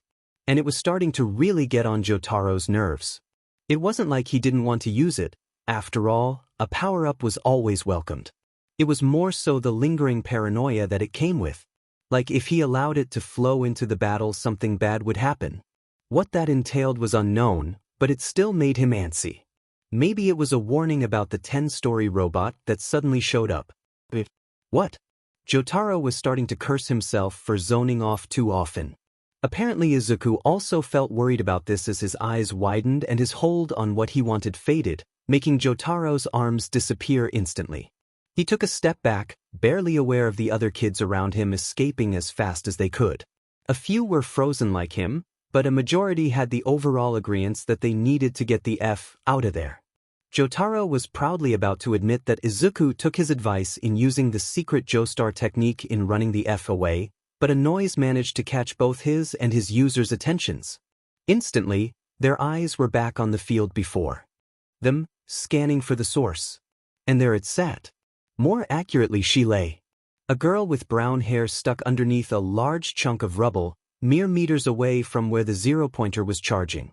She was attempting to wrench herself free from the slab of concrete, but was having poor luck in doing so. Jotaro could already feel that bold heroic need to save everyone building up in Izuku even further, which was getting harder and harder to acknowledge as One for All was now pressing for the need to be let out, like it was reacting to Izuku's naturally heroic nature to protect and save. She's stuck. Izuku dumbly whispered, staring at the girl who was helplessly trying to escape. His pointer finger twitched. A small green spark escaping it. We have to save her. Yeah, Jotaro figured as much. And knowing Izuku, Jotaro knew that he wouldn't have but this. He had to destroy the threat. Jotaro supposed that was probably due to his influence. And that was when he felt it. Whatever control he had suddenly disappeared as One for All seemed to get its way. It was like a snap as it flowed over him fully, his powers multiplying by the 1000th degree. Everything was suddenly so much more clear. And it didn't just affect Jotaro. Izuku lit up like a DMN Christmas tree. Green lightning traversing over his body in multitudes, his eyes lighting up. Izuku's fists clenched tight. His eyes narrowed. Jotaro summoned behind him out of habit, similar lightning over his own form. He knew there was no stopping Izuku, so might as well play along. Jump! Didn't need to tell Jotaro twice. It was the mere blink of an eye. Jotaro felt power surge to his legs as he bent down, ready to launch like a rocket. Then he was flying. It was almost like when he and Star Platinum had flown when battling Dio, but even more if it were possible. To be in the Stan's point of view during this was an immense pleasure. It was the closest he's ever felt to being free. Truly free. But then he remembered. He wasn't. Jojo! Izuku shouted, and Jotaro didn't catch the pain in his voice as he appeared to be out of it at the moment. However, that didn't mean his instincts weren't at an all-time high. They were going at the zero-pointer's head at the speed of a bullet. While it'd be effective to just shoot through the zero-pointer at such a speed, it would also be painful and Jotaro did not want to deal with that. So instead, Jotaro hovered right behind Izuku, his eyes wide with power, his fist held back, lightning igniting around it. He clenched his teeth, before shouting a hearty, "OR!" and letting his fist fly. It was like a bomb going off. The explosion due to the air displacement was so loud that it made even Jotaro recoil. Not to mention the giant of a robot. Its whole body cracked, a massive tear going straight through its head, split down the middle. Its whole body was forced back as the right side of its head fell to the side, landing on its shoulder plating before sliding off. Behind it, dangling by wires on its back. Its remaining lights flickered, shredded. To Jotaro, it was a chilling reminder. But they'd done it. They defeated the largest threat. And now they were falling. Probably towards their inevitable demise. While Jotaro might have attempted to try something in an attempt to save themselves, he was suddenly overcome with unbridled pain. It wasn't too dissimilar to the pain he'd felt what seemed so long ago. Speaking of, with the pain, he felt the right side of his face flare, worse than the pain radiating from his arms and legs. The exact origin in the same spot where he'd been dealt his killing blow. But where was the pain originating from? Stans couldn't feel pain. And if they did, Jotaro assumed that it'd be due to their user. That startling thought made him instantly focus on Izuku, still falling, whose limbs were flapping behind him like shitty laundry. Jotaro knew that limbs definitely shouldn't be that fluid with their movement. But how did he gain these wounds? Jotaro knew that no robot did this. In fact, it was the exact limbs that Jotaro used after One for All entered the equation, which meant that while Jotaro was relatively unaffected, Izuku wasn't spared. Jotaro broke the one thing he was meant to protect. Because he couldn't keep a cap on that DMN quirk, Izuku was suffering for it. For every mistake Jotaro made, Izuku would receive the consequence tenfold. Even when given a second chance, Jolin's voice whispered, louder than the screaming winds, "You will inevitably fail."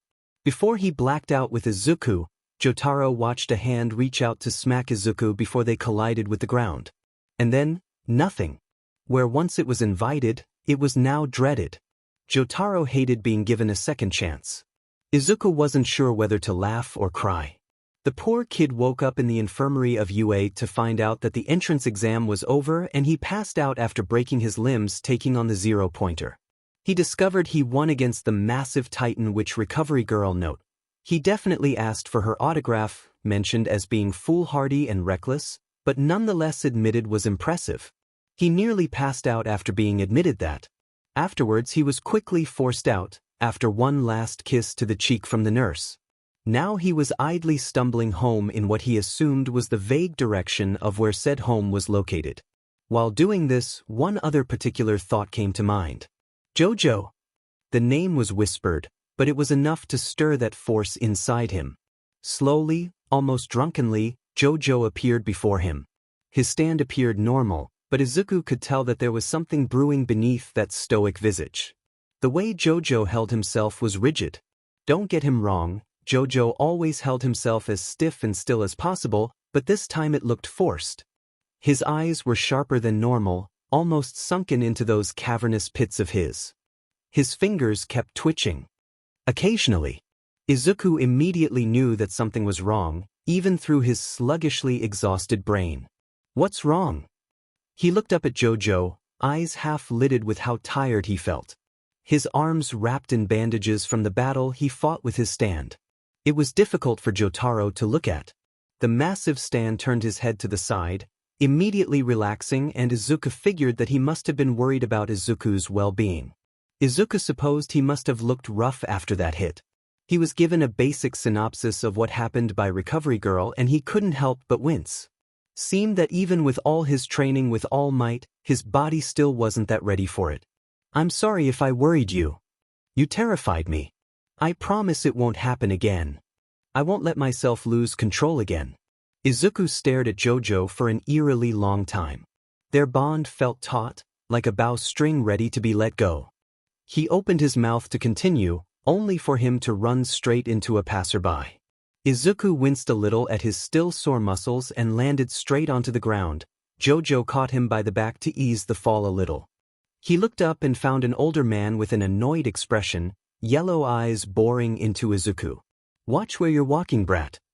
Apparently Jojo was more stressed and ticked off than originally revealed because the stand was having none of that. Izuku thought that if Jotaro had access to feathers or fur, then he would have been puffed up like a cornered animal. His whole body swelled as he hovered eerily close to the man, fists tight at his side as he seemed to be holding back from pummeling him. Izuku moved, ready to stop Jojo from starting anything. Okay, I don't want to start anything." And promptly froze. His outstretched hand towards Jotaro's coattails stopping short. Slowly, Izuku turned his eyes towards the man he'd walked into and found his attention not on him, but on Jojo. Similar to Izuku's reaction, Jojo froze up. His whole posture going rigid again as his furrowed brows immediately lifted in disbelief. He didn't move from his place, looming over the man in question. His eyes were flickering rapidly over his figure, almost panicked. It was like he was searching for something, but after a while his posture relaxed and his brows furrowed again, this time in confusion. Scrambling to his feet as Jojo backed off, Izuku immediately blurted, "You can see him?" The man's attention was once again on Izuku, and he made a face that showed he clearly didn't understand what Izuku was trying to insinuate. Not missing a beat, Izuku began making grandiose gestures towards Jojo, keeping eye contact with the man. "Him. Jojo. Can you see him? Your name is Jojo?" The man gave a ridiculous look at the stand.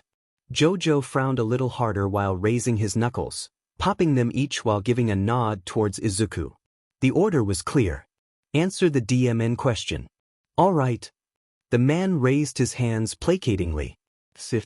I see him. Geez, what is he supposed to be, invisible or something?" "Yes." Izuku blurted without really thinking. The man scoffed, "Good joke, kid." He shuffled past the pair, barely avoiding the glare that Jojo was sending him. "Now if you don't mind, I'm on my way to work, and I'd rather not be late because a couple of punks decided to prank me on my way." Already reaching out, Izuku was about to attempt to grab the man's sleeve but froze halfway through the action, eyes caching on his surroundings. A crowd had formed with a minor scuffle, and many were staring at the little scene they just caused. More importantly, their eyes weren't solely on him, because they were trading looks between Izuku and Jojo. Which meant that the man wasn't the only one who saw Jojo. Everyone could see him. Jojo." Izuku whispered unbelievingly, not knowing if this was real or if he was still stuck in a deep sleep at Yua. He looked up at his stand, who was staring back at the growing crowd. His eyes looked mixed, like he wasn't too sure if what he was seeing was real or not. But for some reason, Izuku felt that Jojo's confusion stemmed from a different source. Slowly, as if afraid that any sudden movements would force people into moving, Jojo looked right back at Izuku. Just as slowly, he raised his hands and began to sign, "Home." Now, Izuku couldn't agree more as he sprinted as fast as he could and Jojo vanished in the blink of an eye. The crowd gasped, like it was an impressive magic trick. Izuku gave a hysterical laugh, feeling on the verge of tears with what just happened. What was happening? Katsuki Bakugo was frustrated.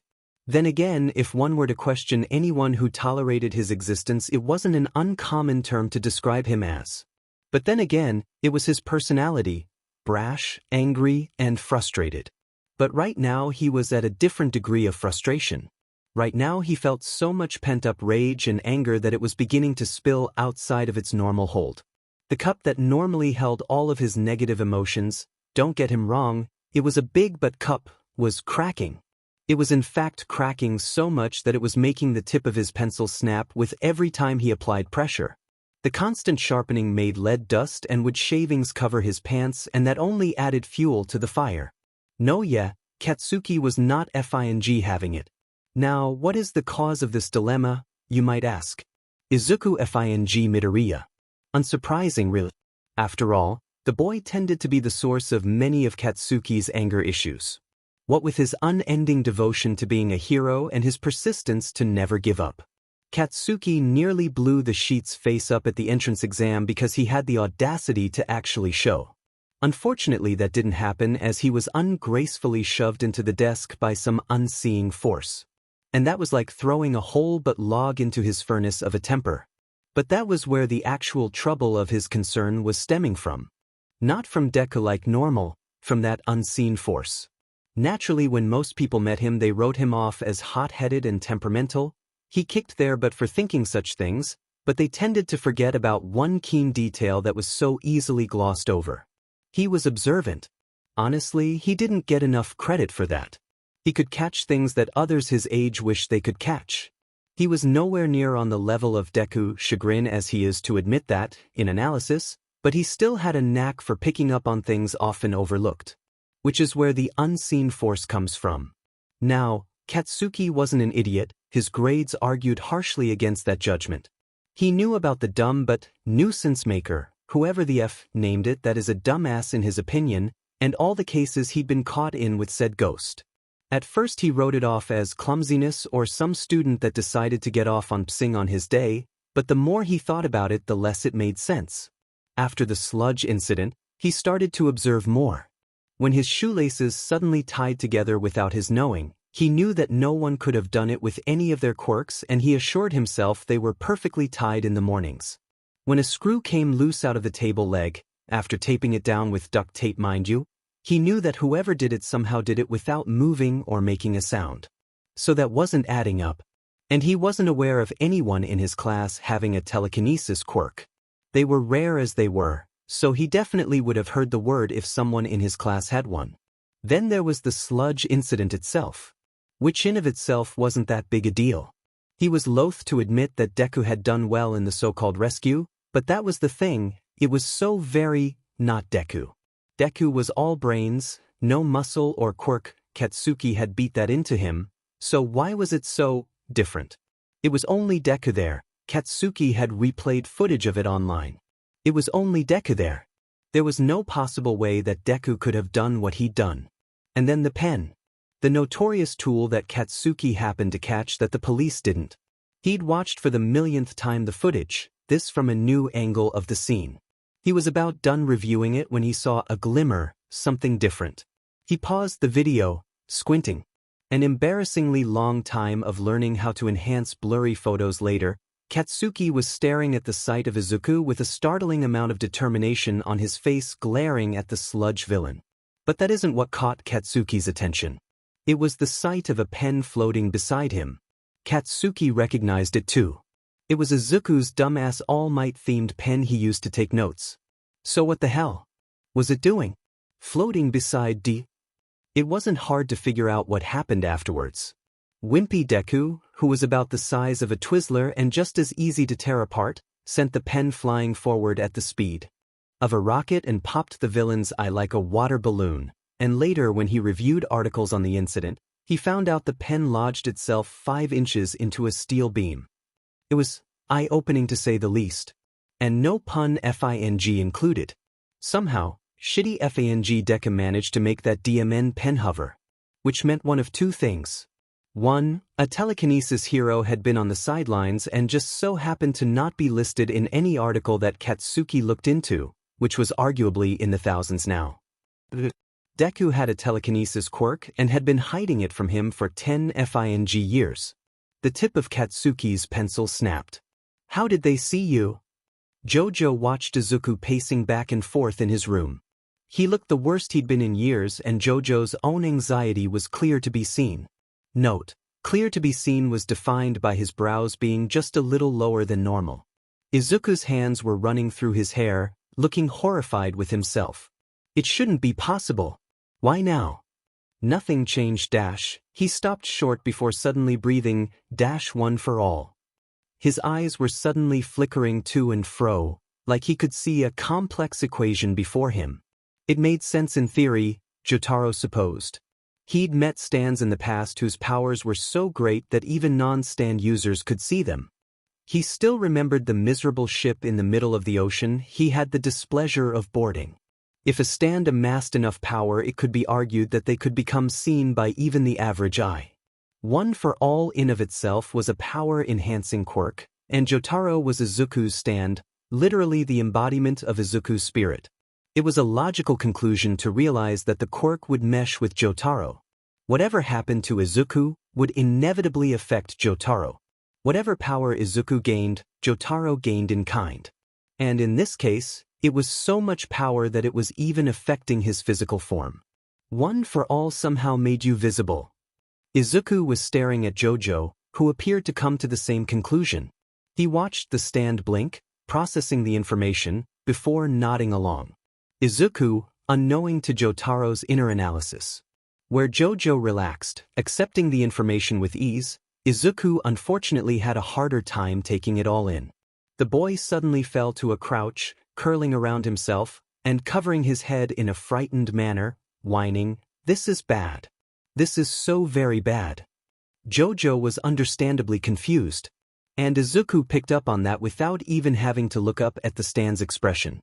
He looked up, eyes glimmering with unshed frightful tears. "All Might is going to think I lied." Jojo's eyes locked onto Izuku's, his icy blue eyes swirling with so many emotions. "All Might is going to think I lied to him about not having a quirk, even though I never did. He's going to think I was lying to him so I could just take his quirk. He's going to hate me. Kid, he gave you this power for a reason. And I'm pretty sure that walking Stickman couldn't hate anybody." Jotaro gave Izuku a flat look. "But he'll think I lied." Izuku finally felt the tears fall, looking so very scared and so much smaller than how he looked. His breath was starting to pick up, holding his lung in a tight grip that made him choke. "Did you lie?" "Oh, but then you didn't lie." Izuku was quiet, his lips tight as the silent streams rolled down his cheeks. His lip quivered, like he was about to start bawling. Jojo watched the pathetic display and looked up at the ceiling and mentally counted to 10. Then he dropped his gaze back onto his user, contemplating what to do next.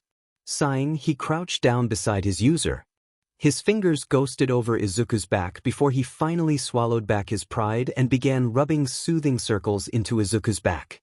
It seemed to help Izuku calm down enough to get his breathing under control, and once Jojo was sure that Izuku wouldn't pass out from hyperventilating, he signed, "Are you really this torn up about this?" Izuku didn't verbally answer, but by the way he reached up and scrubbed at the tears while nodding was answer enough.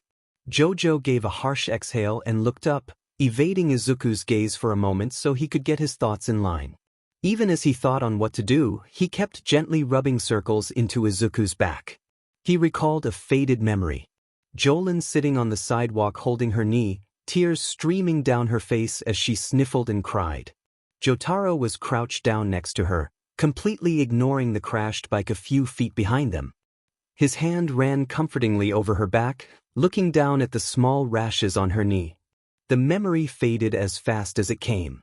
"Aura." Izuku unknowingly giggled at the familiar word. He sniffled some more as he leaned back to give Jojo a teary look. Sorry."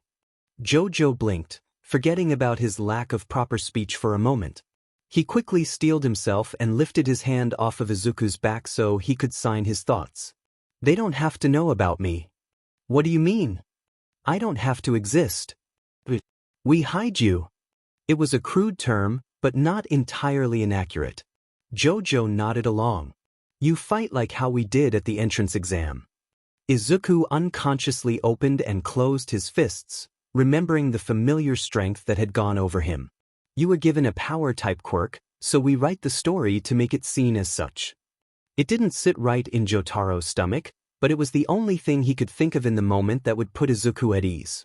It festered in a way that gave him a dull ache. Had he been in Izuku's position, he would have come straight out to All Might and stated the facts whether Yagi liked it or not. But Izuku wasn't Jotaro. Izuku wasn't stubborn in the way that Jotaro was. Izuku looked for approval from all eyes willing to look his way. And the mere thought that he might disappoint even one person was enough to almost send him into a panic attack. Izuku wasn't Jotaro. Izuku sniffled again and rubbed at his eyes, looking at the floor, wet tears spattering against the floorboards. Jojo settled his hand on Izuku's back again, not moving in the slightest as Izuku coped. Jojo's expression melted slightly, not that Izuku noticed. They'd figure it out. Jotaro summoned when he was sure that Izuku was knocked out cold later that night. He sat at the end of the bed, back to Izuku. No dip in the mattress. No creak of the bed. Nothing. Just a spirit on a bed, his charge sleeping soundly behind him. Slowly, Jotaro raised his hand, looking down at the black and green skin. The shackle around his wrist reminding him of his place. He slowly clenched his fist, no pain. Nothing. He heard Izuku twitch behind him, possibly feeling the small force that Jotaro was applying to his hand. Jotaro quickly stopped. With a mere thought, green lightning flickered out of his hand, spiraling and swarming rapidly. Even as he saw the electricity, he felt nothing. He heard Izuku shift again, and Jotaro reeled back one for all just as fast as he'd let it go. Jotaro allowed his hand to drop, glaring down at the floor like it was the reason for his plight. He needed to get better, for the sake of Izuku. He didn't want to let the kid suffer for his mistake again. He let himself slip and Izuku paid the price for his mistake. Jotaro needed to get a hold on this. For Izuku. His mind hurt, thinking about what that would entail in the long haul. All the power he'd felt during the exam. How it felt like he was being choked and overwhelmed. Izuku hadn't felt that though, and the minute he did Jotaro failed. Jotaro wouldn't fail again. He'd train. He'd work until he got a better grip on this newfound strength. He wouldn't fail Joel and Izuku again. You could always give one for all back. It was startling how quick the thought came to him. Jotaro was quick to shake it off, brushing it off as an intrusive thought that wormed its way into his mind. But the funny thing about intrusive thoughts is that they linger. They stay in the deepest parts of your brain, thought forgotten, but inevitably brought to the light again. A glance back at Izuku reminded Jotaro of how happy Izuku had been when running to Yue. It was the first time where Jotaro, honest to God, felt that Izuku was genuinely happy. Was he not enough? Izuku had been smiling almost the whole day because the kid felt whole. Even as his bones broke, he was happy because it meant that he did get a quirk. Could Jotaro make Izuku give back one for all? Jotaro stared at Izuku, a smile making its way onto his face as he dreamed. No, Jotaro thinks, I don't think I could. The man sat at the monitor, watching the feed with narrowed eyes. He rewound the footage, watching the boy fling himself at the robot again. And again. And again. And again. He'd been at it for hours now, watching the same video on repeat. His co-workers had long since left, having already finished their work for the day and gone to their night jobs or to the nearby bar for a drink. And all that was left was the man at his monitor, watching the same recording that he'd been reviewing for what felt like the last 6 hours. He watched the green-haired boy Midoriya, his mind supplies, launch towards the zero-pointer. He watched as the boy's body was covered in green lightning, running over his body. He reared one hand back and threw it forward. He stared at the blurred image. The impact that had been thrown was so strong that it managed to make every nearby building quiver. The film was blurry due to the quakes caused by such a hit.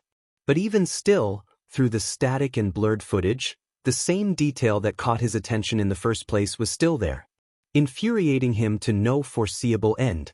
Right behind the small boy was a smudge of black and green. It was almost reflective, like it was a piece of glass caught in the sunlight. There was no clear form to it, but it was definitely large, as it seemed to hover over Midoriya's back.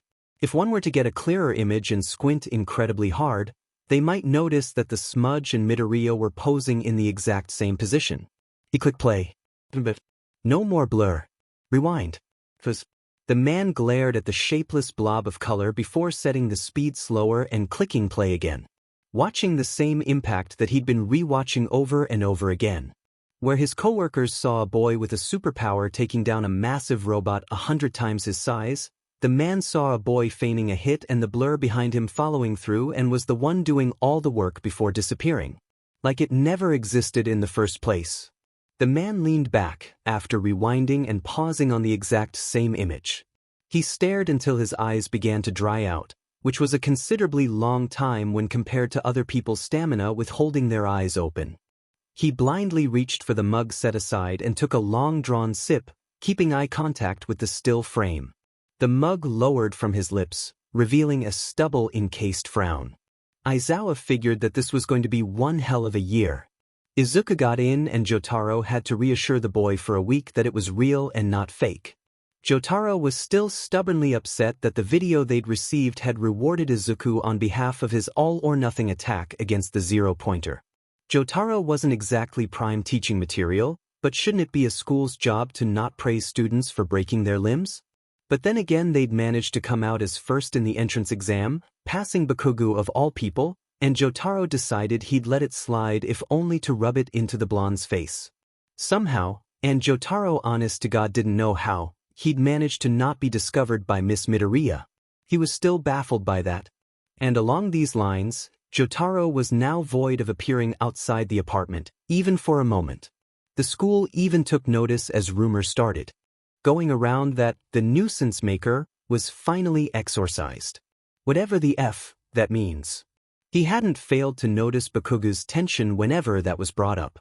Not to mention how his eyes always slid to Izuku, like he had something to deal with Jotaro's habit of screwing his day over. Jotaro didn't like that at all. Speaking of the blonde gremlin, Bakugo was none too happy about Izuku's first-place spot in the entrance exam. For his part, Izuku had been doing amazingly well at evading the blonde, but both knew that he was still lurking somewhere. Jotaro wouldn't be surprised if Bakugo jumped out from behind a wall one of these days saying, "Boo," and Jotaro would accidentally knock his lights out. But that wasn't now. Now, just so happened to be Izuku standing outside of the UA gates looking like he was about to walk to his doom.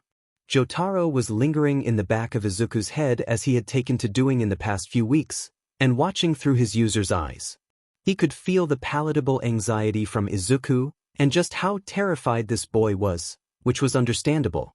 But if Izuku kept standing there then they'd never get to class in time and they'd have to deal with being late on the first day. Jotaro wasn't really in the mood to deal with a depressed Izuku later. So, with a concealed shove, he managed to get Izuku stumbling forward, just like on the day of the entrance exam. Izuku startled for only a minute before realizing who'd done it. And after that, on trembling legs, he wandered forward. Luckily, not many people were out and about so Jotaro managed to get away with it rather easily. He knew he'd probably get a scolding later, but he could care less. Instead, he watched as Izuku managed to get inside and shakily cross his way towards where he assumed Class 1A was. The halls were relatively empty, which confused Jotaro to no end because weren't there supposed to be students milling around or some sheet? It was the first day of classes, you'd think there'd be more panicking students. Somehow, Izuku managed to find his way to Class 1A, which had perhaps one of the largest doors Jotaro had ever laid eyes on. The thing was huge. But then again, with quirks, people could be born the size of a mountain and it could be considered normal, so he supposed it wasn't that surprising of a find.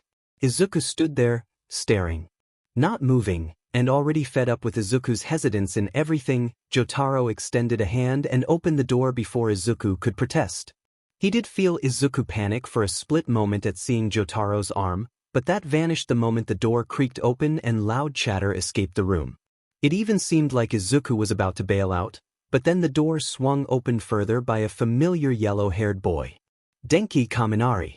That happened to be another topic that Izuku had been avoiding. Telling Kaminari that he wasn't quirkless anymore. Jotaro didn't really see the point because Pikachu was about as dumb as a bag of rocks.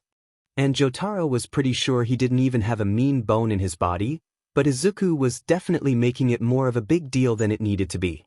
Dude! Kaminari's eyes lit up as he instantly recognized Izuku. The grin he'd been wearing grew tenfold as he was practically vibrating with sudden excitement. "You didn't tell me you made it in." Panicking, Izuku spouted the one idea he had. "Surprise!"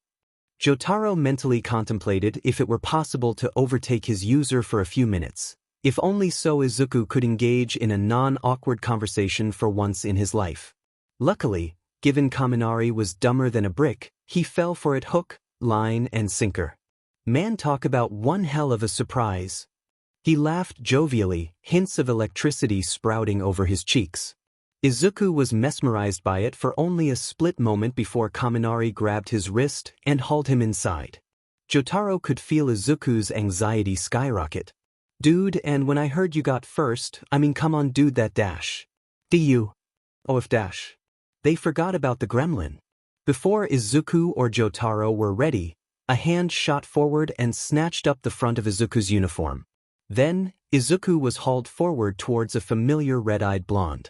Jotaro had to remind himself that he couldn't summon due to Izuku's request. But the urge was strong. "How the hell did you get in here, you quirkless sheet?" Bakugo hissed, doing quite the impressive display of pretending to be threatening. Jotaro, of course, wasn't threatened, but Izuku definitely was. "Ikaken dash." Izuku was a blubbering mess. "Hey man, back off." Before Jotaro even had the chance to summon and just punt the kid out the window, Kaminari actually stepped in between them. He held a nasty glare with Bakugo as he tried to make himself look bigger. "The hell was that? You need to back off right now. We're trying to be heroes, aren't we? So quit acting like a villain." Surprising words from Pikachu. Jotaro's respect for Kaminari raised. Still, that didn't leave the threat of Bakugo alone. Jotaro had a sneaking suspicion that a fight was about to break out when a new voice entered the conversation. "If you're here to pick fights, then you can pack up and go home." All heads turned, and Jotaro had the pleasure of viewing a man in an audacious yellow sleeping bag with arguably the most tired expression he'd ever seen. And he'd seen Izuku pull 3 all-nighters in a row one year. The man unzipped his sleeping bag and Jotaro was instantly reminded of a butterfly leaving its cocoon. Albeit a gruff, ruffled-clothed and dead-eyed butterfly. It painted quite the picture. Just as Jotaro was enjoying the man's appearance, he spoke again. "Now if you're serious about being here, you can take your seats and shut up." The quiet class began moving again, each student that was up slowly taking their seats. Bakugo did so grudgingly, looking none too pleased. And when Izuku located his seat and found it behind Bakugo, Jotaro didn't like that one. "But good." The man who was doing a mad impression of a hobo praised. "Now then, I am going to be your homeroom teacher. You can refer to me as Shota Aizawa." He lingered by the door, glancing at a small panel beside the wall and pressing a few buttons. Soon after, large panels of the walls extended out, revealing rows of briefcases for the taking. The students admired them willingly, clearly curious over the sight and whatever they held. Aizawa didn't even glance as he turned and wandered out of the room, calling, "Find your case, change, and meet outside in the training field."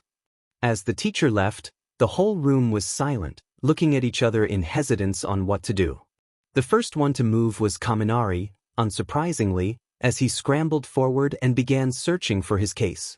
Other students followed his actions and soon were attempting to locate the changing rooms.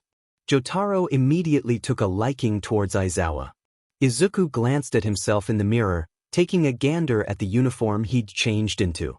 It fit well and was relatively comfortable, so he supposed it'd work for now.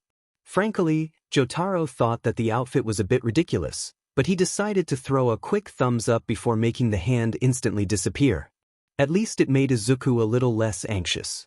Now, it was just a walk to the training field and all would be great. He stepped out of the changing room, only to instantly find an arm slinging around his neck. Izuku must have become well acquainted with Kaminari's style of greeting, because the panic that had been welling within him vanished in an instant, replaced by nervous fondness. Jotaro was proud. "Come on dude, I've been waiting for you to come out for like an hour. You left a minute before I did." Izuku grinned, that nervousness inside of him faded, replaced by pure fondness. It didn't take a genius to see how close Izuku had bonded with Kaminari with the months that passed. Jotaro was more than happy that his user had managed to gain an actual friend. No less one that was genuinely kind to him. Kaminari continued to grin even as they started properly walking for the training field. Jotaro sat in the far corners of Izuku's mind as he tuned out whatever conversation they were having, as he instead locked eyes with a familiar blue-haired boy. Jotaro did not fail to catch his side glances towards Izuku. Jotaro could even feel Izuku giving occasional glances towards Blue as well, nervousness spiking again, but he appeared to put on a calm facade for Kaminari. Sooner than expected, they were outside with the rest of the class. Izuku and Kaminari stood together in the crowd of students, the students murmuring with each other as they waited for the stragglers to come along and join them. While this happened, Jotaro took the time to examine the rest of the class. In the years since he'd first arrived in the strange world, Jotaro had come to learn that there was no such thing as normal. The closest thing you'd ever even relatively get for such a concept was a quirkless person, such as Izuku, who was considered plain and average. And even then that was a stretch if his green hair was anything to go by. But looking at the crowd of students was like looking at a line-up for a main protagonist of an anime. No one was the same, and each and everyone was different and unique in their own way. Not only that, but from what he was hearing from the other students was that they all had different personalities as well. All in all, no one stood out, because everyone stood out already. Jotaro would even argue that Izuku was the one who stood out the most due to how he didn't stand out like the rest of them. Oh hey, there was the girl that they saved. Mr. Aizawa? It was the girl with brown hair that spoke up, the one that they saved. The teacher glanced towards the girl, looking calm.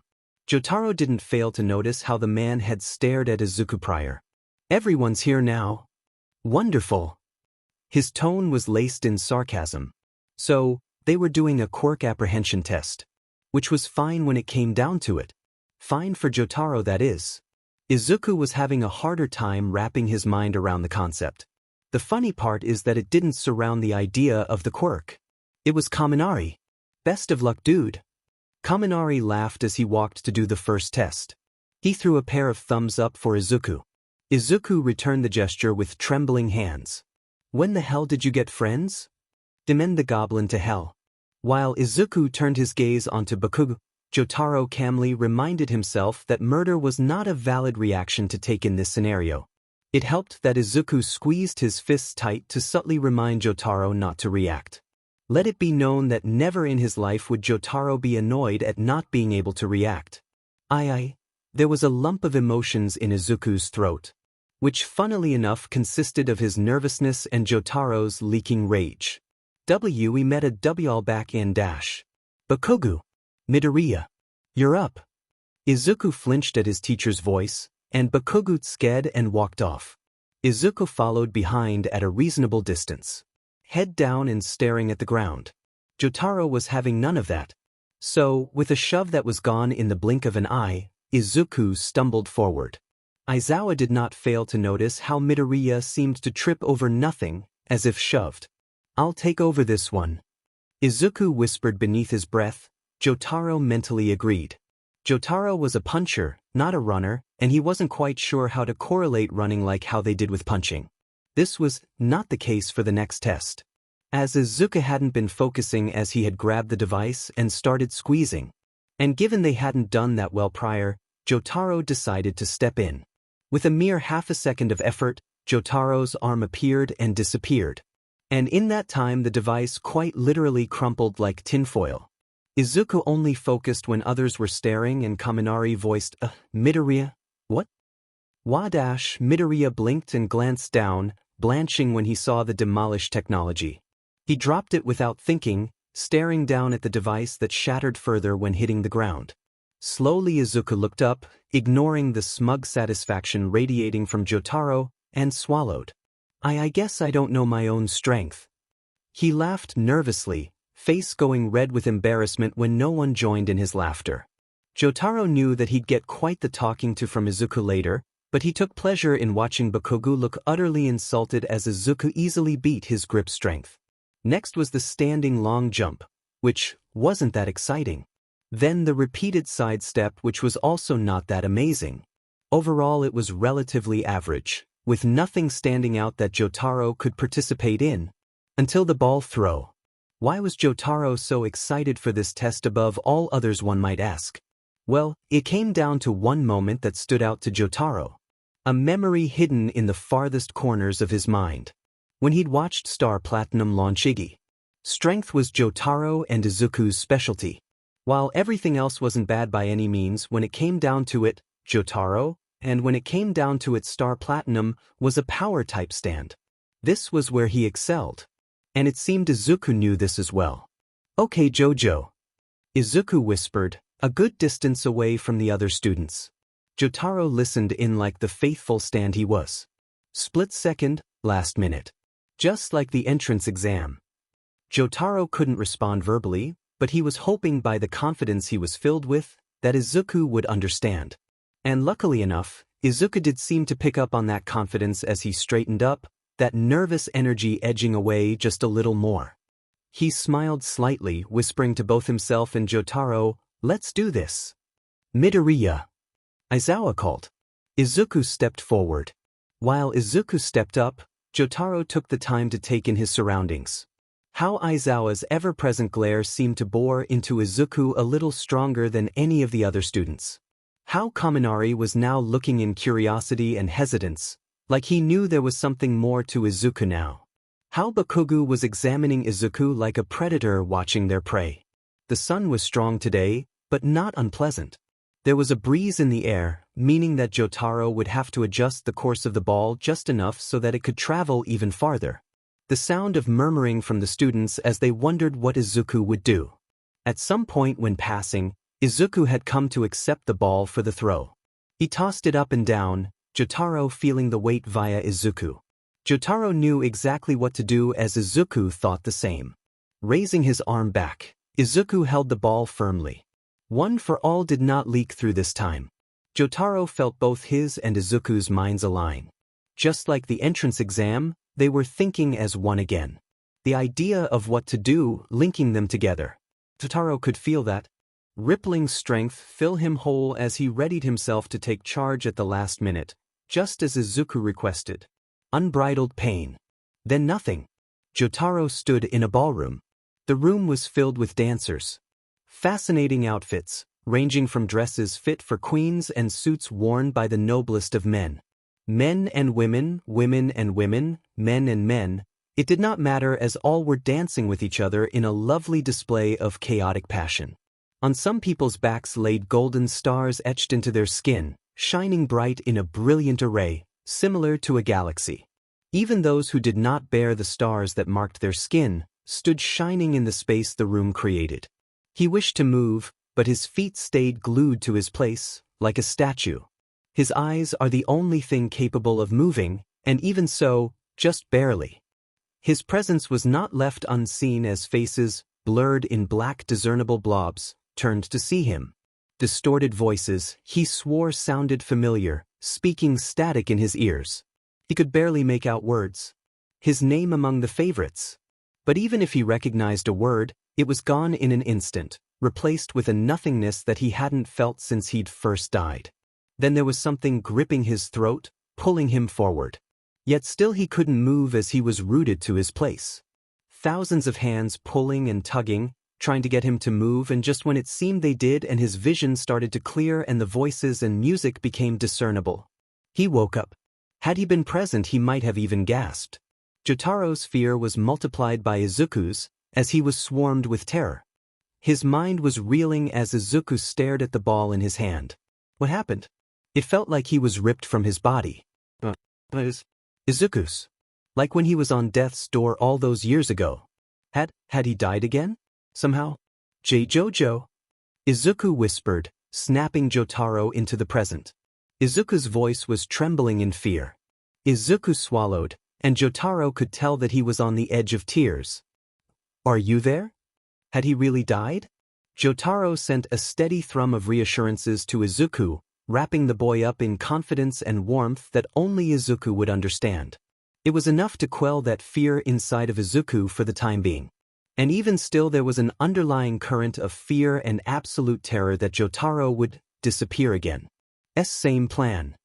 Izuku whispered, hand tightening over the ball. Jotaro steeled himself. Now wasn't the time to scare Izuku. Jotaro needed to be the pillar that Izuku could lean on when he was frightened like this. Jotaro couldn't allow himself to worry over his own problems. Izuku was the priority, not him. Okay. Izuku whispered. He reached back, same as before, but now there was something behind his actions that held weight to it. Jotaro didn't know what that weight stemmed from, but somehow that fueled him further.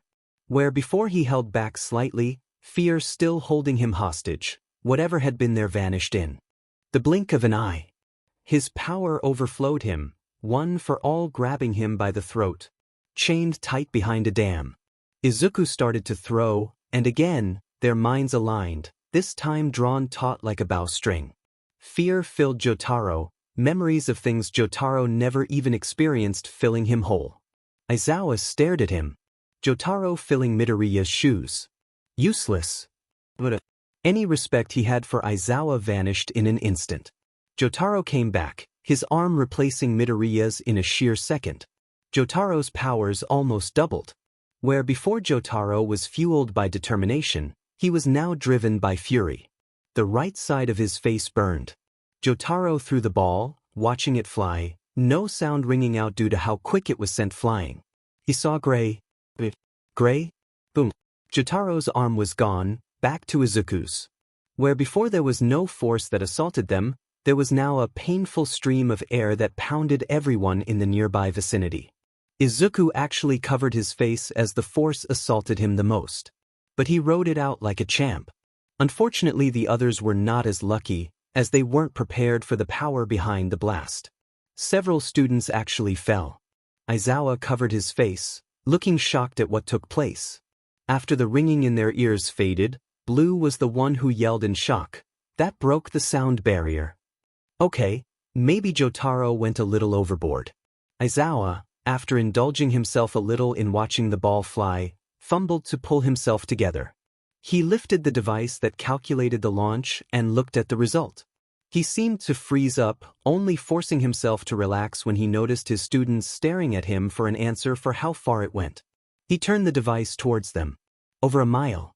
The class was gasping and shouting in amazement at the feat Izuku accomplished. Bakugo looked enraged as he was staring at Izuku like all he saw was a stranger. Whatever fear had been swarming Izuku disappeared as he was in a state of shock. Smug satisfaction, all from Jotaro, filling him up. They'd be just fine. Jotaro would make sure of that. Aizawa sighed and wandered for his desk, drawing back the chair and slouching into it. He rubbed at his face, feeling the exhaustion from the day settling onto him.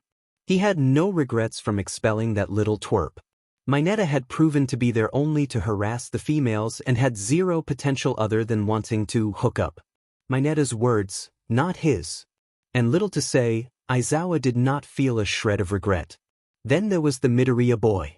He'd told him off for breaking his bones in the entrance exam, as no one had done that and he thought that was absolutely idiotic.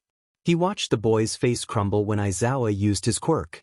The normal reaction was confusion, wondering where one's quirk went, an understandable reaction, but never in all his years had he seen a fear comparable to the fear he'd seen in a hostage's face.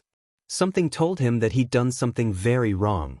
And then Aizawa blinked and suddenly he was watching Izuku throw the ball at a strength that rivaled all might. He'd been thrown from the air that had hit him in the chest.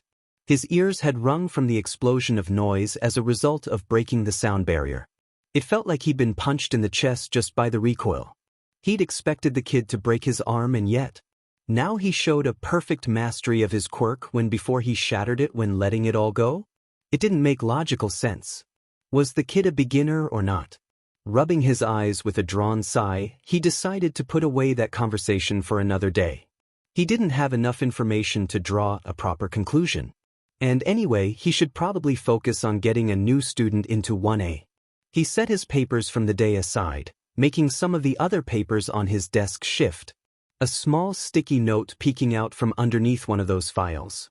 Aizawa didn't remember putting down a sticky note for any reason. Brushing the file aside to get a look at what the sticky note said, his eyes ran over the text.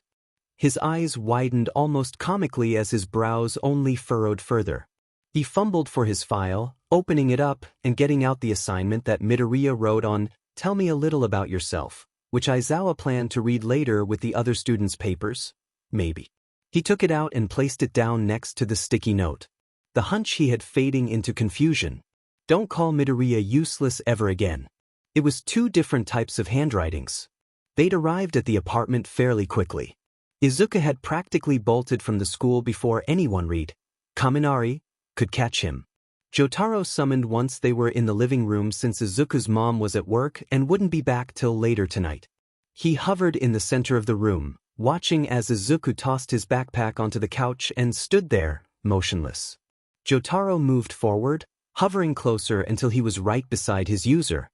He was about a second away from resting his hand on Izuku's shoulder when Izuku acted first. Jotaro hovered back in surprise as Izuku was suddenly hugging him around the waist. It wasn't anything unusual, as when he was younger, Izuku was prone to hugging Jotaro's arm or leg, but as he grew older, Izuku had grown out of the habit. But now here he was, holding onto Jotaro like he was a lifeline. Izuku was trembling. Jotaro's hands hovered over Izuku's back, frozen. He heard sniffles coming from Izuku and he clammed up even more. You weren't there. Jotaro stilled. When Aizawa used his quirk, you were gone. I disappeared. Slowly, Jotaro placed his hands onto Izuku's shoulders, pulling him back slightly to have him look at Jotaro in the face. Jotaro kneeled so he could be eye level with Izuku, who had fresh tears streaming down his face. He looked at Izuku with a gentle look that he almost never used. Izuku reached up and scrubbed at the tears coming down his face. It was obvious that this wasn't his normal tear fest. This was run by true honest fear. Izuku's shoulders shaking as he hiccuped, I forgot how much I hated being alone. Boy, doesn't Jotaro know how that feels. Jotaro gave Izuku a look that said he understood. He slowly signed, I'm not leaving, kid. I won't leave you alone. He gave a small smile for Izuku, patting his shoulder gently, reassuring Izuku that he was present and wouldn't leave him. Hiccuping on another sob, Izuku collapsed forward into Jotaro and wrapped his arms around his neck, burying his head into the crook of said neck. Jotaro hesitantly hovered his hands over Izuku's back, until finally he swallowed his pride and hugged back. At first it was awkward and stilted, clearly unpracticed. But then as Jotaro kneeled there, Izuku crying into his shoulder and holding onto him like Jolin used to, something in him cracked. Incredibly slowly, Jotaro melted and held Izuku close, gently rubbing circles into Izuku's back. Like how he used to do to Jolin when she had a nightmare. Somehow it felt familiar. So long ago when he had comforted his daughter, and here he was comforting a child that wasn't even his, and yet, it felt just the same. Hey Izuku I-. Both Jotaro and Izuku froze up, after Jotaro was standing and glaring at the door of course, having let go of Izuku. Standing in the doorway, a bag of pastries in hand, was Denki Kaminari. He was mid-step into the apartment, eyes wide as his attention flickered back and forth between Izuku and Jotaro. Izuku's eyes just as wide as he stared right back. I swear I can explain. Izuku rushed forward and grabbed Kaminari, pulling him in and quickly looking outside to be sure that no one else saw them. He then quickly closed the door and pressed his back up against said door, staring at Kaminari. I swear we can explain. Who is that? Kaminari was pointing at Jojo with a trembling finger, not daring to take his eyes off him. His mouth opened and closed multiple times, doing a sad interpretation of Jojo's fish, as he struggled to find more to say. Jojo, not really knowing what else to do, glared and decided to pop his knuckles, which was quite the intimidating display given that just about every muscle on his body was larger than a Christmas ham. Kaminari swallowed dryly as he rasped, Is this the part where you knock me out and leave me somewhere in a ditch? But no. Jojo. Stop it. Izuku glared at his stand. Jojo threw his arms into the air in a, well, what else can we do, gesture. Deciding to not scold his friend, Izuku instead looked at Kaminari, who was still looking at Jojo in absolute bewilderment. Do you promise not to freak out? I mean, I can try to not freak out more. Kaminari answered, slowly putting down his hand as he instead decided to just look at Jojo. Izuku took that to heart as he spared a glance with Jojo. Stand and user met eyes, boring into each other. Izuku made a clear order and Jojo followed it through, vanishing in the blink of an eye. Kaminari freaked out a little more, rapidly looking all over the place as if it would reveal wherever Jojo went. How did he dash? Kaminari slowly looked over towards Izuku, expecting answers, but surprised to see a bowed green head, as if in shame, refusing to make eye contact. Whatever panic had been filling Kaminari was momentarily cut short at the pure fear-filled face Izuku held. His lips were trembling and his fists were clenched tight at his side. Kaminari hadn't known a lot of quirkless people in his life other than Izuku and his grandma, but he remembered one instance. A child in his class years ago being berated by a teacher. How they'd looked eerily the same to how Izuku held himself now. No, terrified. Midoriya? Swallowing in an attempt to wet his suddenly dry throat, Izuku's hands clenched a little more and Kaminari was honestly surprised that he hadn't drawn blood yet. Then, in a quiet voice that Kaminari had to strain to hear, Izuku whispered, "Okay, Jojo." Never before had Jojo appearing beside Izuku felt more nerve-wracking. His stand slowly melted outside of his body, once in the back of his mind now on prominent display. His stand hovered behind him, arms crossed and leveling Kaminari with a pensive stare. It might have been distinguished as a glare, but it was more so observant, waiting for something to cue him into his next actions. However, while his stand was lax and strong as ever, Izuku felt like the polar opposite. Kaminari. Izuku hated the tremble in his voice that wasn't caused by nerves, but the growing lump from the wetness in his eyes. He still didn't look up, finding the crack in the floor oddly fascinating at the moment. "D'd like you to meet Jojo."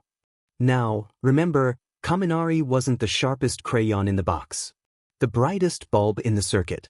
Whatever metaphor you choose to use. But in that moment, he honestly felt like he could solve the greatest mysteries to the universe with how fast his brain was working. His eyes flickered back and forth to Izuku and Jojo, pieces clicking together slowly but surely. And suddenly it clicked. The tension in Kaminari's shoulders released little by little. "He's your quirk?" Izuku bit his cheek. "A sort of yes." "Did you recently develop it?" He stopped, contemplating that word. Something about it felt wrong. Him. He corrected himself. Then, Kaminari slowly came forward, feeling that there was no real threat here despite the looming form of the giant behind Izuku. His eyes cautiously roamed over the figure, soaking in every detail he could find. He wouldn't lie in saying it was an impressive display, what with the rippling muscles and his thighs that could probably crack his head like a watermelon, but his mind was more so focused on the fact that Izuku somehow had a quirk. And this was the part that Izuku dreaded. And no, Kaminari looked at him sharply. Izuku turned his attention away quickly, barely noticing how Jotaro seemed to practically grow even bigger behind him. He's always been here. Why didn't you tell me?" Izuku flinched at the not quite hurt, not quite curiosity that tinted Kaminari's voice. People couldn't originally see him. Kaminari's expression shifted into surprise. That momentary hurt flushing out of him in a matter of seconds. He spared a glance up towards the large foreboding figure behind Izuku, looking at the way Jojo sharply looked at him, as if observing his next meal. But there was something about that look that didn't quite fit. It was too protective, like he was expecting Kaminari to lash out. "What?" Izuku swallowed again, that growing lump in his throat becoming harder and harder to ignore. "I first met Jojo when I was 5. At the mention of the stand, Izuku looked up, right as Jojo looked down. Both locked eyes for a long time, until Izuku looked back at the floor, wringing his hands.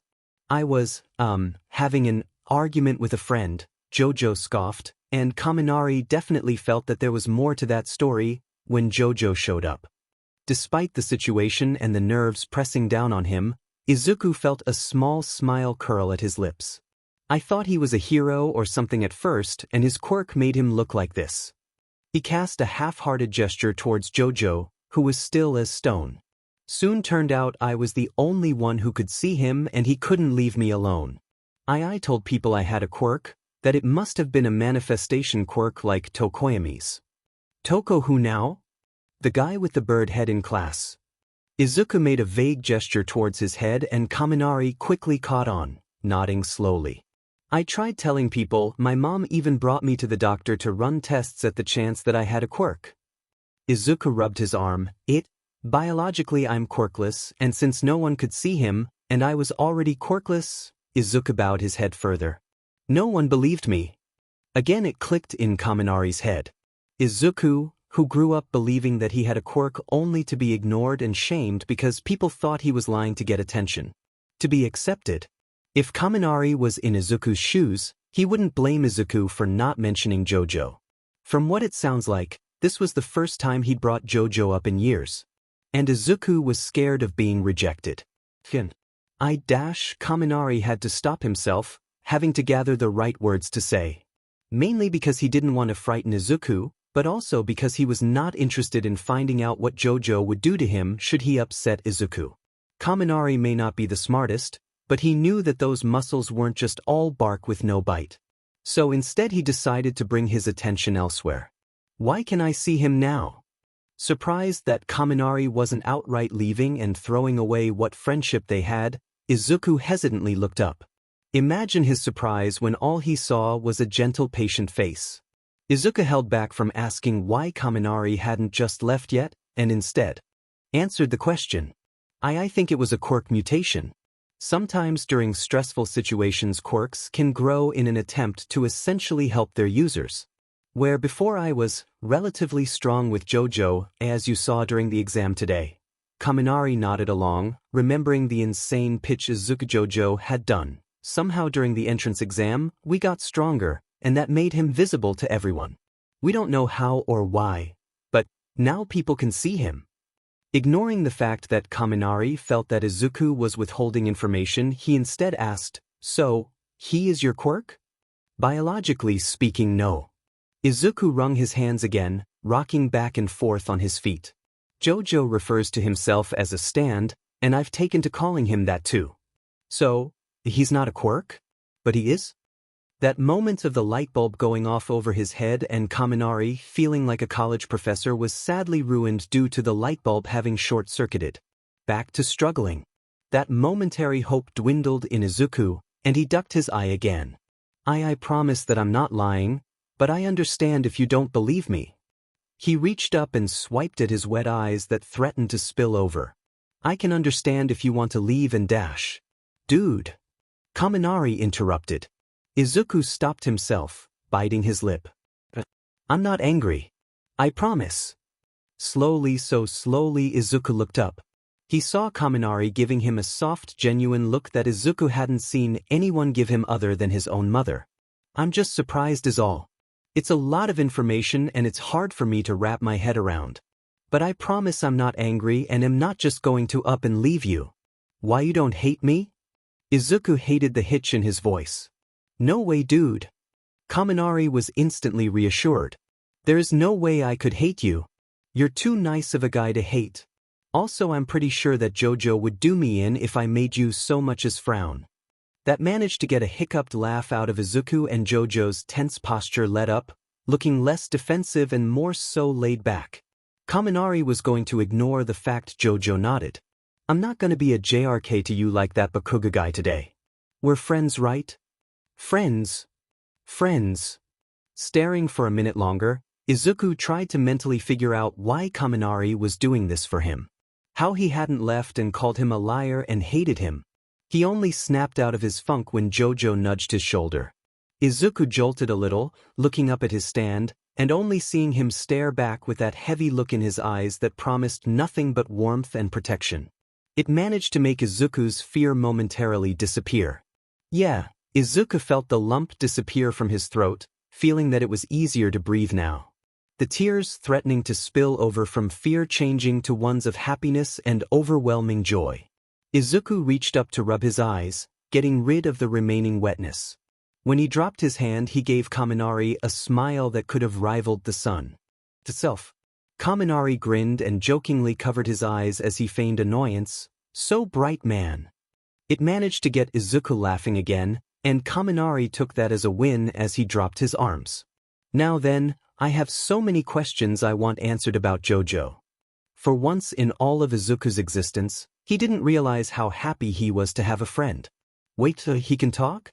It had been about an hour now, and in that time it was filled with questions and answers. A majority of the questions, unsurprisingly, surrounded the concept of Jojo and all that he could do.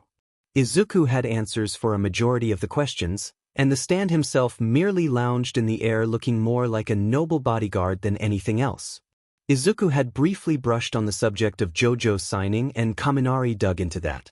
Blinking, Izuku slowly nodded. Well, sign, but yes. He can more or less talk. Kaminari was slack-jawed as his eyes slowly roamed over towards Jojo, looking interested. He kept passing glances back and forth between Jojo and Izuku before Izuku slowly prompted, "Would you like to ask him something?" "Oh hell yes." Jojo rolled his eyes as Kaminari scrambled to lean forward. Jojo watched him with a lazy gaze that said that he was more so bored than interested. "Okay, Kaminari then realized that he didn't really have any exact question to say.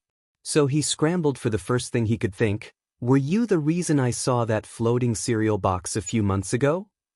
At the mention of the grocery store incident, Izuku gave a startled laugh and Jojo smirked, raising his hands and signing, "Yes, I would be." After translating for Jojo, Izuku tacked on, "He wasn't supposed to do that, mind you, but he likes to spite me sometimes." Jojo scoffed and gently punched Izuku's shoulder, making the Grionette's annoyance dwindle. "I knew I wasn't crazy." Spoken like a true crazy person, Jojo mused. "Hey, hold on. So you can grab and manipulate your environment." His brows furrowed slowly as he looked at Izuku. "Why not convince everyone that you had a telekinesis quirk or something?" The silence felt heavy. Izuku rubbed the back of his head nervously. "It didn't feel right. And I tried it before, but..." Izuku trailed off, eyes dulling as he remembered telling Katsuki about his quirk and getting one of the worst beatings of his life. He was out of school for a week. "They still didn't believe me," he said instead. Jojo's look turned sour. Kaminari gave a frown as he crossed his arms over his chest, not picking up on the heaviness of the admittance. "Well, that's dumb." Jojo snorted at the, albeit crude, truth. Kaminari just sent Izuku a meaningful look that screamed he might as well be the smartest person in the room. Unfortunately for them, they'll never get to know the coolest person they'd ever met. Izuku gave a bizarre laugh at that. Jojo rolled his eyes. Kaminari grinned. It was a nice moment, until Kaminari's phone buzzed in his pocket, signaling him to look at said phone. He blinked down at his screen after digging it out of his pocket. His lax expression turning panicked in a matter of seconds as he shot up off the couch. Izuku watched him move in surprise while Jojo could have looked less interested. "Sheet!" he hissed through his teeth. Kaminari looked up at Izuku with a sheepish look as he dropped his phone back into his pocket. "I forgot my grandma wanted me to run by the grocery store on the way home. I got to go before she hunts me down herself." Izuku hummed and stood off the couch so he could walk Kaminari out. Jojo vanished in the blink of an eye, now in the far recesses of Izuku's mind. While at the door, there was one last thing that Izuku wanted to mention. "Can you not tell anyone about Jojo?" Kaminari paused halfway out the door. He glanced back at Izuku, blinking in surprise. Izuku looked sheepish and nervous, like Kaminari would still leave him at his sudden request. Kaminari's eyes roamed over Izuku, examining the body language being displayed before putting on a gentle smile and reassuring, "I won't tell a soul." The tension in Izuku's shoulders dropped as he gave a tilted smile. Kaminari's smile turned into a grin as he reached out and gave Izuku a pat to the shoulder. "I'll see you tomorrow." He turned, about to exit but stopping again as he realized something. "Oh." He turned and pointed at Izuku. "And I'll let you know that I will be learning Jizzle for the sole sake of interrogating Jojo." Izuku laughed at both Kaminari's declaration and the resounding yatter days in his head. Delivering Kaminari with one last smile, he nodded and said, "I look forward to that." As Kaminari finally left, Izuku waved goodbye, yelling, "See you tomorrow." After a few more seconds of lingering outside the door, Izuku came back inside, closing the door with a quiet click. He didn't bother turning around as he rested his forehead against the wood, breathing in slow and steady. He could feel Jojo summoning behind him, and even then he did not turn. Finally, after a few minutes of standing there and letting the events of the day absorb, he turned around to properly face his stand. Jojo hovered there, arms crossed as usual, looking incredibly smug. Izuku, despite it all, laughed. "Oh, shut up." He walked past Jojo, his stand hovering to the side to allow Izuku a straight path to the kitchen. Before Jojo could sign, Izuku tacked on, "And don't bother saying that you didn't say anything, I know you thought it." Jojo huffed in what was a clear mimic of a laugh. In the kitchen, Izuku went straight for the remaining pastries Kaminari brought over, pulling out one of the tasty delights. He leaned against the kitchen island, about to go in for a bite when catching the knowing smirk from Jojo across from him. "What? You're smiling." Izuku ducked his head again, hiding that ever-present smile. "I'm just really happy." Jojo knew that, but he wanted to hear his user say it for himself. "How about All Might boy? As your stand I am constantly inclined to agree with you, but as a being with cognitive thought I want to laugh. Hey!" Izuku gave his stand a betrayed look as Jojo was hovering across from him, giving an amused look. Although hero names wouldn't be coming around for quite some time, Izuku wanted to get ahead of the game and start brainstorming now, which wasn't the worst of ideas. Unfortunately, his ideas screamed fanboy, and since he asked Jojo to be honest, brutally honest he would be.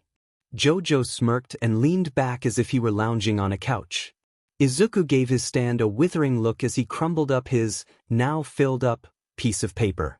He tossed it into the bin with the other names voted out. He looked at the next sheet of paper, wondering what other ideas they could put down. Why is creating a name so hard? Jojo shrugged, not looking bothered by Izuku's plight. He cast a glance towards his fish and watched them laze about in their tanks. He frowned when seeing Dio automatically slam its nose into the wall of his tank when locking eyes with Jojo. It was a pathetic sight really, and Jojo contemplated if the little fish really wanted to pick a fight with him of all people. Just like his namesake, Jotaro mused. "Okay, hear me out." Izuku scribbled a name onto the paper quickly, looking proud with himself. "The determined hero, Justice." Jotaro was given the image of Enya flashing to the forefront of his mind. "Old lady." "What? Sounds like an old lady's name. How can a name dash?" Izuku groaned and flopped back onto his bed, arms spread eagle as he contemplated what to do. After a few minutes of examining his ceiling and determining that there was nothing there going to suddenly spark a name idea, he leaned up again and gave his stand a look. "You got any ideas, then, Mr. Great Judge of a name?"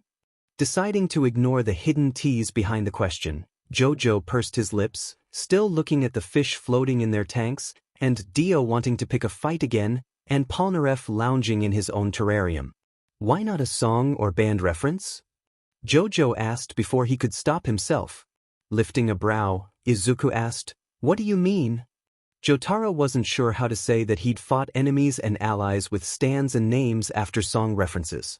Which, all considering now that he thought back on it, was a rather bizarre happenstance. Pursing his lips, Jojo signed some ideas: Green Day, Green River, Red Light Green Light, Hierophant Green. "Why are you only referencing the word green?" Izuku asked, bewildered. Jojo pointed towards his head, and Izuku easily followed that line of logic. He gave his stand a flat look as he said, "You know, my hair isn't the only quality about me that stands out." Jojo gave him a look that said he clearly didn't believe that. Izuku rolled his eyes and looked back down at the list, tapping his pen. "I don't recognize that last one." Jojo hummed, and Izuku looked up, "Hierophant Green." Jojo still, his eyes flickering to Izuku, his smirk was frozen in place, unmoving, but looking like it wanted to wilt. "I know the other ones are named after songs, and Green Day is even a band, but I don't recognize that other one. Where did you hear it from?" Jojo stared for a long time at Izuku, his eyes unmoving. Izuku could read into those icy eyes, knowing that there was something underneath it all that must have run deep. Must have read it somewhere. Jojo signed, but his movements were stilted, forced. Jotaro didn't mean to let that one slip out. Izuku wanted to ask more, but he somehow knew that he wouldn't get an answer. His pen tapped the paper, absently writing the name down, placing a star beside it, possibly to look into later. Instead he simply smiled and said, "It sounds like a very nice name." To us. Okay, what about the Hierophant hero dash? Already terrible.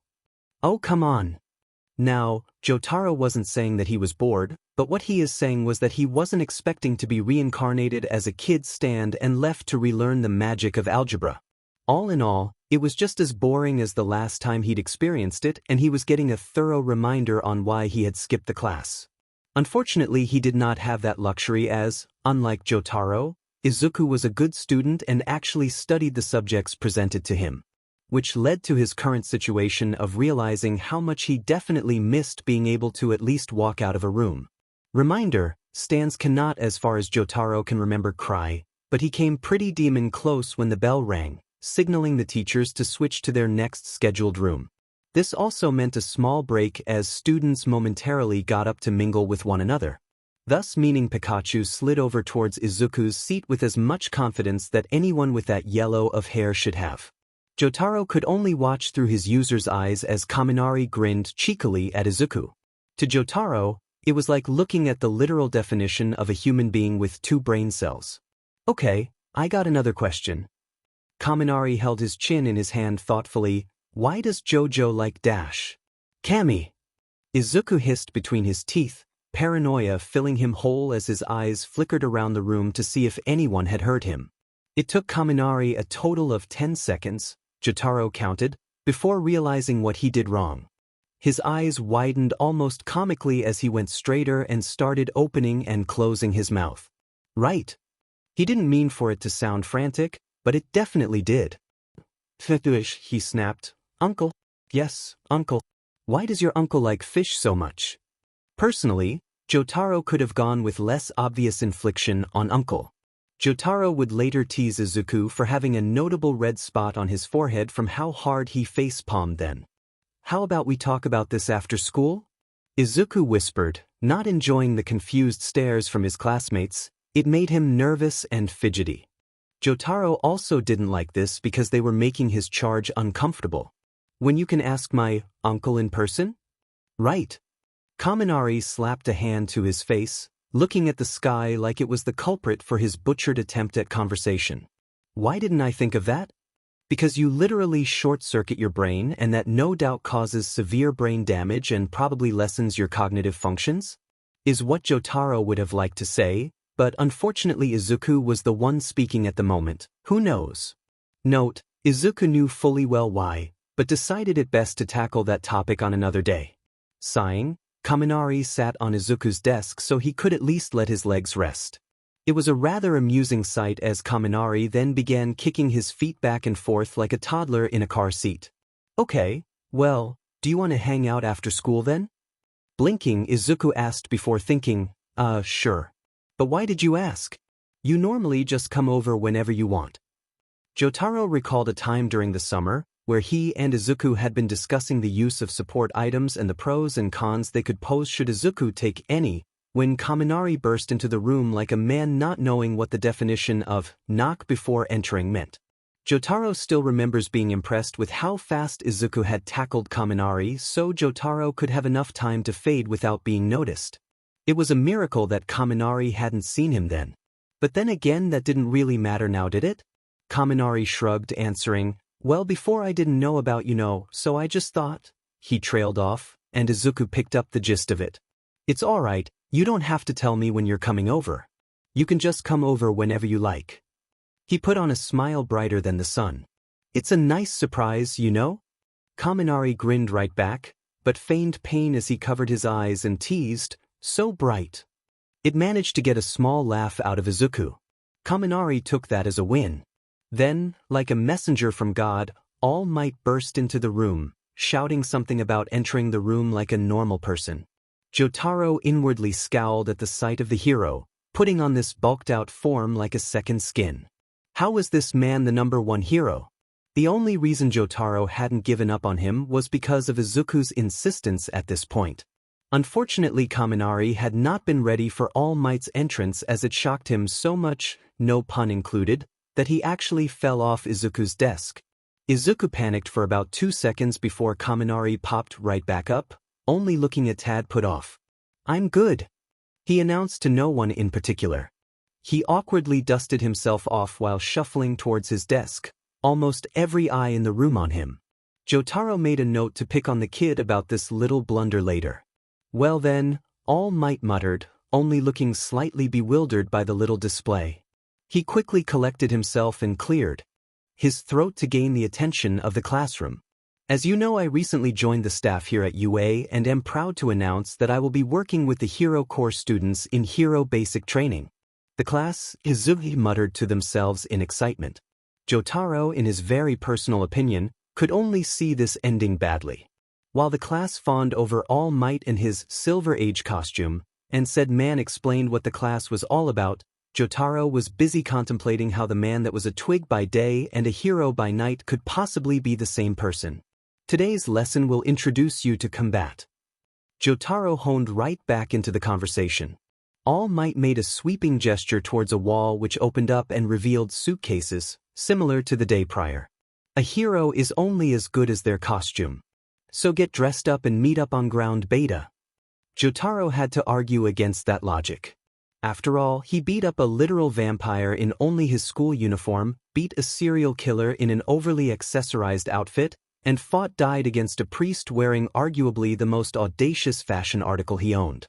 Not to mention his trademark hat that somehow melded into his hair. He still wasn't quite sure how that worked, but he wouldn't look a gift horse in the mouth. "Oh, we're moving now, okay."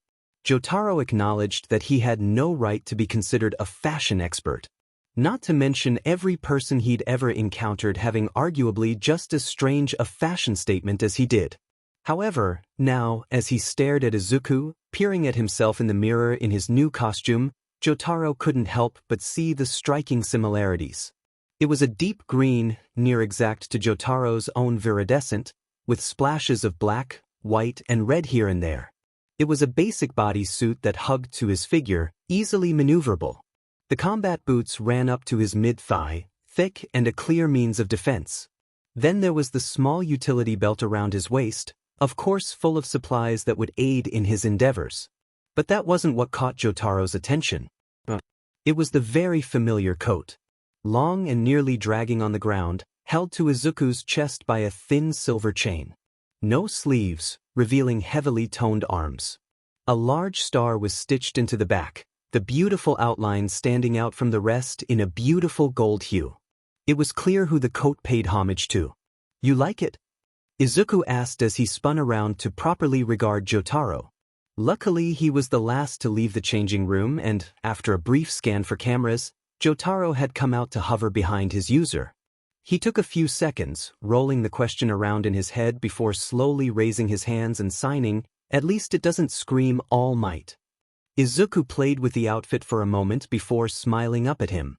Then he froze up. "Oh." He turned quickly towards the suitcase, one last item inside and waiting. A small box. He opened it up and quickly brought out 2 thin bracelets. They were a beautiful silver and a small red sphere sat in the center. Izuku slid on the 2 bracelets, impressing Jotaro with how snugly they fit. Izuku smiled up at him. "I know that a lot of the influence comes from you and All Might," Jotaro nodded along, having already come to that conclusion, "but I wanted to add a small bit of influence from the picture you drew." Jotaro immediately tensed up. "I saw the earrings that the student was wearing and decided to try and add a bit of that into these bracelets." Izuku raised his wrists as he referenced the accessories. "I didn't know what color they were, so I just went with silver and red, but I felt like it was important to add these." He rubbed the bracelets thoughtfully. "I mean, if you think that person was considered a hero, even if I don't know them, I felt that it would be good to add these.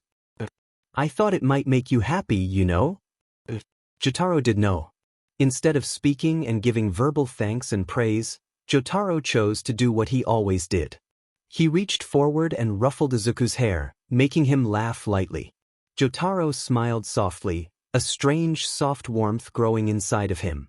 When he was done, Jotaro managed to grab Izuku's attention, raising his hands, knock it out of the park. He vanished in the blink of an eye. As Izuku walked out to join his classmates on the field, Jotaro wouldn't say he was warmed to the core. But demon if that warmth hadn't grown into a burning kindness that was impossible to ignore. In life, Jotaro didn't have much experience with people caring. Now, that wasn't to say he was ignorant of his mother's kindness.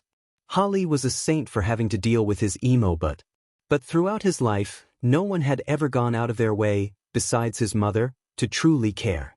Most people assumed that he was all gruff and stone cold, that he didn't have emotions. And he was inclined to agree for a long time. He fell into the character, and while, yes, it was a prominent part of his personality, it wasn't all of him. And here Izuku was, seeing right through him. Izuku, who had no need to do so, went out of his way to pay homage to someone he didn't even know because Jotaro held the smallest care for them. Izuku didn't know the weight his actions held in simply referencing someone who Jotaro considered a hero. A friend. Izuku felt the need to do it because Jotaro deserved to have happiness too. Jotaro honestly forgot what it felt like to have that warmth. Dude, you look awesome. Kaminari instantly tackled Izuku into a side hug, knocking both Jotaro and Izuku into the present. Jotaro got one good look at Kaminari and thought you look like an e-boy. Sadly, Izuku did not say this. Wow, you look great. Damn it, Izuku, tell the walking phone charger he looks like an e-boy. All right, class. All Might called over the mingling students. Gather together as I tell you what is to be expected with the battle trials. Immediately, the group quieted. All Might began a long rant on what was to be expected, giving broad gestures that gave Jotaro a headache. You will be grouped into teams of 2, with one team of 3 given Mineta's expulsion, and be paired off to fight against another based on random draws. He raised a bowl full of names, which Jotaro, honest to God, didn't know where it came from. The drawings were quick enough, having Izuku paired up with the same girl that they rescued during the entrance exams. Izuku was nervous speaking to her, both from the fact he was a socially anxious child and he apparently had some type of fondness growing for her already, and that was a box to unpack on another day. But when it came down to it, they were paired to fight. What? There is no way that he was this lucky. Oh no. Izuku voiced as he felt the growing vicious glee filling him whole, as provided by Jotaro. Don't worry, Midoriya. Uraraka eased, looking confidently at Izuku. We'll give it our best shot. Uraraka mistook Izuku's, oh no, for fear and nerves when in reality, it was set out of worry for Baku. Minutes later they were standing outside the building that they'd soon storm in an attempt to defuse the bomb. Uraraka was calming herself down to the side, trying to keep her cool, and Izuku was a few paces away. Talking to Jotaro. Please don't kill him. A few emotions assaulted him, disappointment, frustration, and annoyance among them, and Izuku chalked that up to meaning no promises. I swear, Jojo, if you kill him I will never forgive you. More waves of annoyance filled him in what could be defined as a childishly drawn-out, fine.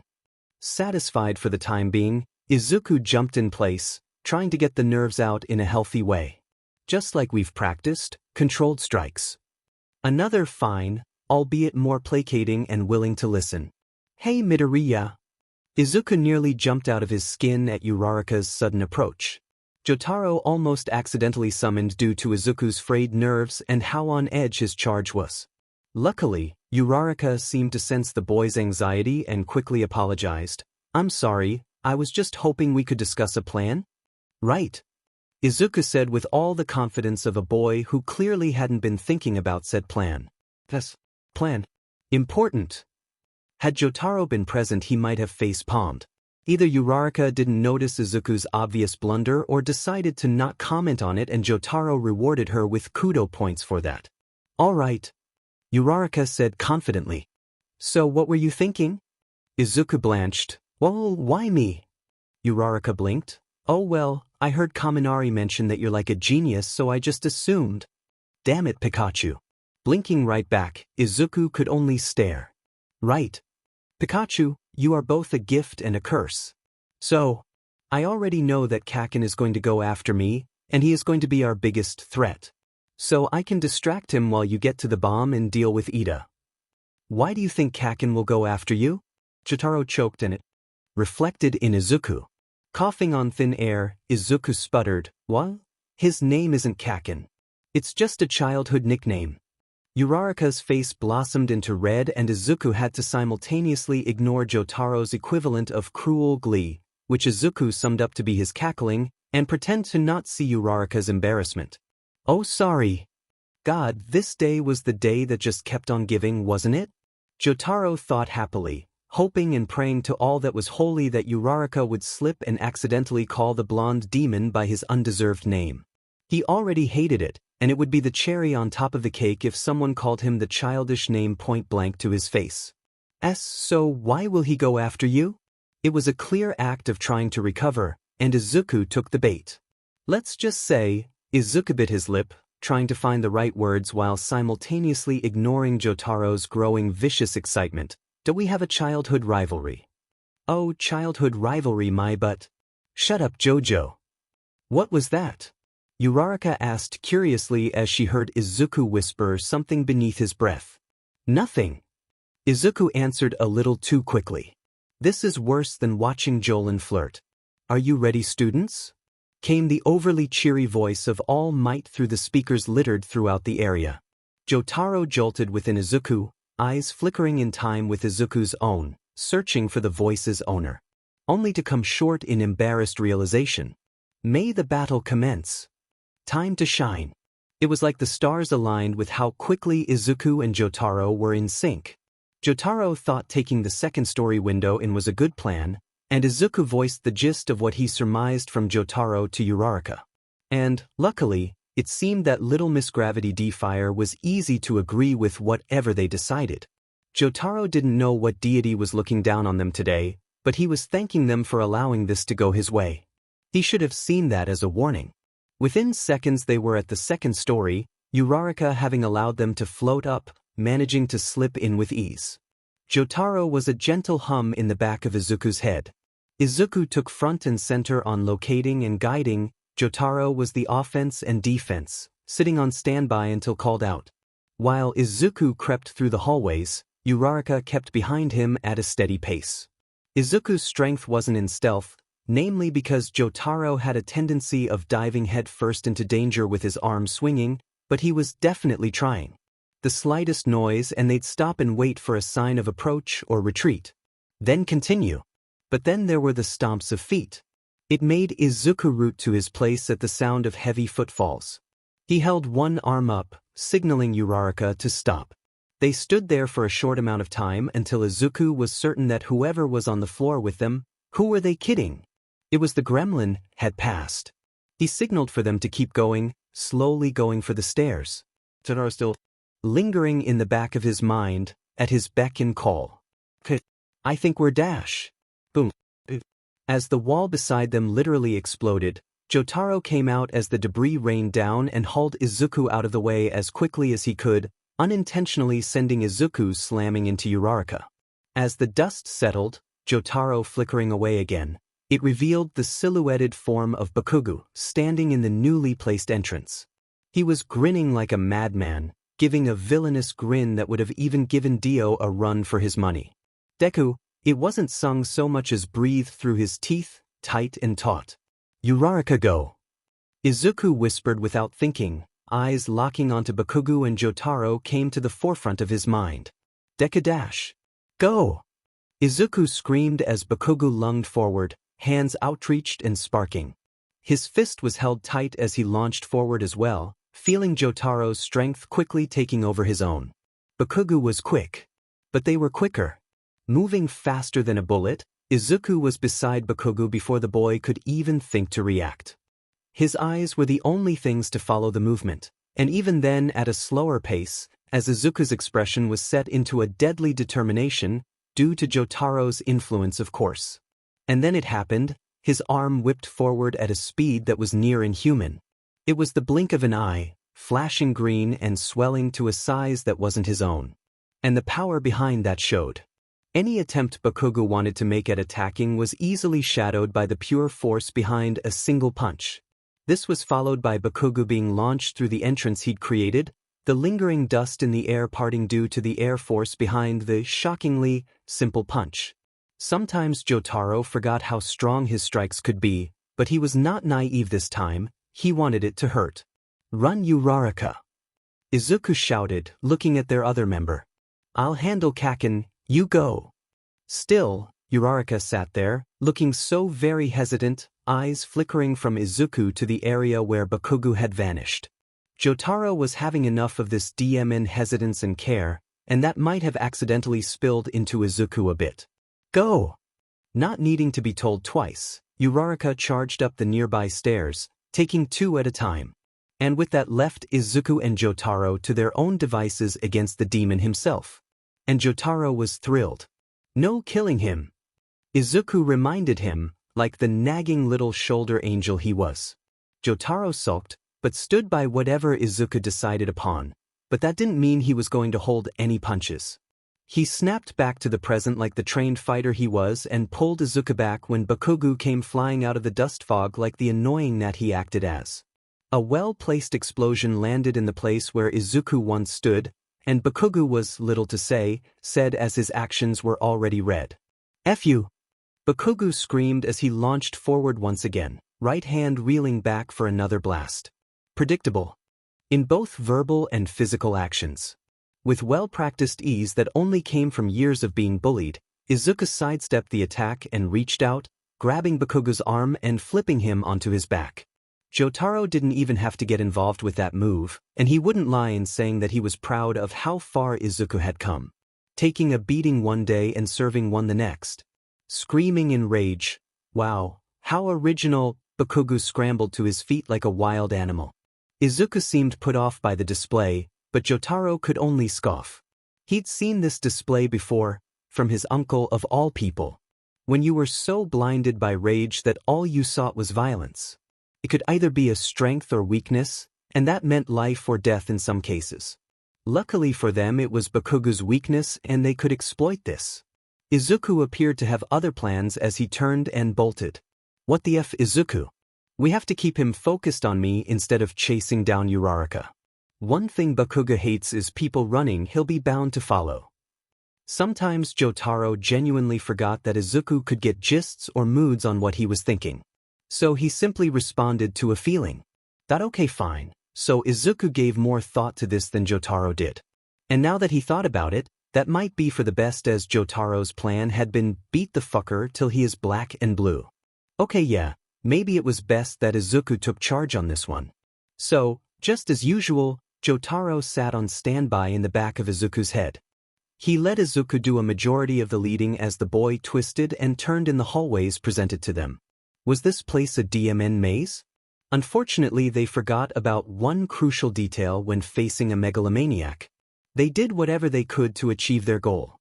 And if that meant destroying a literal building in order to get to their prize, then so be it. A blast so strong it knocked the breath right out of Izuku interrupted their line of thoughts. Poor Izuku was sent flying into a wall, only recovering due to Jotaro summoning at the last second to cushion the hit and place Izuku into a less vulnerable position before fading again. Luckily, years of being abused by his peers meant that Izuku didn't take a hit and immediately forfeit out of a game. To him, this blast was but a walk slap to the shoulder, a mere pinch on his cheek. And soon he was back on his feet, albeit a little shaken. Then, in another new hole in the wall, was the telltale Pomeranian hair of Bakugo. It was quite easy to pick up on the fact that Bakugo had not taken Izuku's strategic retreat well. It seemed that Izuku had listened to Jotaro when he briefly mentioned the Joestar secret technique, and was now acting upon pure unbridled rage.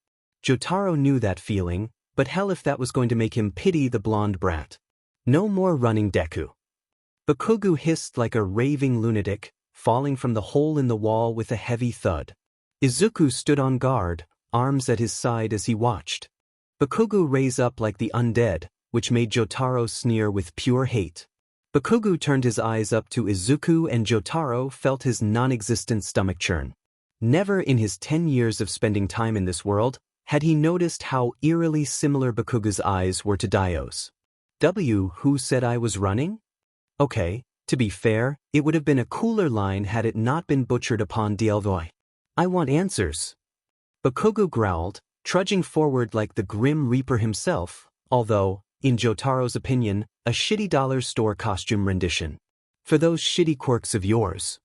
He lunged forward, unlike waiting from last time, setting off an explosion immediately. Not stopping for a single breath, Jotaro hauled the pair of them out of the way of the blast once again, this time managing to keep Izuku on his feet despite Bakugo coming at them relentlessly. Jotaro wasn't the best at dodging, but luckily Izuku could read each one of Bakugo's attacks as if he were looking at an open book. The two worked in tandem as they weaved through the attacks with ease. Stay still, you dash. Opening. Izuku reached forward and slammed a fist into Bakugo's prone stomach, Jotaro's strength reflecting in the strike as it seemed to ripple through the course of the blonde's body. His red eyes blowing wide from the air being forced out most rudely. It was quiet. Until a blast of force hit them, Bakugo was sent flying backwards, hitting the wall with a sick crack as the stone wall shattered like glass, leaving Bakugo's prone form lying like a drunkard's body outside of a bar. Izuku breathed heavily as the struggle of holding back one for all was beginning to weigh heavily on Jotaro. At first, Jotaro was, chagrined as he was to admit to it, worried that he may have went too far and did some lasting damage on the boy. Not that he was complaining, but it definitely wouldn't sit well with Izuku to know that his first fight against his bully resulted in manslaughter. However, it appeared that Jotaro was not that fortunate as the body in the rubble began to stir. Slowly, Bakugo began raising himself out of the debris like a zombie in one of his grandfather's shitty horror films he loved to watch so much. But that wasn't the most eerie part. It was the way he was laughing, starting as a low grating sound but evolving into something manic and unhinged. It filled Jotaro with disgust and made Izuku feel cold with fear. When the hell did you grow a spine? Bakugo stumbled out of the wall, shaky on his feet after the near debilitating hit. First it's the telekinesis quirk, then the strength quirk, and now you're acting like you're a somebody. That threw Izuku off guard. What? A telekinesis quirk? Don't play dumb with me, sheethead. Bakugo suddenly slammed a fist into the wall, almost impressing Jotaro with the fact that he managed to crack the wall. You may have all these other extras fooled, but I'm not an idiot. You've been hiding the fact you have a telekinesis quirk. For me. What? Are you too good for us? Is that it? He must have seen Jojo moving something around before he could be seen. Izuku realized, eyes widening, but not knowing of any instance where Bakugo would have had the chance to see, or more accurately seen him move something. Jojo. Kaken, it's not what dash. What? Bakugo had that manic look in his eye again. It's not what I think? Bakugo asked rhetorically as Izuku seemed to shrink back, his instincts getting the better of him.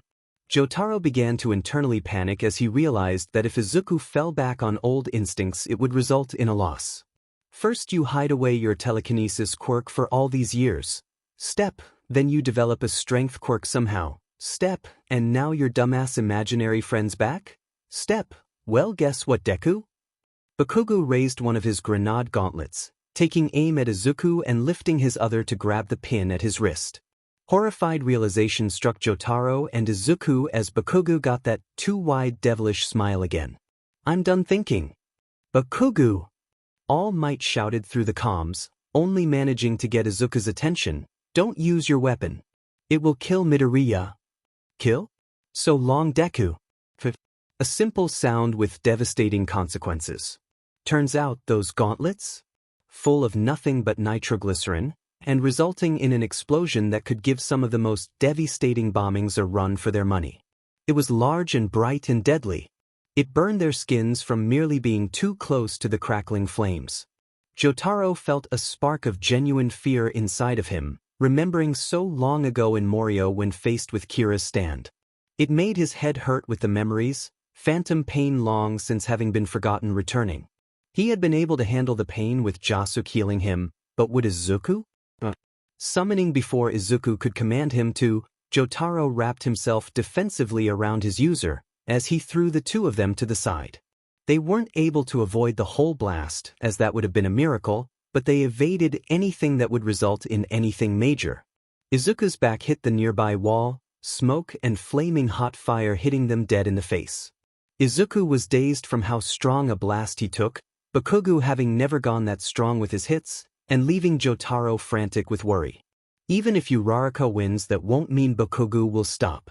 As the blast finally faded with the ringing in their ears, Jotaro could pick up on heavy footfalls slowly creeping through what remained of the hallway.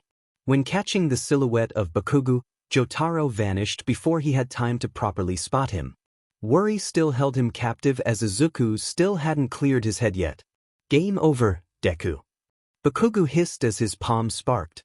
Izuku blearily looked up at Bakugo, eyes foggy, not registering the threat posed to him despite Jotaro's fervent insistence that he get up and do something.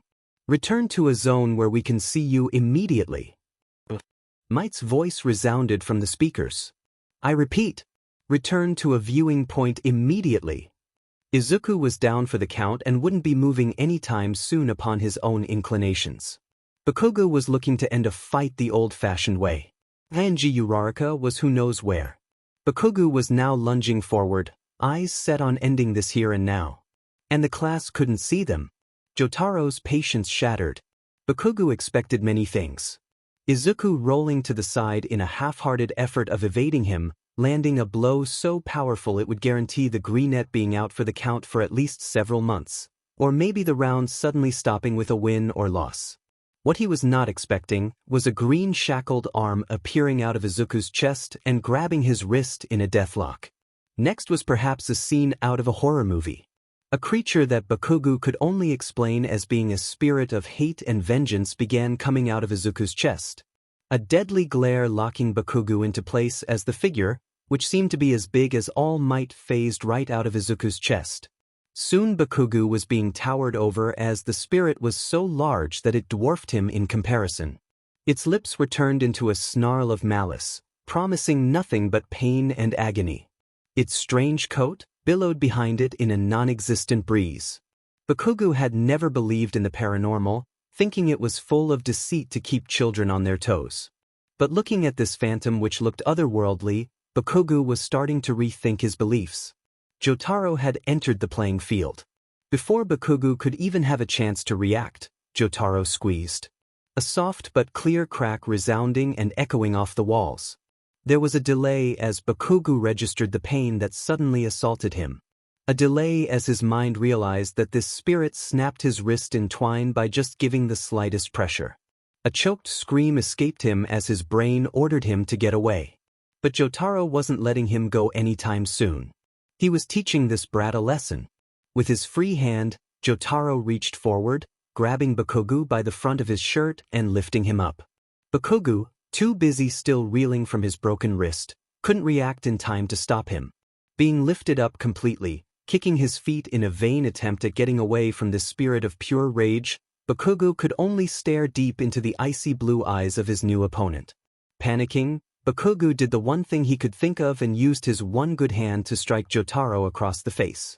His fist collided with Jotaro's cheek, stopping there as Jotaro simply kept staring, not reacting in the slightest. From behind them, Izuku made a strangled noise, and Bakugo could only watch as Jotaro's pupils turned to pinpricks. Wrong choice.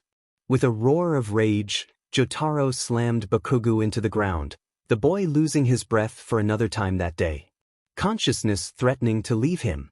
The already loose debris digging into Bakugo's back and making the pain overwhelming.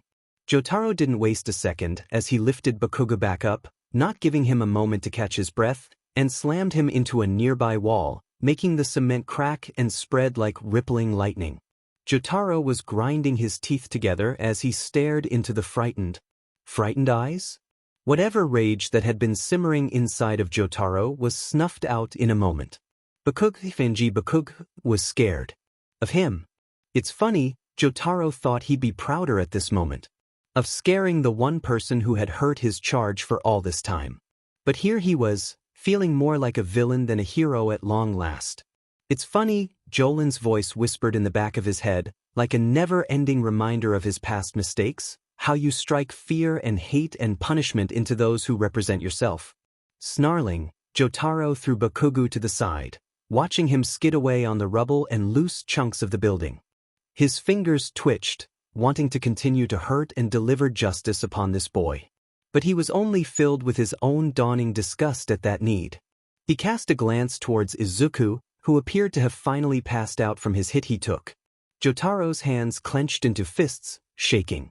Bakugo, who finally came to a grinding halt, the sides of his vision growing dark with the beating he'd taken and his brain being assaulted by pain, hesitantly looked up, expecting to find his last moments on Earth, but only found the unconscious form of Izuku slouched in a pile of debris, blood rolling down his face. No spirit in sight, like it never happened. Bakugo was out cold before he could even attempt to get back up. Really, Aizawa should have expected this to result from the first day, and should have seen it better when Bakugo had threatened Midoriya during the quirk assessment test. He should have warned All Might to not pair them against each other. He was honestly shocked that they ended up alive by the end of the battle trial. The report went to explain how they gained their injuries. Midoriya having gotten a concussion from Bakugo's gauntlet blast and Bakugo earning his own nasty concussion from Midoriya's own attacks and also a broken wrist, supposedly recoil from using his support item. Bakugo, unfortunately, appeared to be more knocked up than expected as he had woken up several times looking frantically for a non-existent opponent. They elected to keep him overnight to be sure he healed properly while Midoriya had been allowed to leave at the end of the day. But something didn't sit with Aizawa. The report mentioned the broken wrist and all damage taken during the test. But the bruises were too large to be caused by Midoriya, and the broken wrist was too concentrated to be something caused by mere recoil. It was a clean break. Had it been recoil, it would have been more likely for the break to be less clean, shards more prominent than a simple snap in twine. Something wasn't adding.